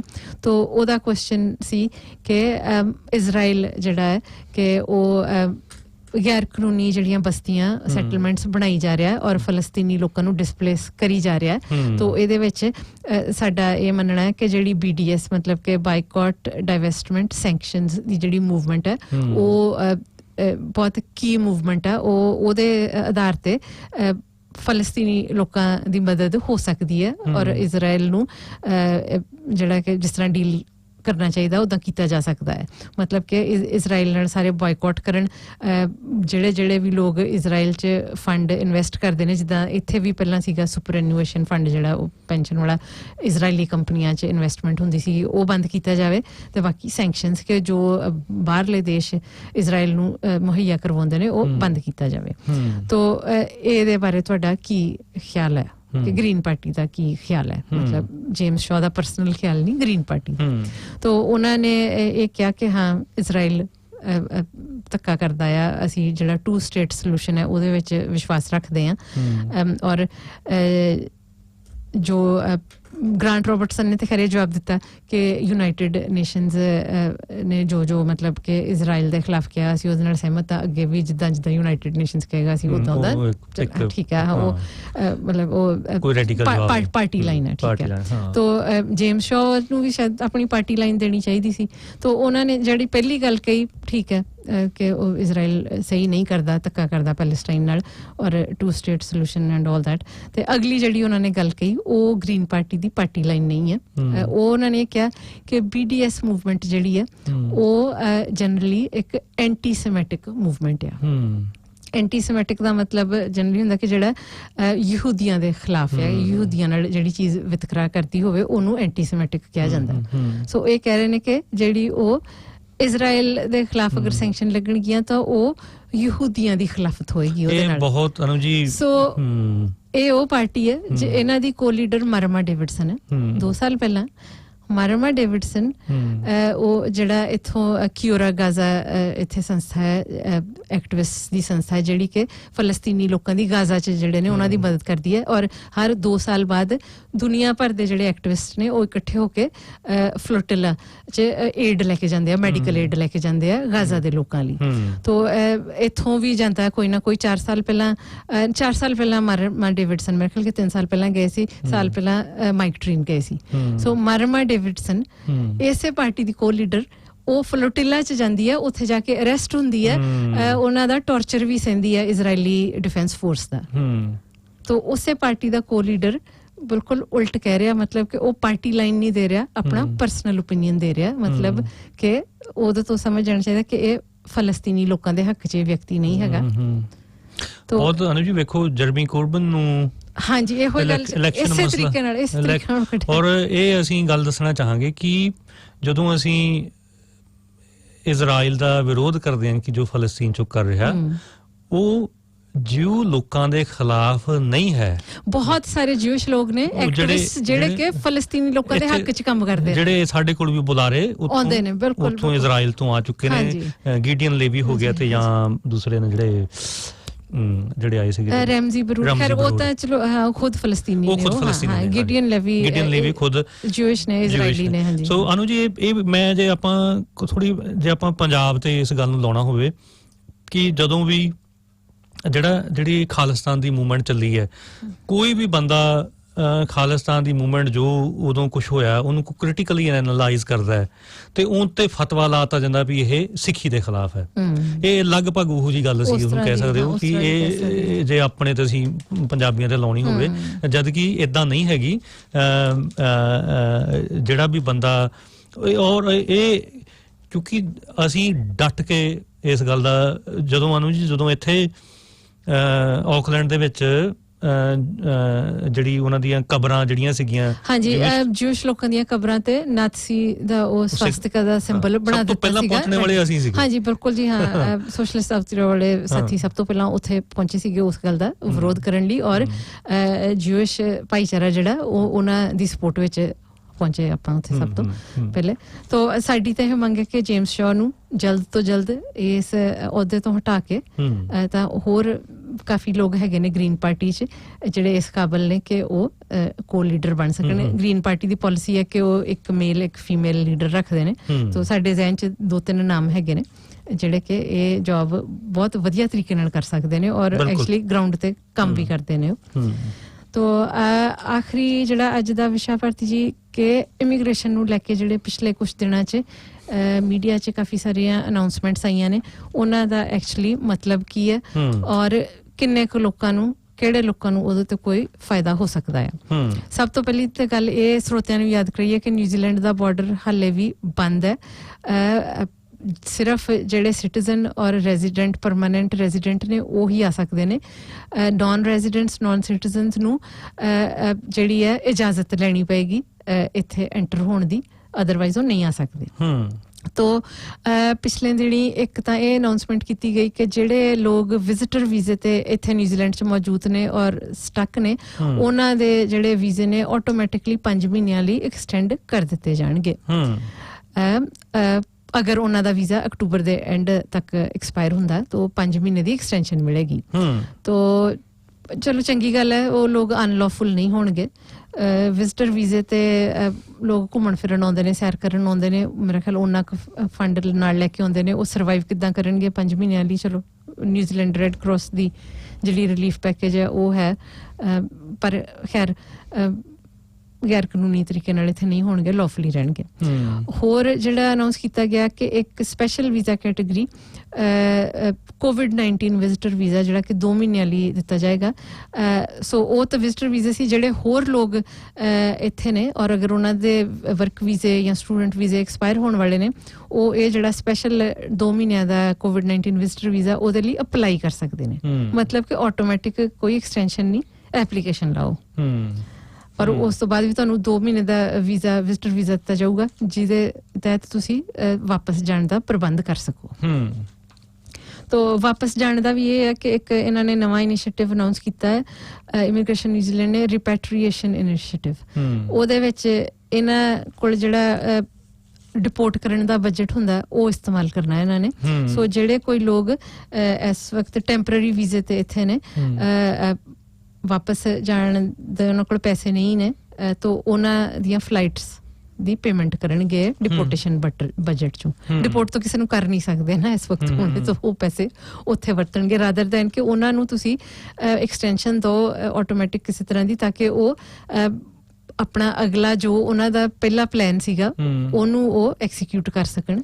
ਪਰ ਨਹੀਂ, ਉਹਨਾਂ ਨੂੰ ਹੁਣ ਜਿਹੜਾ PR ਦਾ ਸੁਪਨਾ ਲੈ ਕੇ ਆਏ ਹੋਏ, ਹਾਂ, ਸੋ ਅਗਲਾ ਵਰਕ ਵੀਜ਼ਾ ਜਾਂ ਅਗਲਾ ਸਟੂਡੈਂਟ ਵੀਜ਼ਾ ਕੁਛ ਨਾ ਕੁਛ ਆਪਣਾ ਕਰ ਸਕਣ, ਪਰ ਨਹੀਂ, ਉਹਨਾਂ ਨੂੰ ਜੀ ਵਾਪਸ ਭੇਜਿਆ ਜਾਏਗਾ।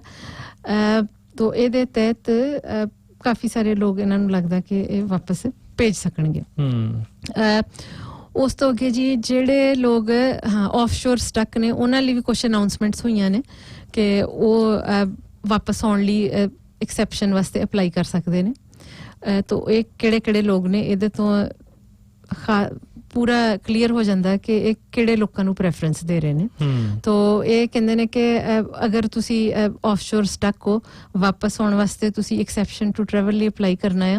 ਉਹਦੀ ਪਹਿਲੀ ਸ਼ਰਤ ਇਹ ਹੈ ਕਿ ਜਿਹੜੀ ਜੌਬ ਤੁਸੀਂ ਛੱਡ ਕੇ ਗਏ ਸੀਗੇ ਜਨਵਰੀ, ਫਰਵਰੀ, ਮਾਰਚ, ਉਦੋਂ ਦੇ ਲੋਕ ਗਏ ਹੋਏ ਨੇ, ਛੱਡ ਕੇ ਗਏ ਸੀ, ਉਹ ਜੌਬ ਹੁਣ ਵੀ ਤੁਹਾਡੇ ਕੋਲ ਹੋਣੀ ਚਾਹੀਦੀ ਹੈ। ਗਲਤ ਹੈ ਜੀ, ਬਿਲਕੁਲ ਇੰਪੋਸੀਬਲ ਵਾ, ਅਨਲੈਸ ਤੁਹਾਡੇ ਕੋਲ ਕੋਈ ਬਹੁਤ ਜ਼ਿਆਦਾ specialised world class specialised skill ਆ, ਸ਼ਾਇਦ ਹੀ ਕਿਸੇ ਦੀ ਜੌਬ ਬਾਕੀ ਬਚੀ ਹੋਵੇ। ਸਾਨੂੰ ਆਪਣੇ ਸਰਕਲ ਚੋਂ ਇੱਕ ਜਾਣਦੇ ਨੇ, 2 ਦਿਨ ਪਹਿਲਾਂ ਮੈਨੂੰ ਉਹ ਲੜਕੀ ਦਾ ਫੋਨ ਆਇਆ, ਉਹਦਾ ਜਿਹੜਾ ਜੀਵਨ ਸਾਥੀ ਆ, ਉਸ ਦਿਨ ਉਹਦਾ ਵੀਜ਼ਾ ਜਿਹੜਾ ਐਕਸਪਾਇਰ ਹੋ ਚੁੱਕਿਆ ਸੀਗਾ।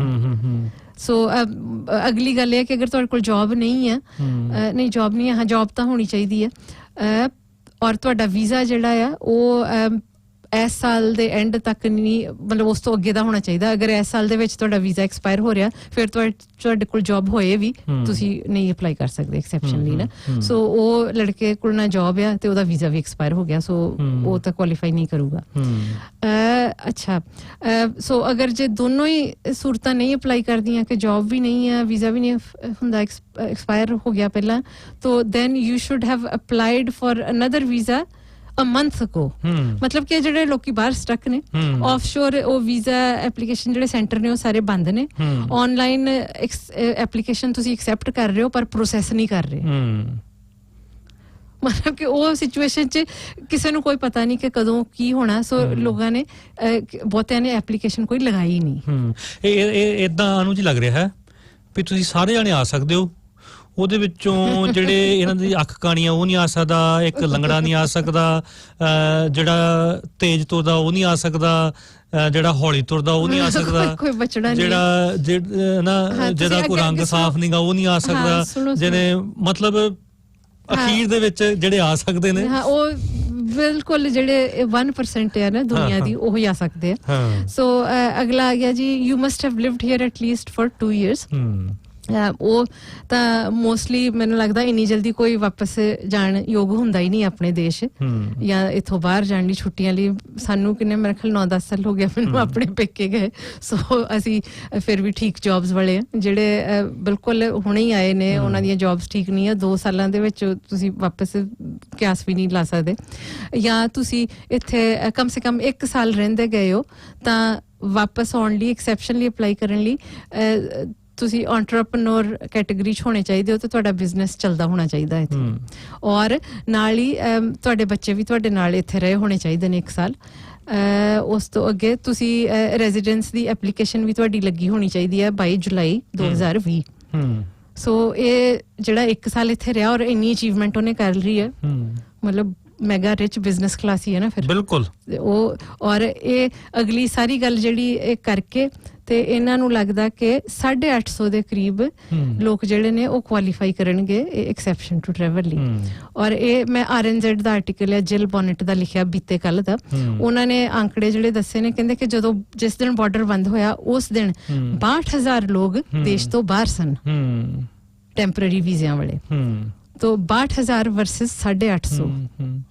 ਅਨੂ ਜੀ ਮੈਂ ਇੰਗਲੈਂਡ ਤੋਂ ਇੱਕ ਸੱਜਣ ਸੀਗੇ ਬ੍ਰਿਟਿਸ਼, ਉਹ ਸੌਰੀ ਮੈਂ ਹਾਂਜੀ 3-4 ਮਿੰਟ ਹਾਂਜੀ ਉਹ ਮੈਂ ਉਹਨਾਂ ਦੀ ਇੰਨੀ ਰਿਸਪੈਕਟ, ਉਹਨਾਂ ਦੇ ਰੇਡੀਓ ਤੇ RNZ ਤੇ ਗੱਲ ਕਰ ਰਹੇ ਸੀਗੇ, ਉਹ ਇਸ ਗੱਲ ਦਾ ਅਫਸੋਸ ਜਾਰੀ ਕਰ ਰਹੇ ਸੀਗੇ ਕਿ ਜਿਹੜੇ ਹਿੰਦੁਸਤਾਨ 'ਚ ਨੇ ਜਿਹੜੇ ਉਹ ਵੇਵਰ ਕੰਟਰੀ ਨੇ। ਹਾਂ ਮੈਂ ਉਹ ਅਗਲੀ ਉਹੀ ਗੱਲ ਹੈ। ਸੋ ਉਹ ਬੰਦਾ ਇਹ ਕਹਿ ਰਿਹਾ ਸੀਗਾ ਕਿ ਮੇਰਾ ਤੇ ਕੰਮ ਸੌਟ ਆਊਟ ਹੋ ਗਿਆ, ਪਰ ਮੈਨੂੰ ਬਹੁਤ ਜ਼ਿਆਦਾ ਅਫਸੋਸ ਹੋਇਆ ਕਿ ਇਹਨਾਂ ਨੇ ਬਾਕੀ ਜਿਹੜੇ ਫਸੇ ਹੋਏ ਨੇ ਮੇਰੇ ਵਰਗੇ ਉਹਨਾਂ ਨਾਲ ਇਹ ਧੱਕਾ ਕਰ ਰਹੇ ਨੇ। ਹਾਂ ਜਿਹੜੇ ਪਾਰਟਨਰਸ ਵਾਸਤੇ ਜਿਹੜਾ ਕਿ partners of citizens and residents can come here and all that, ਸਿਰਫ ਉਹ ਤਾਂ ਆ ਸਕਦੇ ਆ ਕਿ ਜਿਹੜਾ ਪਾਰਟਨਰ ਆ ਜਾਂ ਉਹ ਆਸਟ੍ਰੇਲੀਆ ਤੋਂ ਹੋਵੇ ਜਾਂ ਵੀਜ਼ਾ ਵੇਵਰ ਕੰਟਰੀ ਤੋਂ ਹੋਵੇ। ਸੋ ਹੁਣ ਅਮਰੀਕਾ, ਹਾਂ ਉਹ ਯੂਰਪੀਅਨ ਦੇਸ਼ ਤਕਰੀਬਨ ਮਤਲਬ ਕਿ ਡਿਵੈਲਪਡ ਕੰਟਰੀਜ਼ ਦੇ ਸਾਰੇ ਆ ਜਾਂਦੇ ਨੇ। 61 ਦੇਸ਼ ਨੇ, ਇੰਡੀਆ ਨਹੀਂ ਹੈਗਾ ਵੀਜ਼ਾ ਵੇਵਰ ਕੰਟਰੀ 'ਚ। ਇੰਡੀਆ, ਪਾਕਿਸਤਾਨ, ਬੰਗਲਾਦੇਸ਼, ਸ਼੍ਰੀਲੰਕਾ ਇਹ ਸਾਡੇ ਜਿੱਥੋਂ ਦੇ ਕੇ ਜ਼ਿਆਦਾਤਰ ਲੋਕ ਇੱਥੇ ਟੈਂਪਰੇਰੀ ਵੀਜ਼ਿਆਂ ਵਾਲੇ ਨੇ। ਤੋ ਇਹ 62,000 ਉਹ ਕਹਿੰਦੇ ਨੇ, ਮੇਰਾ ਖਿਆਲ ਹੈ ਕੁਝ ਲੋਕ ਆ ਗਏ ਹੋਣਗੇ, ਸ਼ਾਇਦ ਘਟ ਗਏ ਹੁਣ ਸਾਨੂੰ ਲੱਗਦਾ ਸੀ 40-42,000 ਦੇ ਕਰੀਬ ਸਟਕ ਨੇ, ਪਰ ਇਹਨਾਂ ਨੇ ਕਾਫੀ ਵੱਡਾ ਅੰਕੜਾ ਦਿੱਤਾ ਇੱਥੇ। ਤੋ ਉਹੀ 1-2% ਜਿਹੜਾ ਉੱਪਰਲਾ ਤਬਕਾ ਬੈਠਾ ਹੈ ਐਲੀਟ, ਇਹ ਉਹਨਾਂ ਲਈ ਹੀ ਹੈ ਸਹੂਲਤ ਵੀ ਜਿਹੜੇ ਉਹ ਵੀ ਕੁਆਲਿਟੀ ਦੇ ਚਾਹੀਦੇ ਨੇ। ਹਾਂਜੀ ਮਾਈਗ੍ਰੈਂਟ ਵੀ ਕੁਆਲਿਟੀ ਦੇ ਚਾਹੀਦੇ ਆ। ਇਹਦੇ ਵਿੱਚ ਜਿੰਨੀਆਂ ਅਨਾਉਂਸਮੈਂਟ ਹੋਈਆਂ ਨੇ ਉਹਦੇ 'ਚ ਇੱਕ ਛੋਟੀ ਜਿਹੀ ਪੋਜ਼ਿਟਿਵ ਖਬਰ ਆ ਕਿ ਜਿਹੜੇ ਲੋਕਾਂ ਦੇ ਨਵੇਂ ਰੈਜ਼ੀਡੈਂਟ ਵੀਜ਼ਾਸ ਜਿਨ੍ਹਾਂ ਨੂੰ ਇਸ਼ੂ ਹੋਏ ਨੇ ਹਾਲੇ, ਜਿਨ੍ਹਾਂ ਦੇ ਉਹ ਰੈਜ਼ੀਡੈਂਟ ਵੀਜ਼ਾ ਪਰਮਾਨੈਂਟ ਰੈਜ਼ੀਡੈਂਟ 'ਚ ਨਹੀਂ ਤਬਦੀਲ ਹੋਏ, ਤਾਂ ਉਹਨਾਂ ਦਾ ਉਹ ਟਰੈਵਲ ਕੰਡੀਸ਼ਨਸ ਹੁੰਦੀਆਂ ਨੇ ਕਿ ਵਿਦਨ ਬਾਈ ਸਰਟਨ ਡੇਟ ਉਹਨਾਂ ਨੇ ਐਂਟਰ ਕਰਨਾ ਹੁੰਦਾ ਕੰਟਰੀ 'ਚ, ਜਾਂ ਅਗਰ ਉਹ ਇੱਥੇ ਰਹਿੰਦਿਆਂ ਨੂੰ ਉਹ ਰੈਜ਼ੀਡੈਂਟ ਵੀਜ਼ਾ ਇਸ਼ੂ ਹੋਇਆ ਤਾਂ ਕਿਸੇ ਕਾਰਨ ਉਹ ਨਿਊਜ਼ੀਲੈਂਡ ਤੋਂ ਬਾਹਰ ਗਏ ਨੇ, ਬਾਈ ਦੈਟ ਸਰਟਨ ਡੇਟ ਉਹਨਾਂ ਨੇ ਵਾਪਸ ਐਂਟਰ ਕਰਨਾ ਹੁੰਦਾ, ਪਰ ਲੋਕਡਾਊਨ ਕਰਕੇ ਨਹੀਂ ਕਰ ਸਕਣਗੇ। ਸੋ ਉਹ ਸਾਰੀ ਕੈਟੇਗਰੀ ਵਾਲੇ ਜਿਹੜੇ ਨੇ ਉਹਨਾਂ ਨੂੰ 1 ਸਾਲ ਦੀ ਆਟੋਮੈਟਿਕ ਵੀਜ਼ਾ ਐਕਸਟੈਂਸ਼ਨ ਦੇ ਦਿੱਤੀ ਗਈ ਹੈ, ਔਰ 5,600 ਲੋਕ ਜਿਹੜੇ ਉਹਨਾਂ ਨੂੰ ਇਹ ਤੋਂ ਫਾਇਦਾ ਹੋਏਗਾ। ਸਾਰੀਆਂ ਅਨਾਉਂਸਮੈਂਟ 'ਚ ਸਿਰਫ ਇਹ ਇੱਕ ਪੋਜ਼ਿਟਿਵ ਖਬਰ ਹੈ। ਅਨੂ ਜਿਹੜੀ ਇੱਕ ਫੇਸਬੁੱਕ ਲਾਈਵ ਹੋਈ ਸੀ, ਜਿਹੜਾ ਸਵਾਲ ਪੁੱਛਿਆ ਗਿਆ ਸੀ ਕਿ ਟੈਂਪਰੇਰੀ ਓਪਨ ਵਰਕ ਵੀਜ਼ਾ ਵਾਲੇ, ਹਾਂਜੀ ਉਹ ਸਪੈਸੀਫਿਕਲੀ ਓਪਨ ਵਰਕ ਵੀਜ਼ਾ ਨੂੰ ਮੈਂਸ਼ਨ ਨਹੀਂ ਕੀਤਾ ਗਿਆ, ਪਰ ਇਹ ਸਾਰੀਆਂ ਜਿਹੜੀਆਂ ਪਬਲਿਕ ਡੋਮੇਨ 'ਚ ਉਹ ਕੰਡੀਸ਼ਨਸ ਪਈਆਂ ਨੇ। ਅਗਰ ਕੋਈ ਓਪਨ ਵਰਕ ਵੀਜ਼ਾ ਵਾਲਾ ਉਹਨੂੰ ਫੁਲਫਿਲ ਕਰਦਾ ਆ ਤਾਂ ਉਹ ਐਕਸੈਪਸ਼ਨ ਲਈ ਅਪਲਾਈ ਕਰਕੇ ਦੇਖ ਸਕਦਾ ਆ, ਸ਼ਾਇਦ ਉਹਨਾਂ ਨੂੰ ਮਿਲ ਜਾਵੇ। ਅਸੀਂ ਕੋਈ ਕਹਿ ਨਹੀਂ ਸਕਦੇ, ਅਸੀਂ ਇੰਡੀਵਿਜੂਅਲ ਕੇਸਿਸ ਤੇ ਵੈਸੇ ਵੀ ਇਮੀਗ੍ਰੇਸ਼ਨ ਐਡਵਾਈਸ ਜਿਹੜੀ ਨਹੀਂ ਦੇ ਸਕਦੇ ਹੁੰਦੇ। ਇਹ ਪਬਲਿਕ ਡੋਮੇਨ 'ਚ ਜਿਹੜੀ ਇਨਫੋਰਮੇਸ਼ਨ ਹੈ ਉਹਦੇ ਆਧਾਰ ਤੇ ਅਸੀਂ ਗੱਲ ਕਰ ਰਹੇ ਹਾਂ। ਤੋ ਹਾਂਜੀ, ਜੋ ਇਹ ਕਿਸੇ ਨੂੰ ਕੋਈ ਬਹੁਤਾ ਫਾਇਦਾ ਨਹੀਂ ਹੋਣ ਵਾਲਾ ਇਹਦੇ ਚੋਂ। ਜਿਹੜੇ ਅਸੀਂ ਵਰਕਿੰਗ ਲੋਕ ਆ ਉਹਨਾਂ ਚੋਂ ਤਾਂ ਸ਼ਾਇਦ ਹੀ ਕਿਸੇ ਇੱਕ ਅੱਧੇ ਨੂੰ ਇਹਦੇ ਚੋਂ ਕੋਈ ਫਾਇਦਾ ਹੋਏਗਾ। ਤੋ ਇੱਕ ਨੂੰ ਜਿਹੜੀ ਇਹਨਾਂ ਨੇ ਕਿ ਤੁਹਾਡੀ ਜੌਬ ਹਜੇ ਤੱਕ ਵੀ ਹੋਊਗੀ 6-7 ਮਹੀਨਿਆਂ ਬਾਅਦ, ਮਤਲਬ ਪਹਿਲੀ ਗੱਲ ਤੇ ਤੁਸੀਂ ਜਿੰਨੇ ਵੀ ਉਹ ਪ੍ਰਵਾਸੀ ਕੰਮ ਨੇ ਉਹ ਸਭ ਤੋਂ ਮੇਨੀਅਲ ਜੌਬ ਕਰਦੇ ਨੇ ਜਿਹੜੀਆਂ ਹੋਰ ਕੋਈ ਕਰਨਾ ਨਹੀਂ ਚਾਹੁੰਦਾ, ਚਾਹੇ ਉਹ ਟਰੱਕ ਡਰਾਈਵਿੰਗ ਹੋਵੇ, ਚਾਹੇ ਜੋ ਵੀ ਜਿੰਨਾ ਵੀ ਸਭ ਤੋਂ ਜ਼ਿਆਦਾ ਹੇਠਾਂ ਇਹਨਾਂ ਨੇ ਉਹ ਸਕਿੱਲ ਕੈਟੇਗਰੀ 'ਚ ਵੀ ਥੋੜੇ ਜਿਹਾ ਕੁਛ ਅਦਰ ਸਕਿੱਲਸ ਵਾਲਾ ਵੀ ਕੀਤਾ ਆ ਕਿ ਅਗਰ ਤੁਹਾਡੇ ਕੋਲ ਕੋਈ ਇਹੋ ਜਿਹੀ ਸਕਿੱਲ ਆ ਜਿਹੜੀ ਇੱਥੇ ਕਿਸੇ ਕੋਲ ਨਹੀਂ ਆ, ਜਾਂ ਫਟਾਫਟ ਕਿਸੇ ਨੂੰ ਟ੍ਰੇਨ ਕਰਕੇ ਉਹ ਸਕਿੱਲ ਨਹੀਂ ਦਵਾ ਸਕਦੇ ਇੱਥੋਂ ਦੇ EMPLOYER, ਤਾਂ ਉਹ EMPLOYER ਉਹ ਵਾਲੇ ਮਾਈਗ੍ਰੈਂਟਸ ਨੂੰ ਬੁਲਾ ਸਕਦੇ ਨੇ ਇੱਥੇ ਜੌਬਸ ਵਾਸਤੇ। ਤਾਂ ਉਹ ਮਤਲਬ ਕਿ ਮੇਰੇ ਖਿਆਲ ਉਹ ਨਵੇਂ ਮਾਈਗ੍ਰੈਂਟਸ, ਅਸੀਂ ਇਹ ਕਵਾਂਗੇ ਕਿ ਹੋਰ ਨਵੇਂ ਮਾਈਗ੍ਰੈਂਟਸ ਇਹੋ ਜਿਹੀਆਂ ਕੈਟੇਗਰੀਆਂ ਬਣਾ ਕੇ ਕ੍ਰੀਏਟ ਕਰਕੇ ਮੰਗਵਾਉਣ ਦੀ ਜਗ੍ਹਾ ਤੇ ਜਿਹੜੇ ਆਲਰੇਡੀ ਇੱਥੇ ਸੀਗੇ ਹੁਣ ਸਟਕ ਨੇ ਉਹਨਾਂ ਨੂੰ ਪਹਿਲੇ ਵਾਪਸ ਲਿਆਂਦਾ ਜਾਵੇ, ਔਰ ਜਿਹੜੇ ਸਾਰੇ ਇੱਥੇ ਨੇ ਸਾਰਿਆਂ ਨੂੰ ਇੱਕ ਪਾਥਵੇ ਟੂ ਰੈਜ਼ੀਡੈਂਸ ਦਿੱਤਾ ਜਾਵੇ, ਤਾਂ ਕਿ ਇਹ ਜਿਹੜੀਆਂ ਘੁੰਮਣ ਘੇਰੀਆਂ ਨੇ ਇਹੋ ਜਿਹੇ ਕੰਪਲਿਕੇਟਡ ਜਿਹੜੀਆਂ ਅਨਾਉਂਸਮੈਂਟਸ ਨੇ ਇਹ ਸਾਰਾ ਕੁਝ ਬੰਦ ਸਾਫ਼ ਨਹੀਂ ਗਈ ਜੀ ਨੀਅਤ। ਮੈਂ ਤੇ ਉਹਨੂੰ ਜੀ ਅਸੀਂ ਤੇ ਇਹੀ ਕਹਿਣਾ ਚਾਹਾਂਗੇ ਕਿ ਇਹ ਹੁਣ ਕੈਂਪੇਨ ਸ਼ੁਰੂ ਹੋ ਗਈ ਆ ਪੋਲੀਟੀਕਲ, ਹਾਂਜੀ, ਤੇ ਸਾਨੂੰ ਇਹਦਾ ਲੱਗਦਾ ਕਿ ਹੁਣ ਜਿਹੜੇ ਲੀਡਰ ਨੇ ਉਹ ਘਰਾਂ ਤੋਂ ਬਾਹਰ ਆਉਣਗੇ ਤੇ ਇਹਨਾਂ ਨੂੰ ਮੁੜ ਕੇ ਘੇਰਿਆ ਜਾਵੇ ਬਿਲਕੁਲ ਇਹਨਾਂ ਦੇ ਕੋਲੋਂ ਤਿੱਖੇ ਸਵਾਲ ਪੁੱਛੇ ਜਾਣ ਤੇ ਇਲੈਕਸ਼ਨ ਤੱਕ ਜਿਹੜਾ ਪ੍ਰੈਸ਼ਰ ਹੈ ਜਿਹੜਾ ਇਹਨਾਂ ਤੇ ਬਣਾਉਣਾ ਚਾਹੀਦਾ। ਬਿਲਕੁਲ ਬਿਲकुल ਜੀ। तो ਇਹਦੇ ਨਾਲ ਹੀ ਅਸੀਂ ਇਜਾਜ਼ਤ ਲੈਂਦੇ ਹਾਂ ਜੀ। ਅਗਲੇ ਹਫਤੇ ਦੁਬਾਰਾ ਮੁਲਾਕਾਤ ਹੋਏਗੀ ਜੀ। ਕਾਕੀਤੇ ਆਨੋ।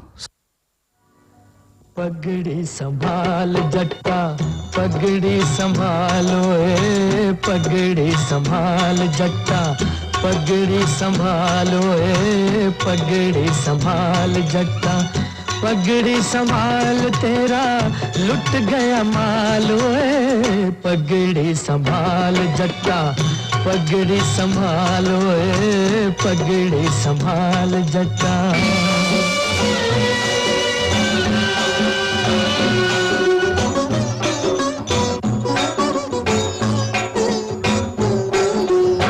तक बैठा देखेगा तू हाथों की ये लकीरें कब तक बैठा देखेगा तू हाथों की ये लकीरें तोड़ गुलामी की ये पुरानी जंग भरी जंजीरें हिम्मत हो तो बन जाती है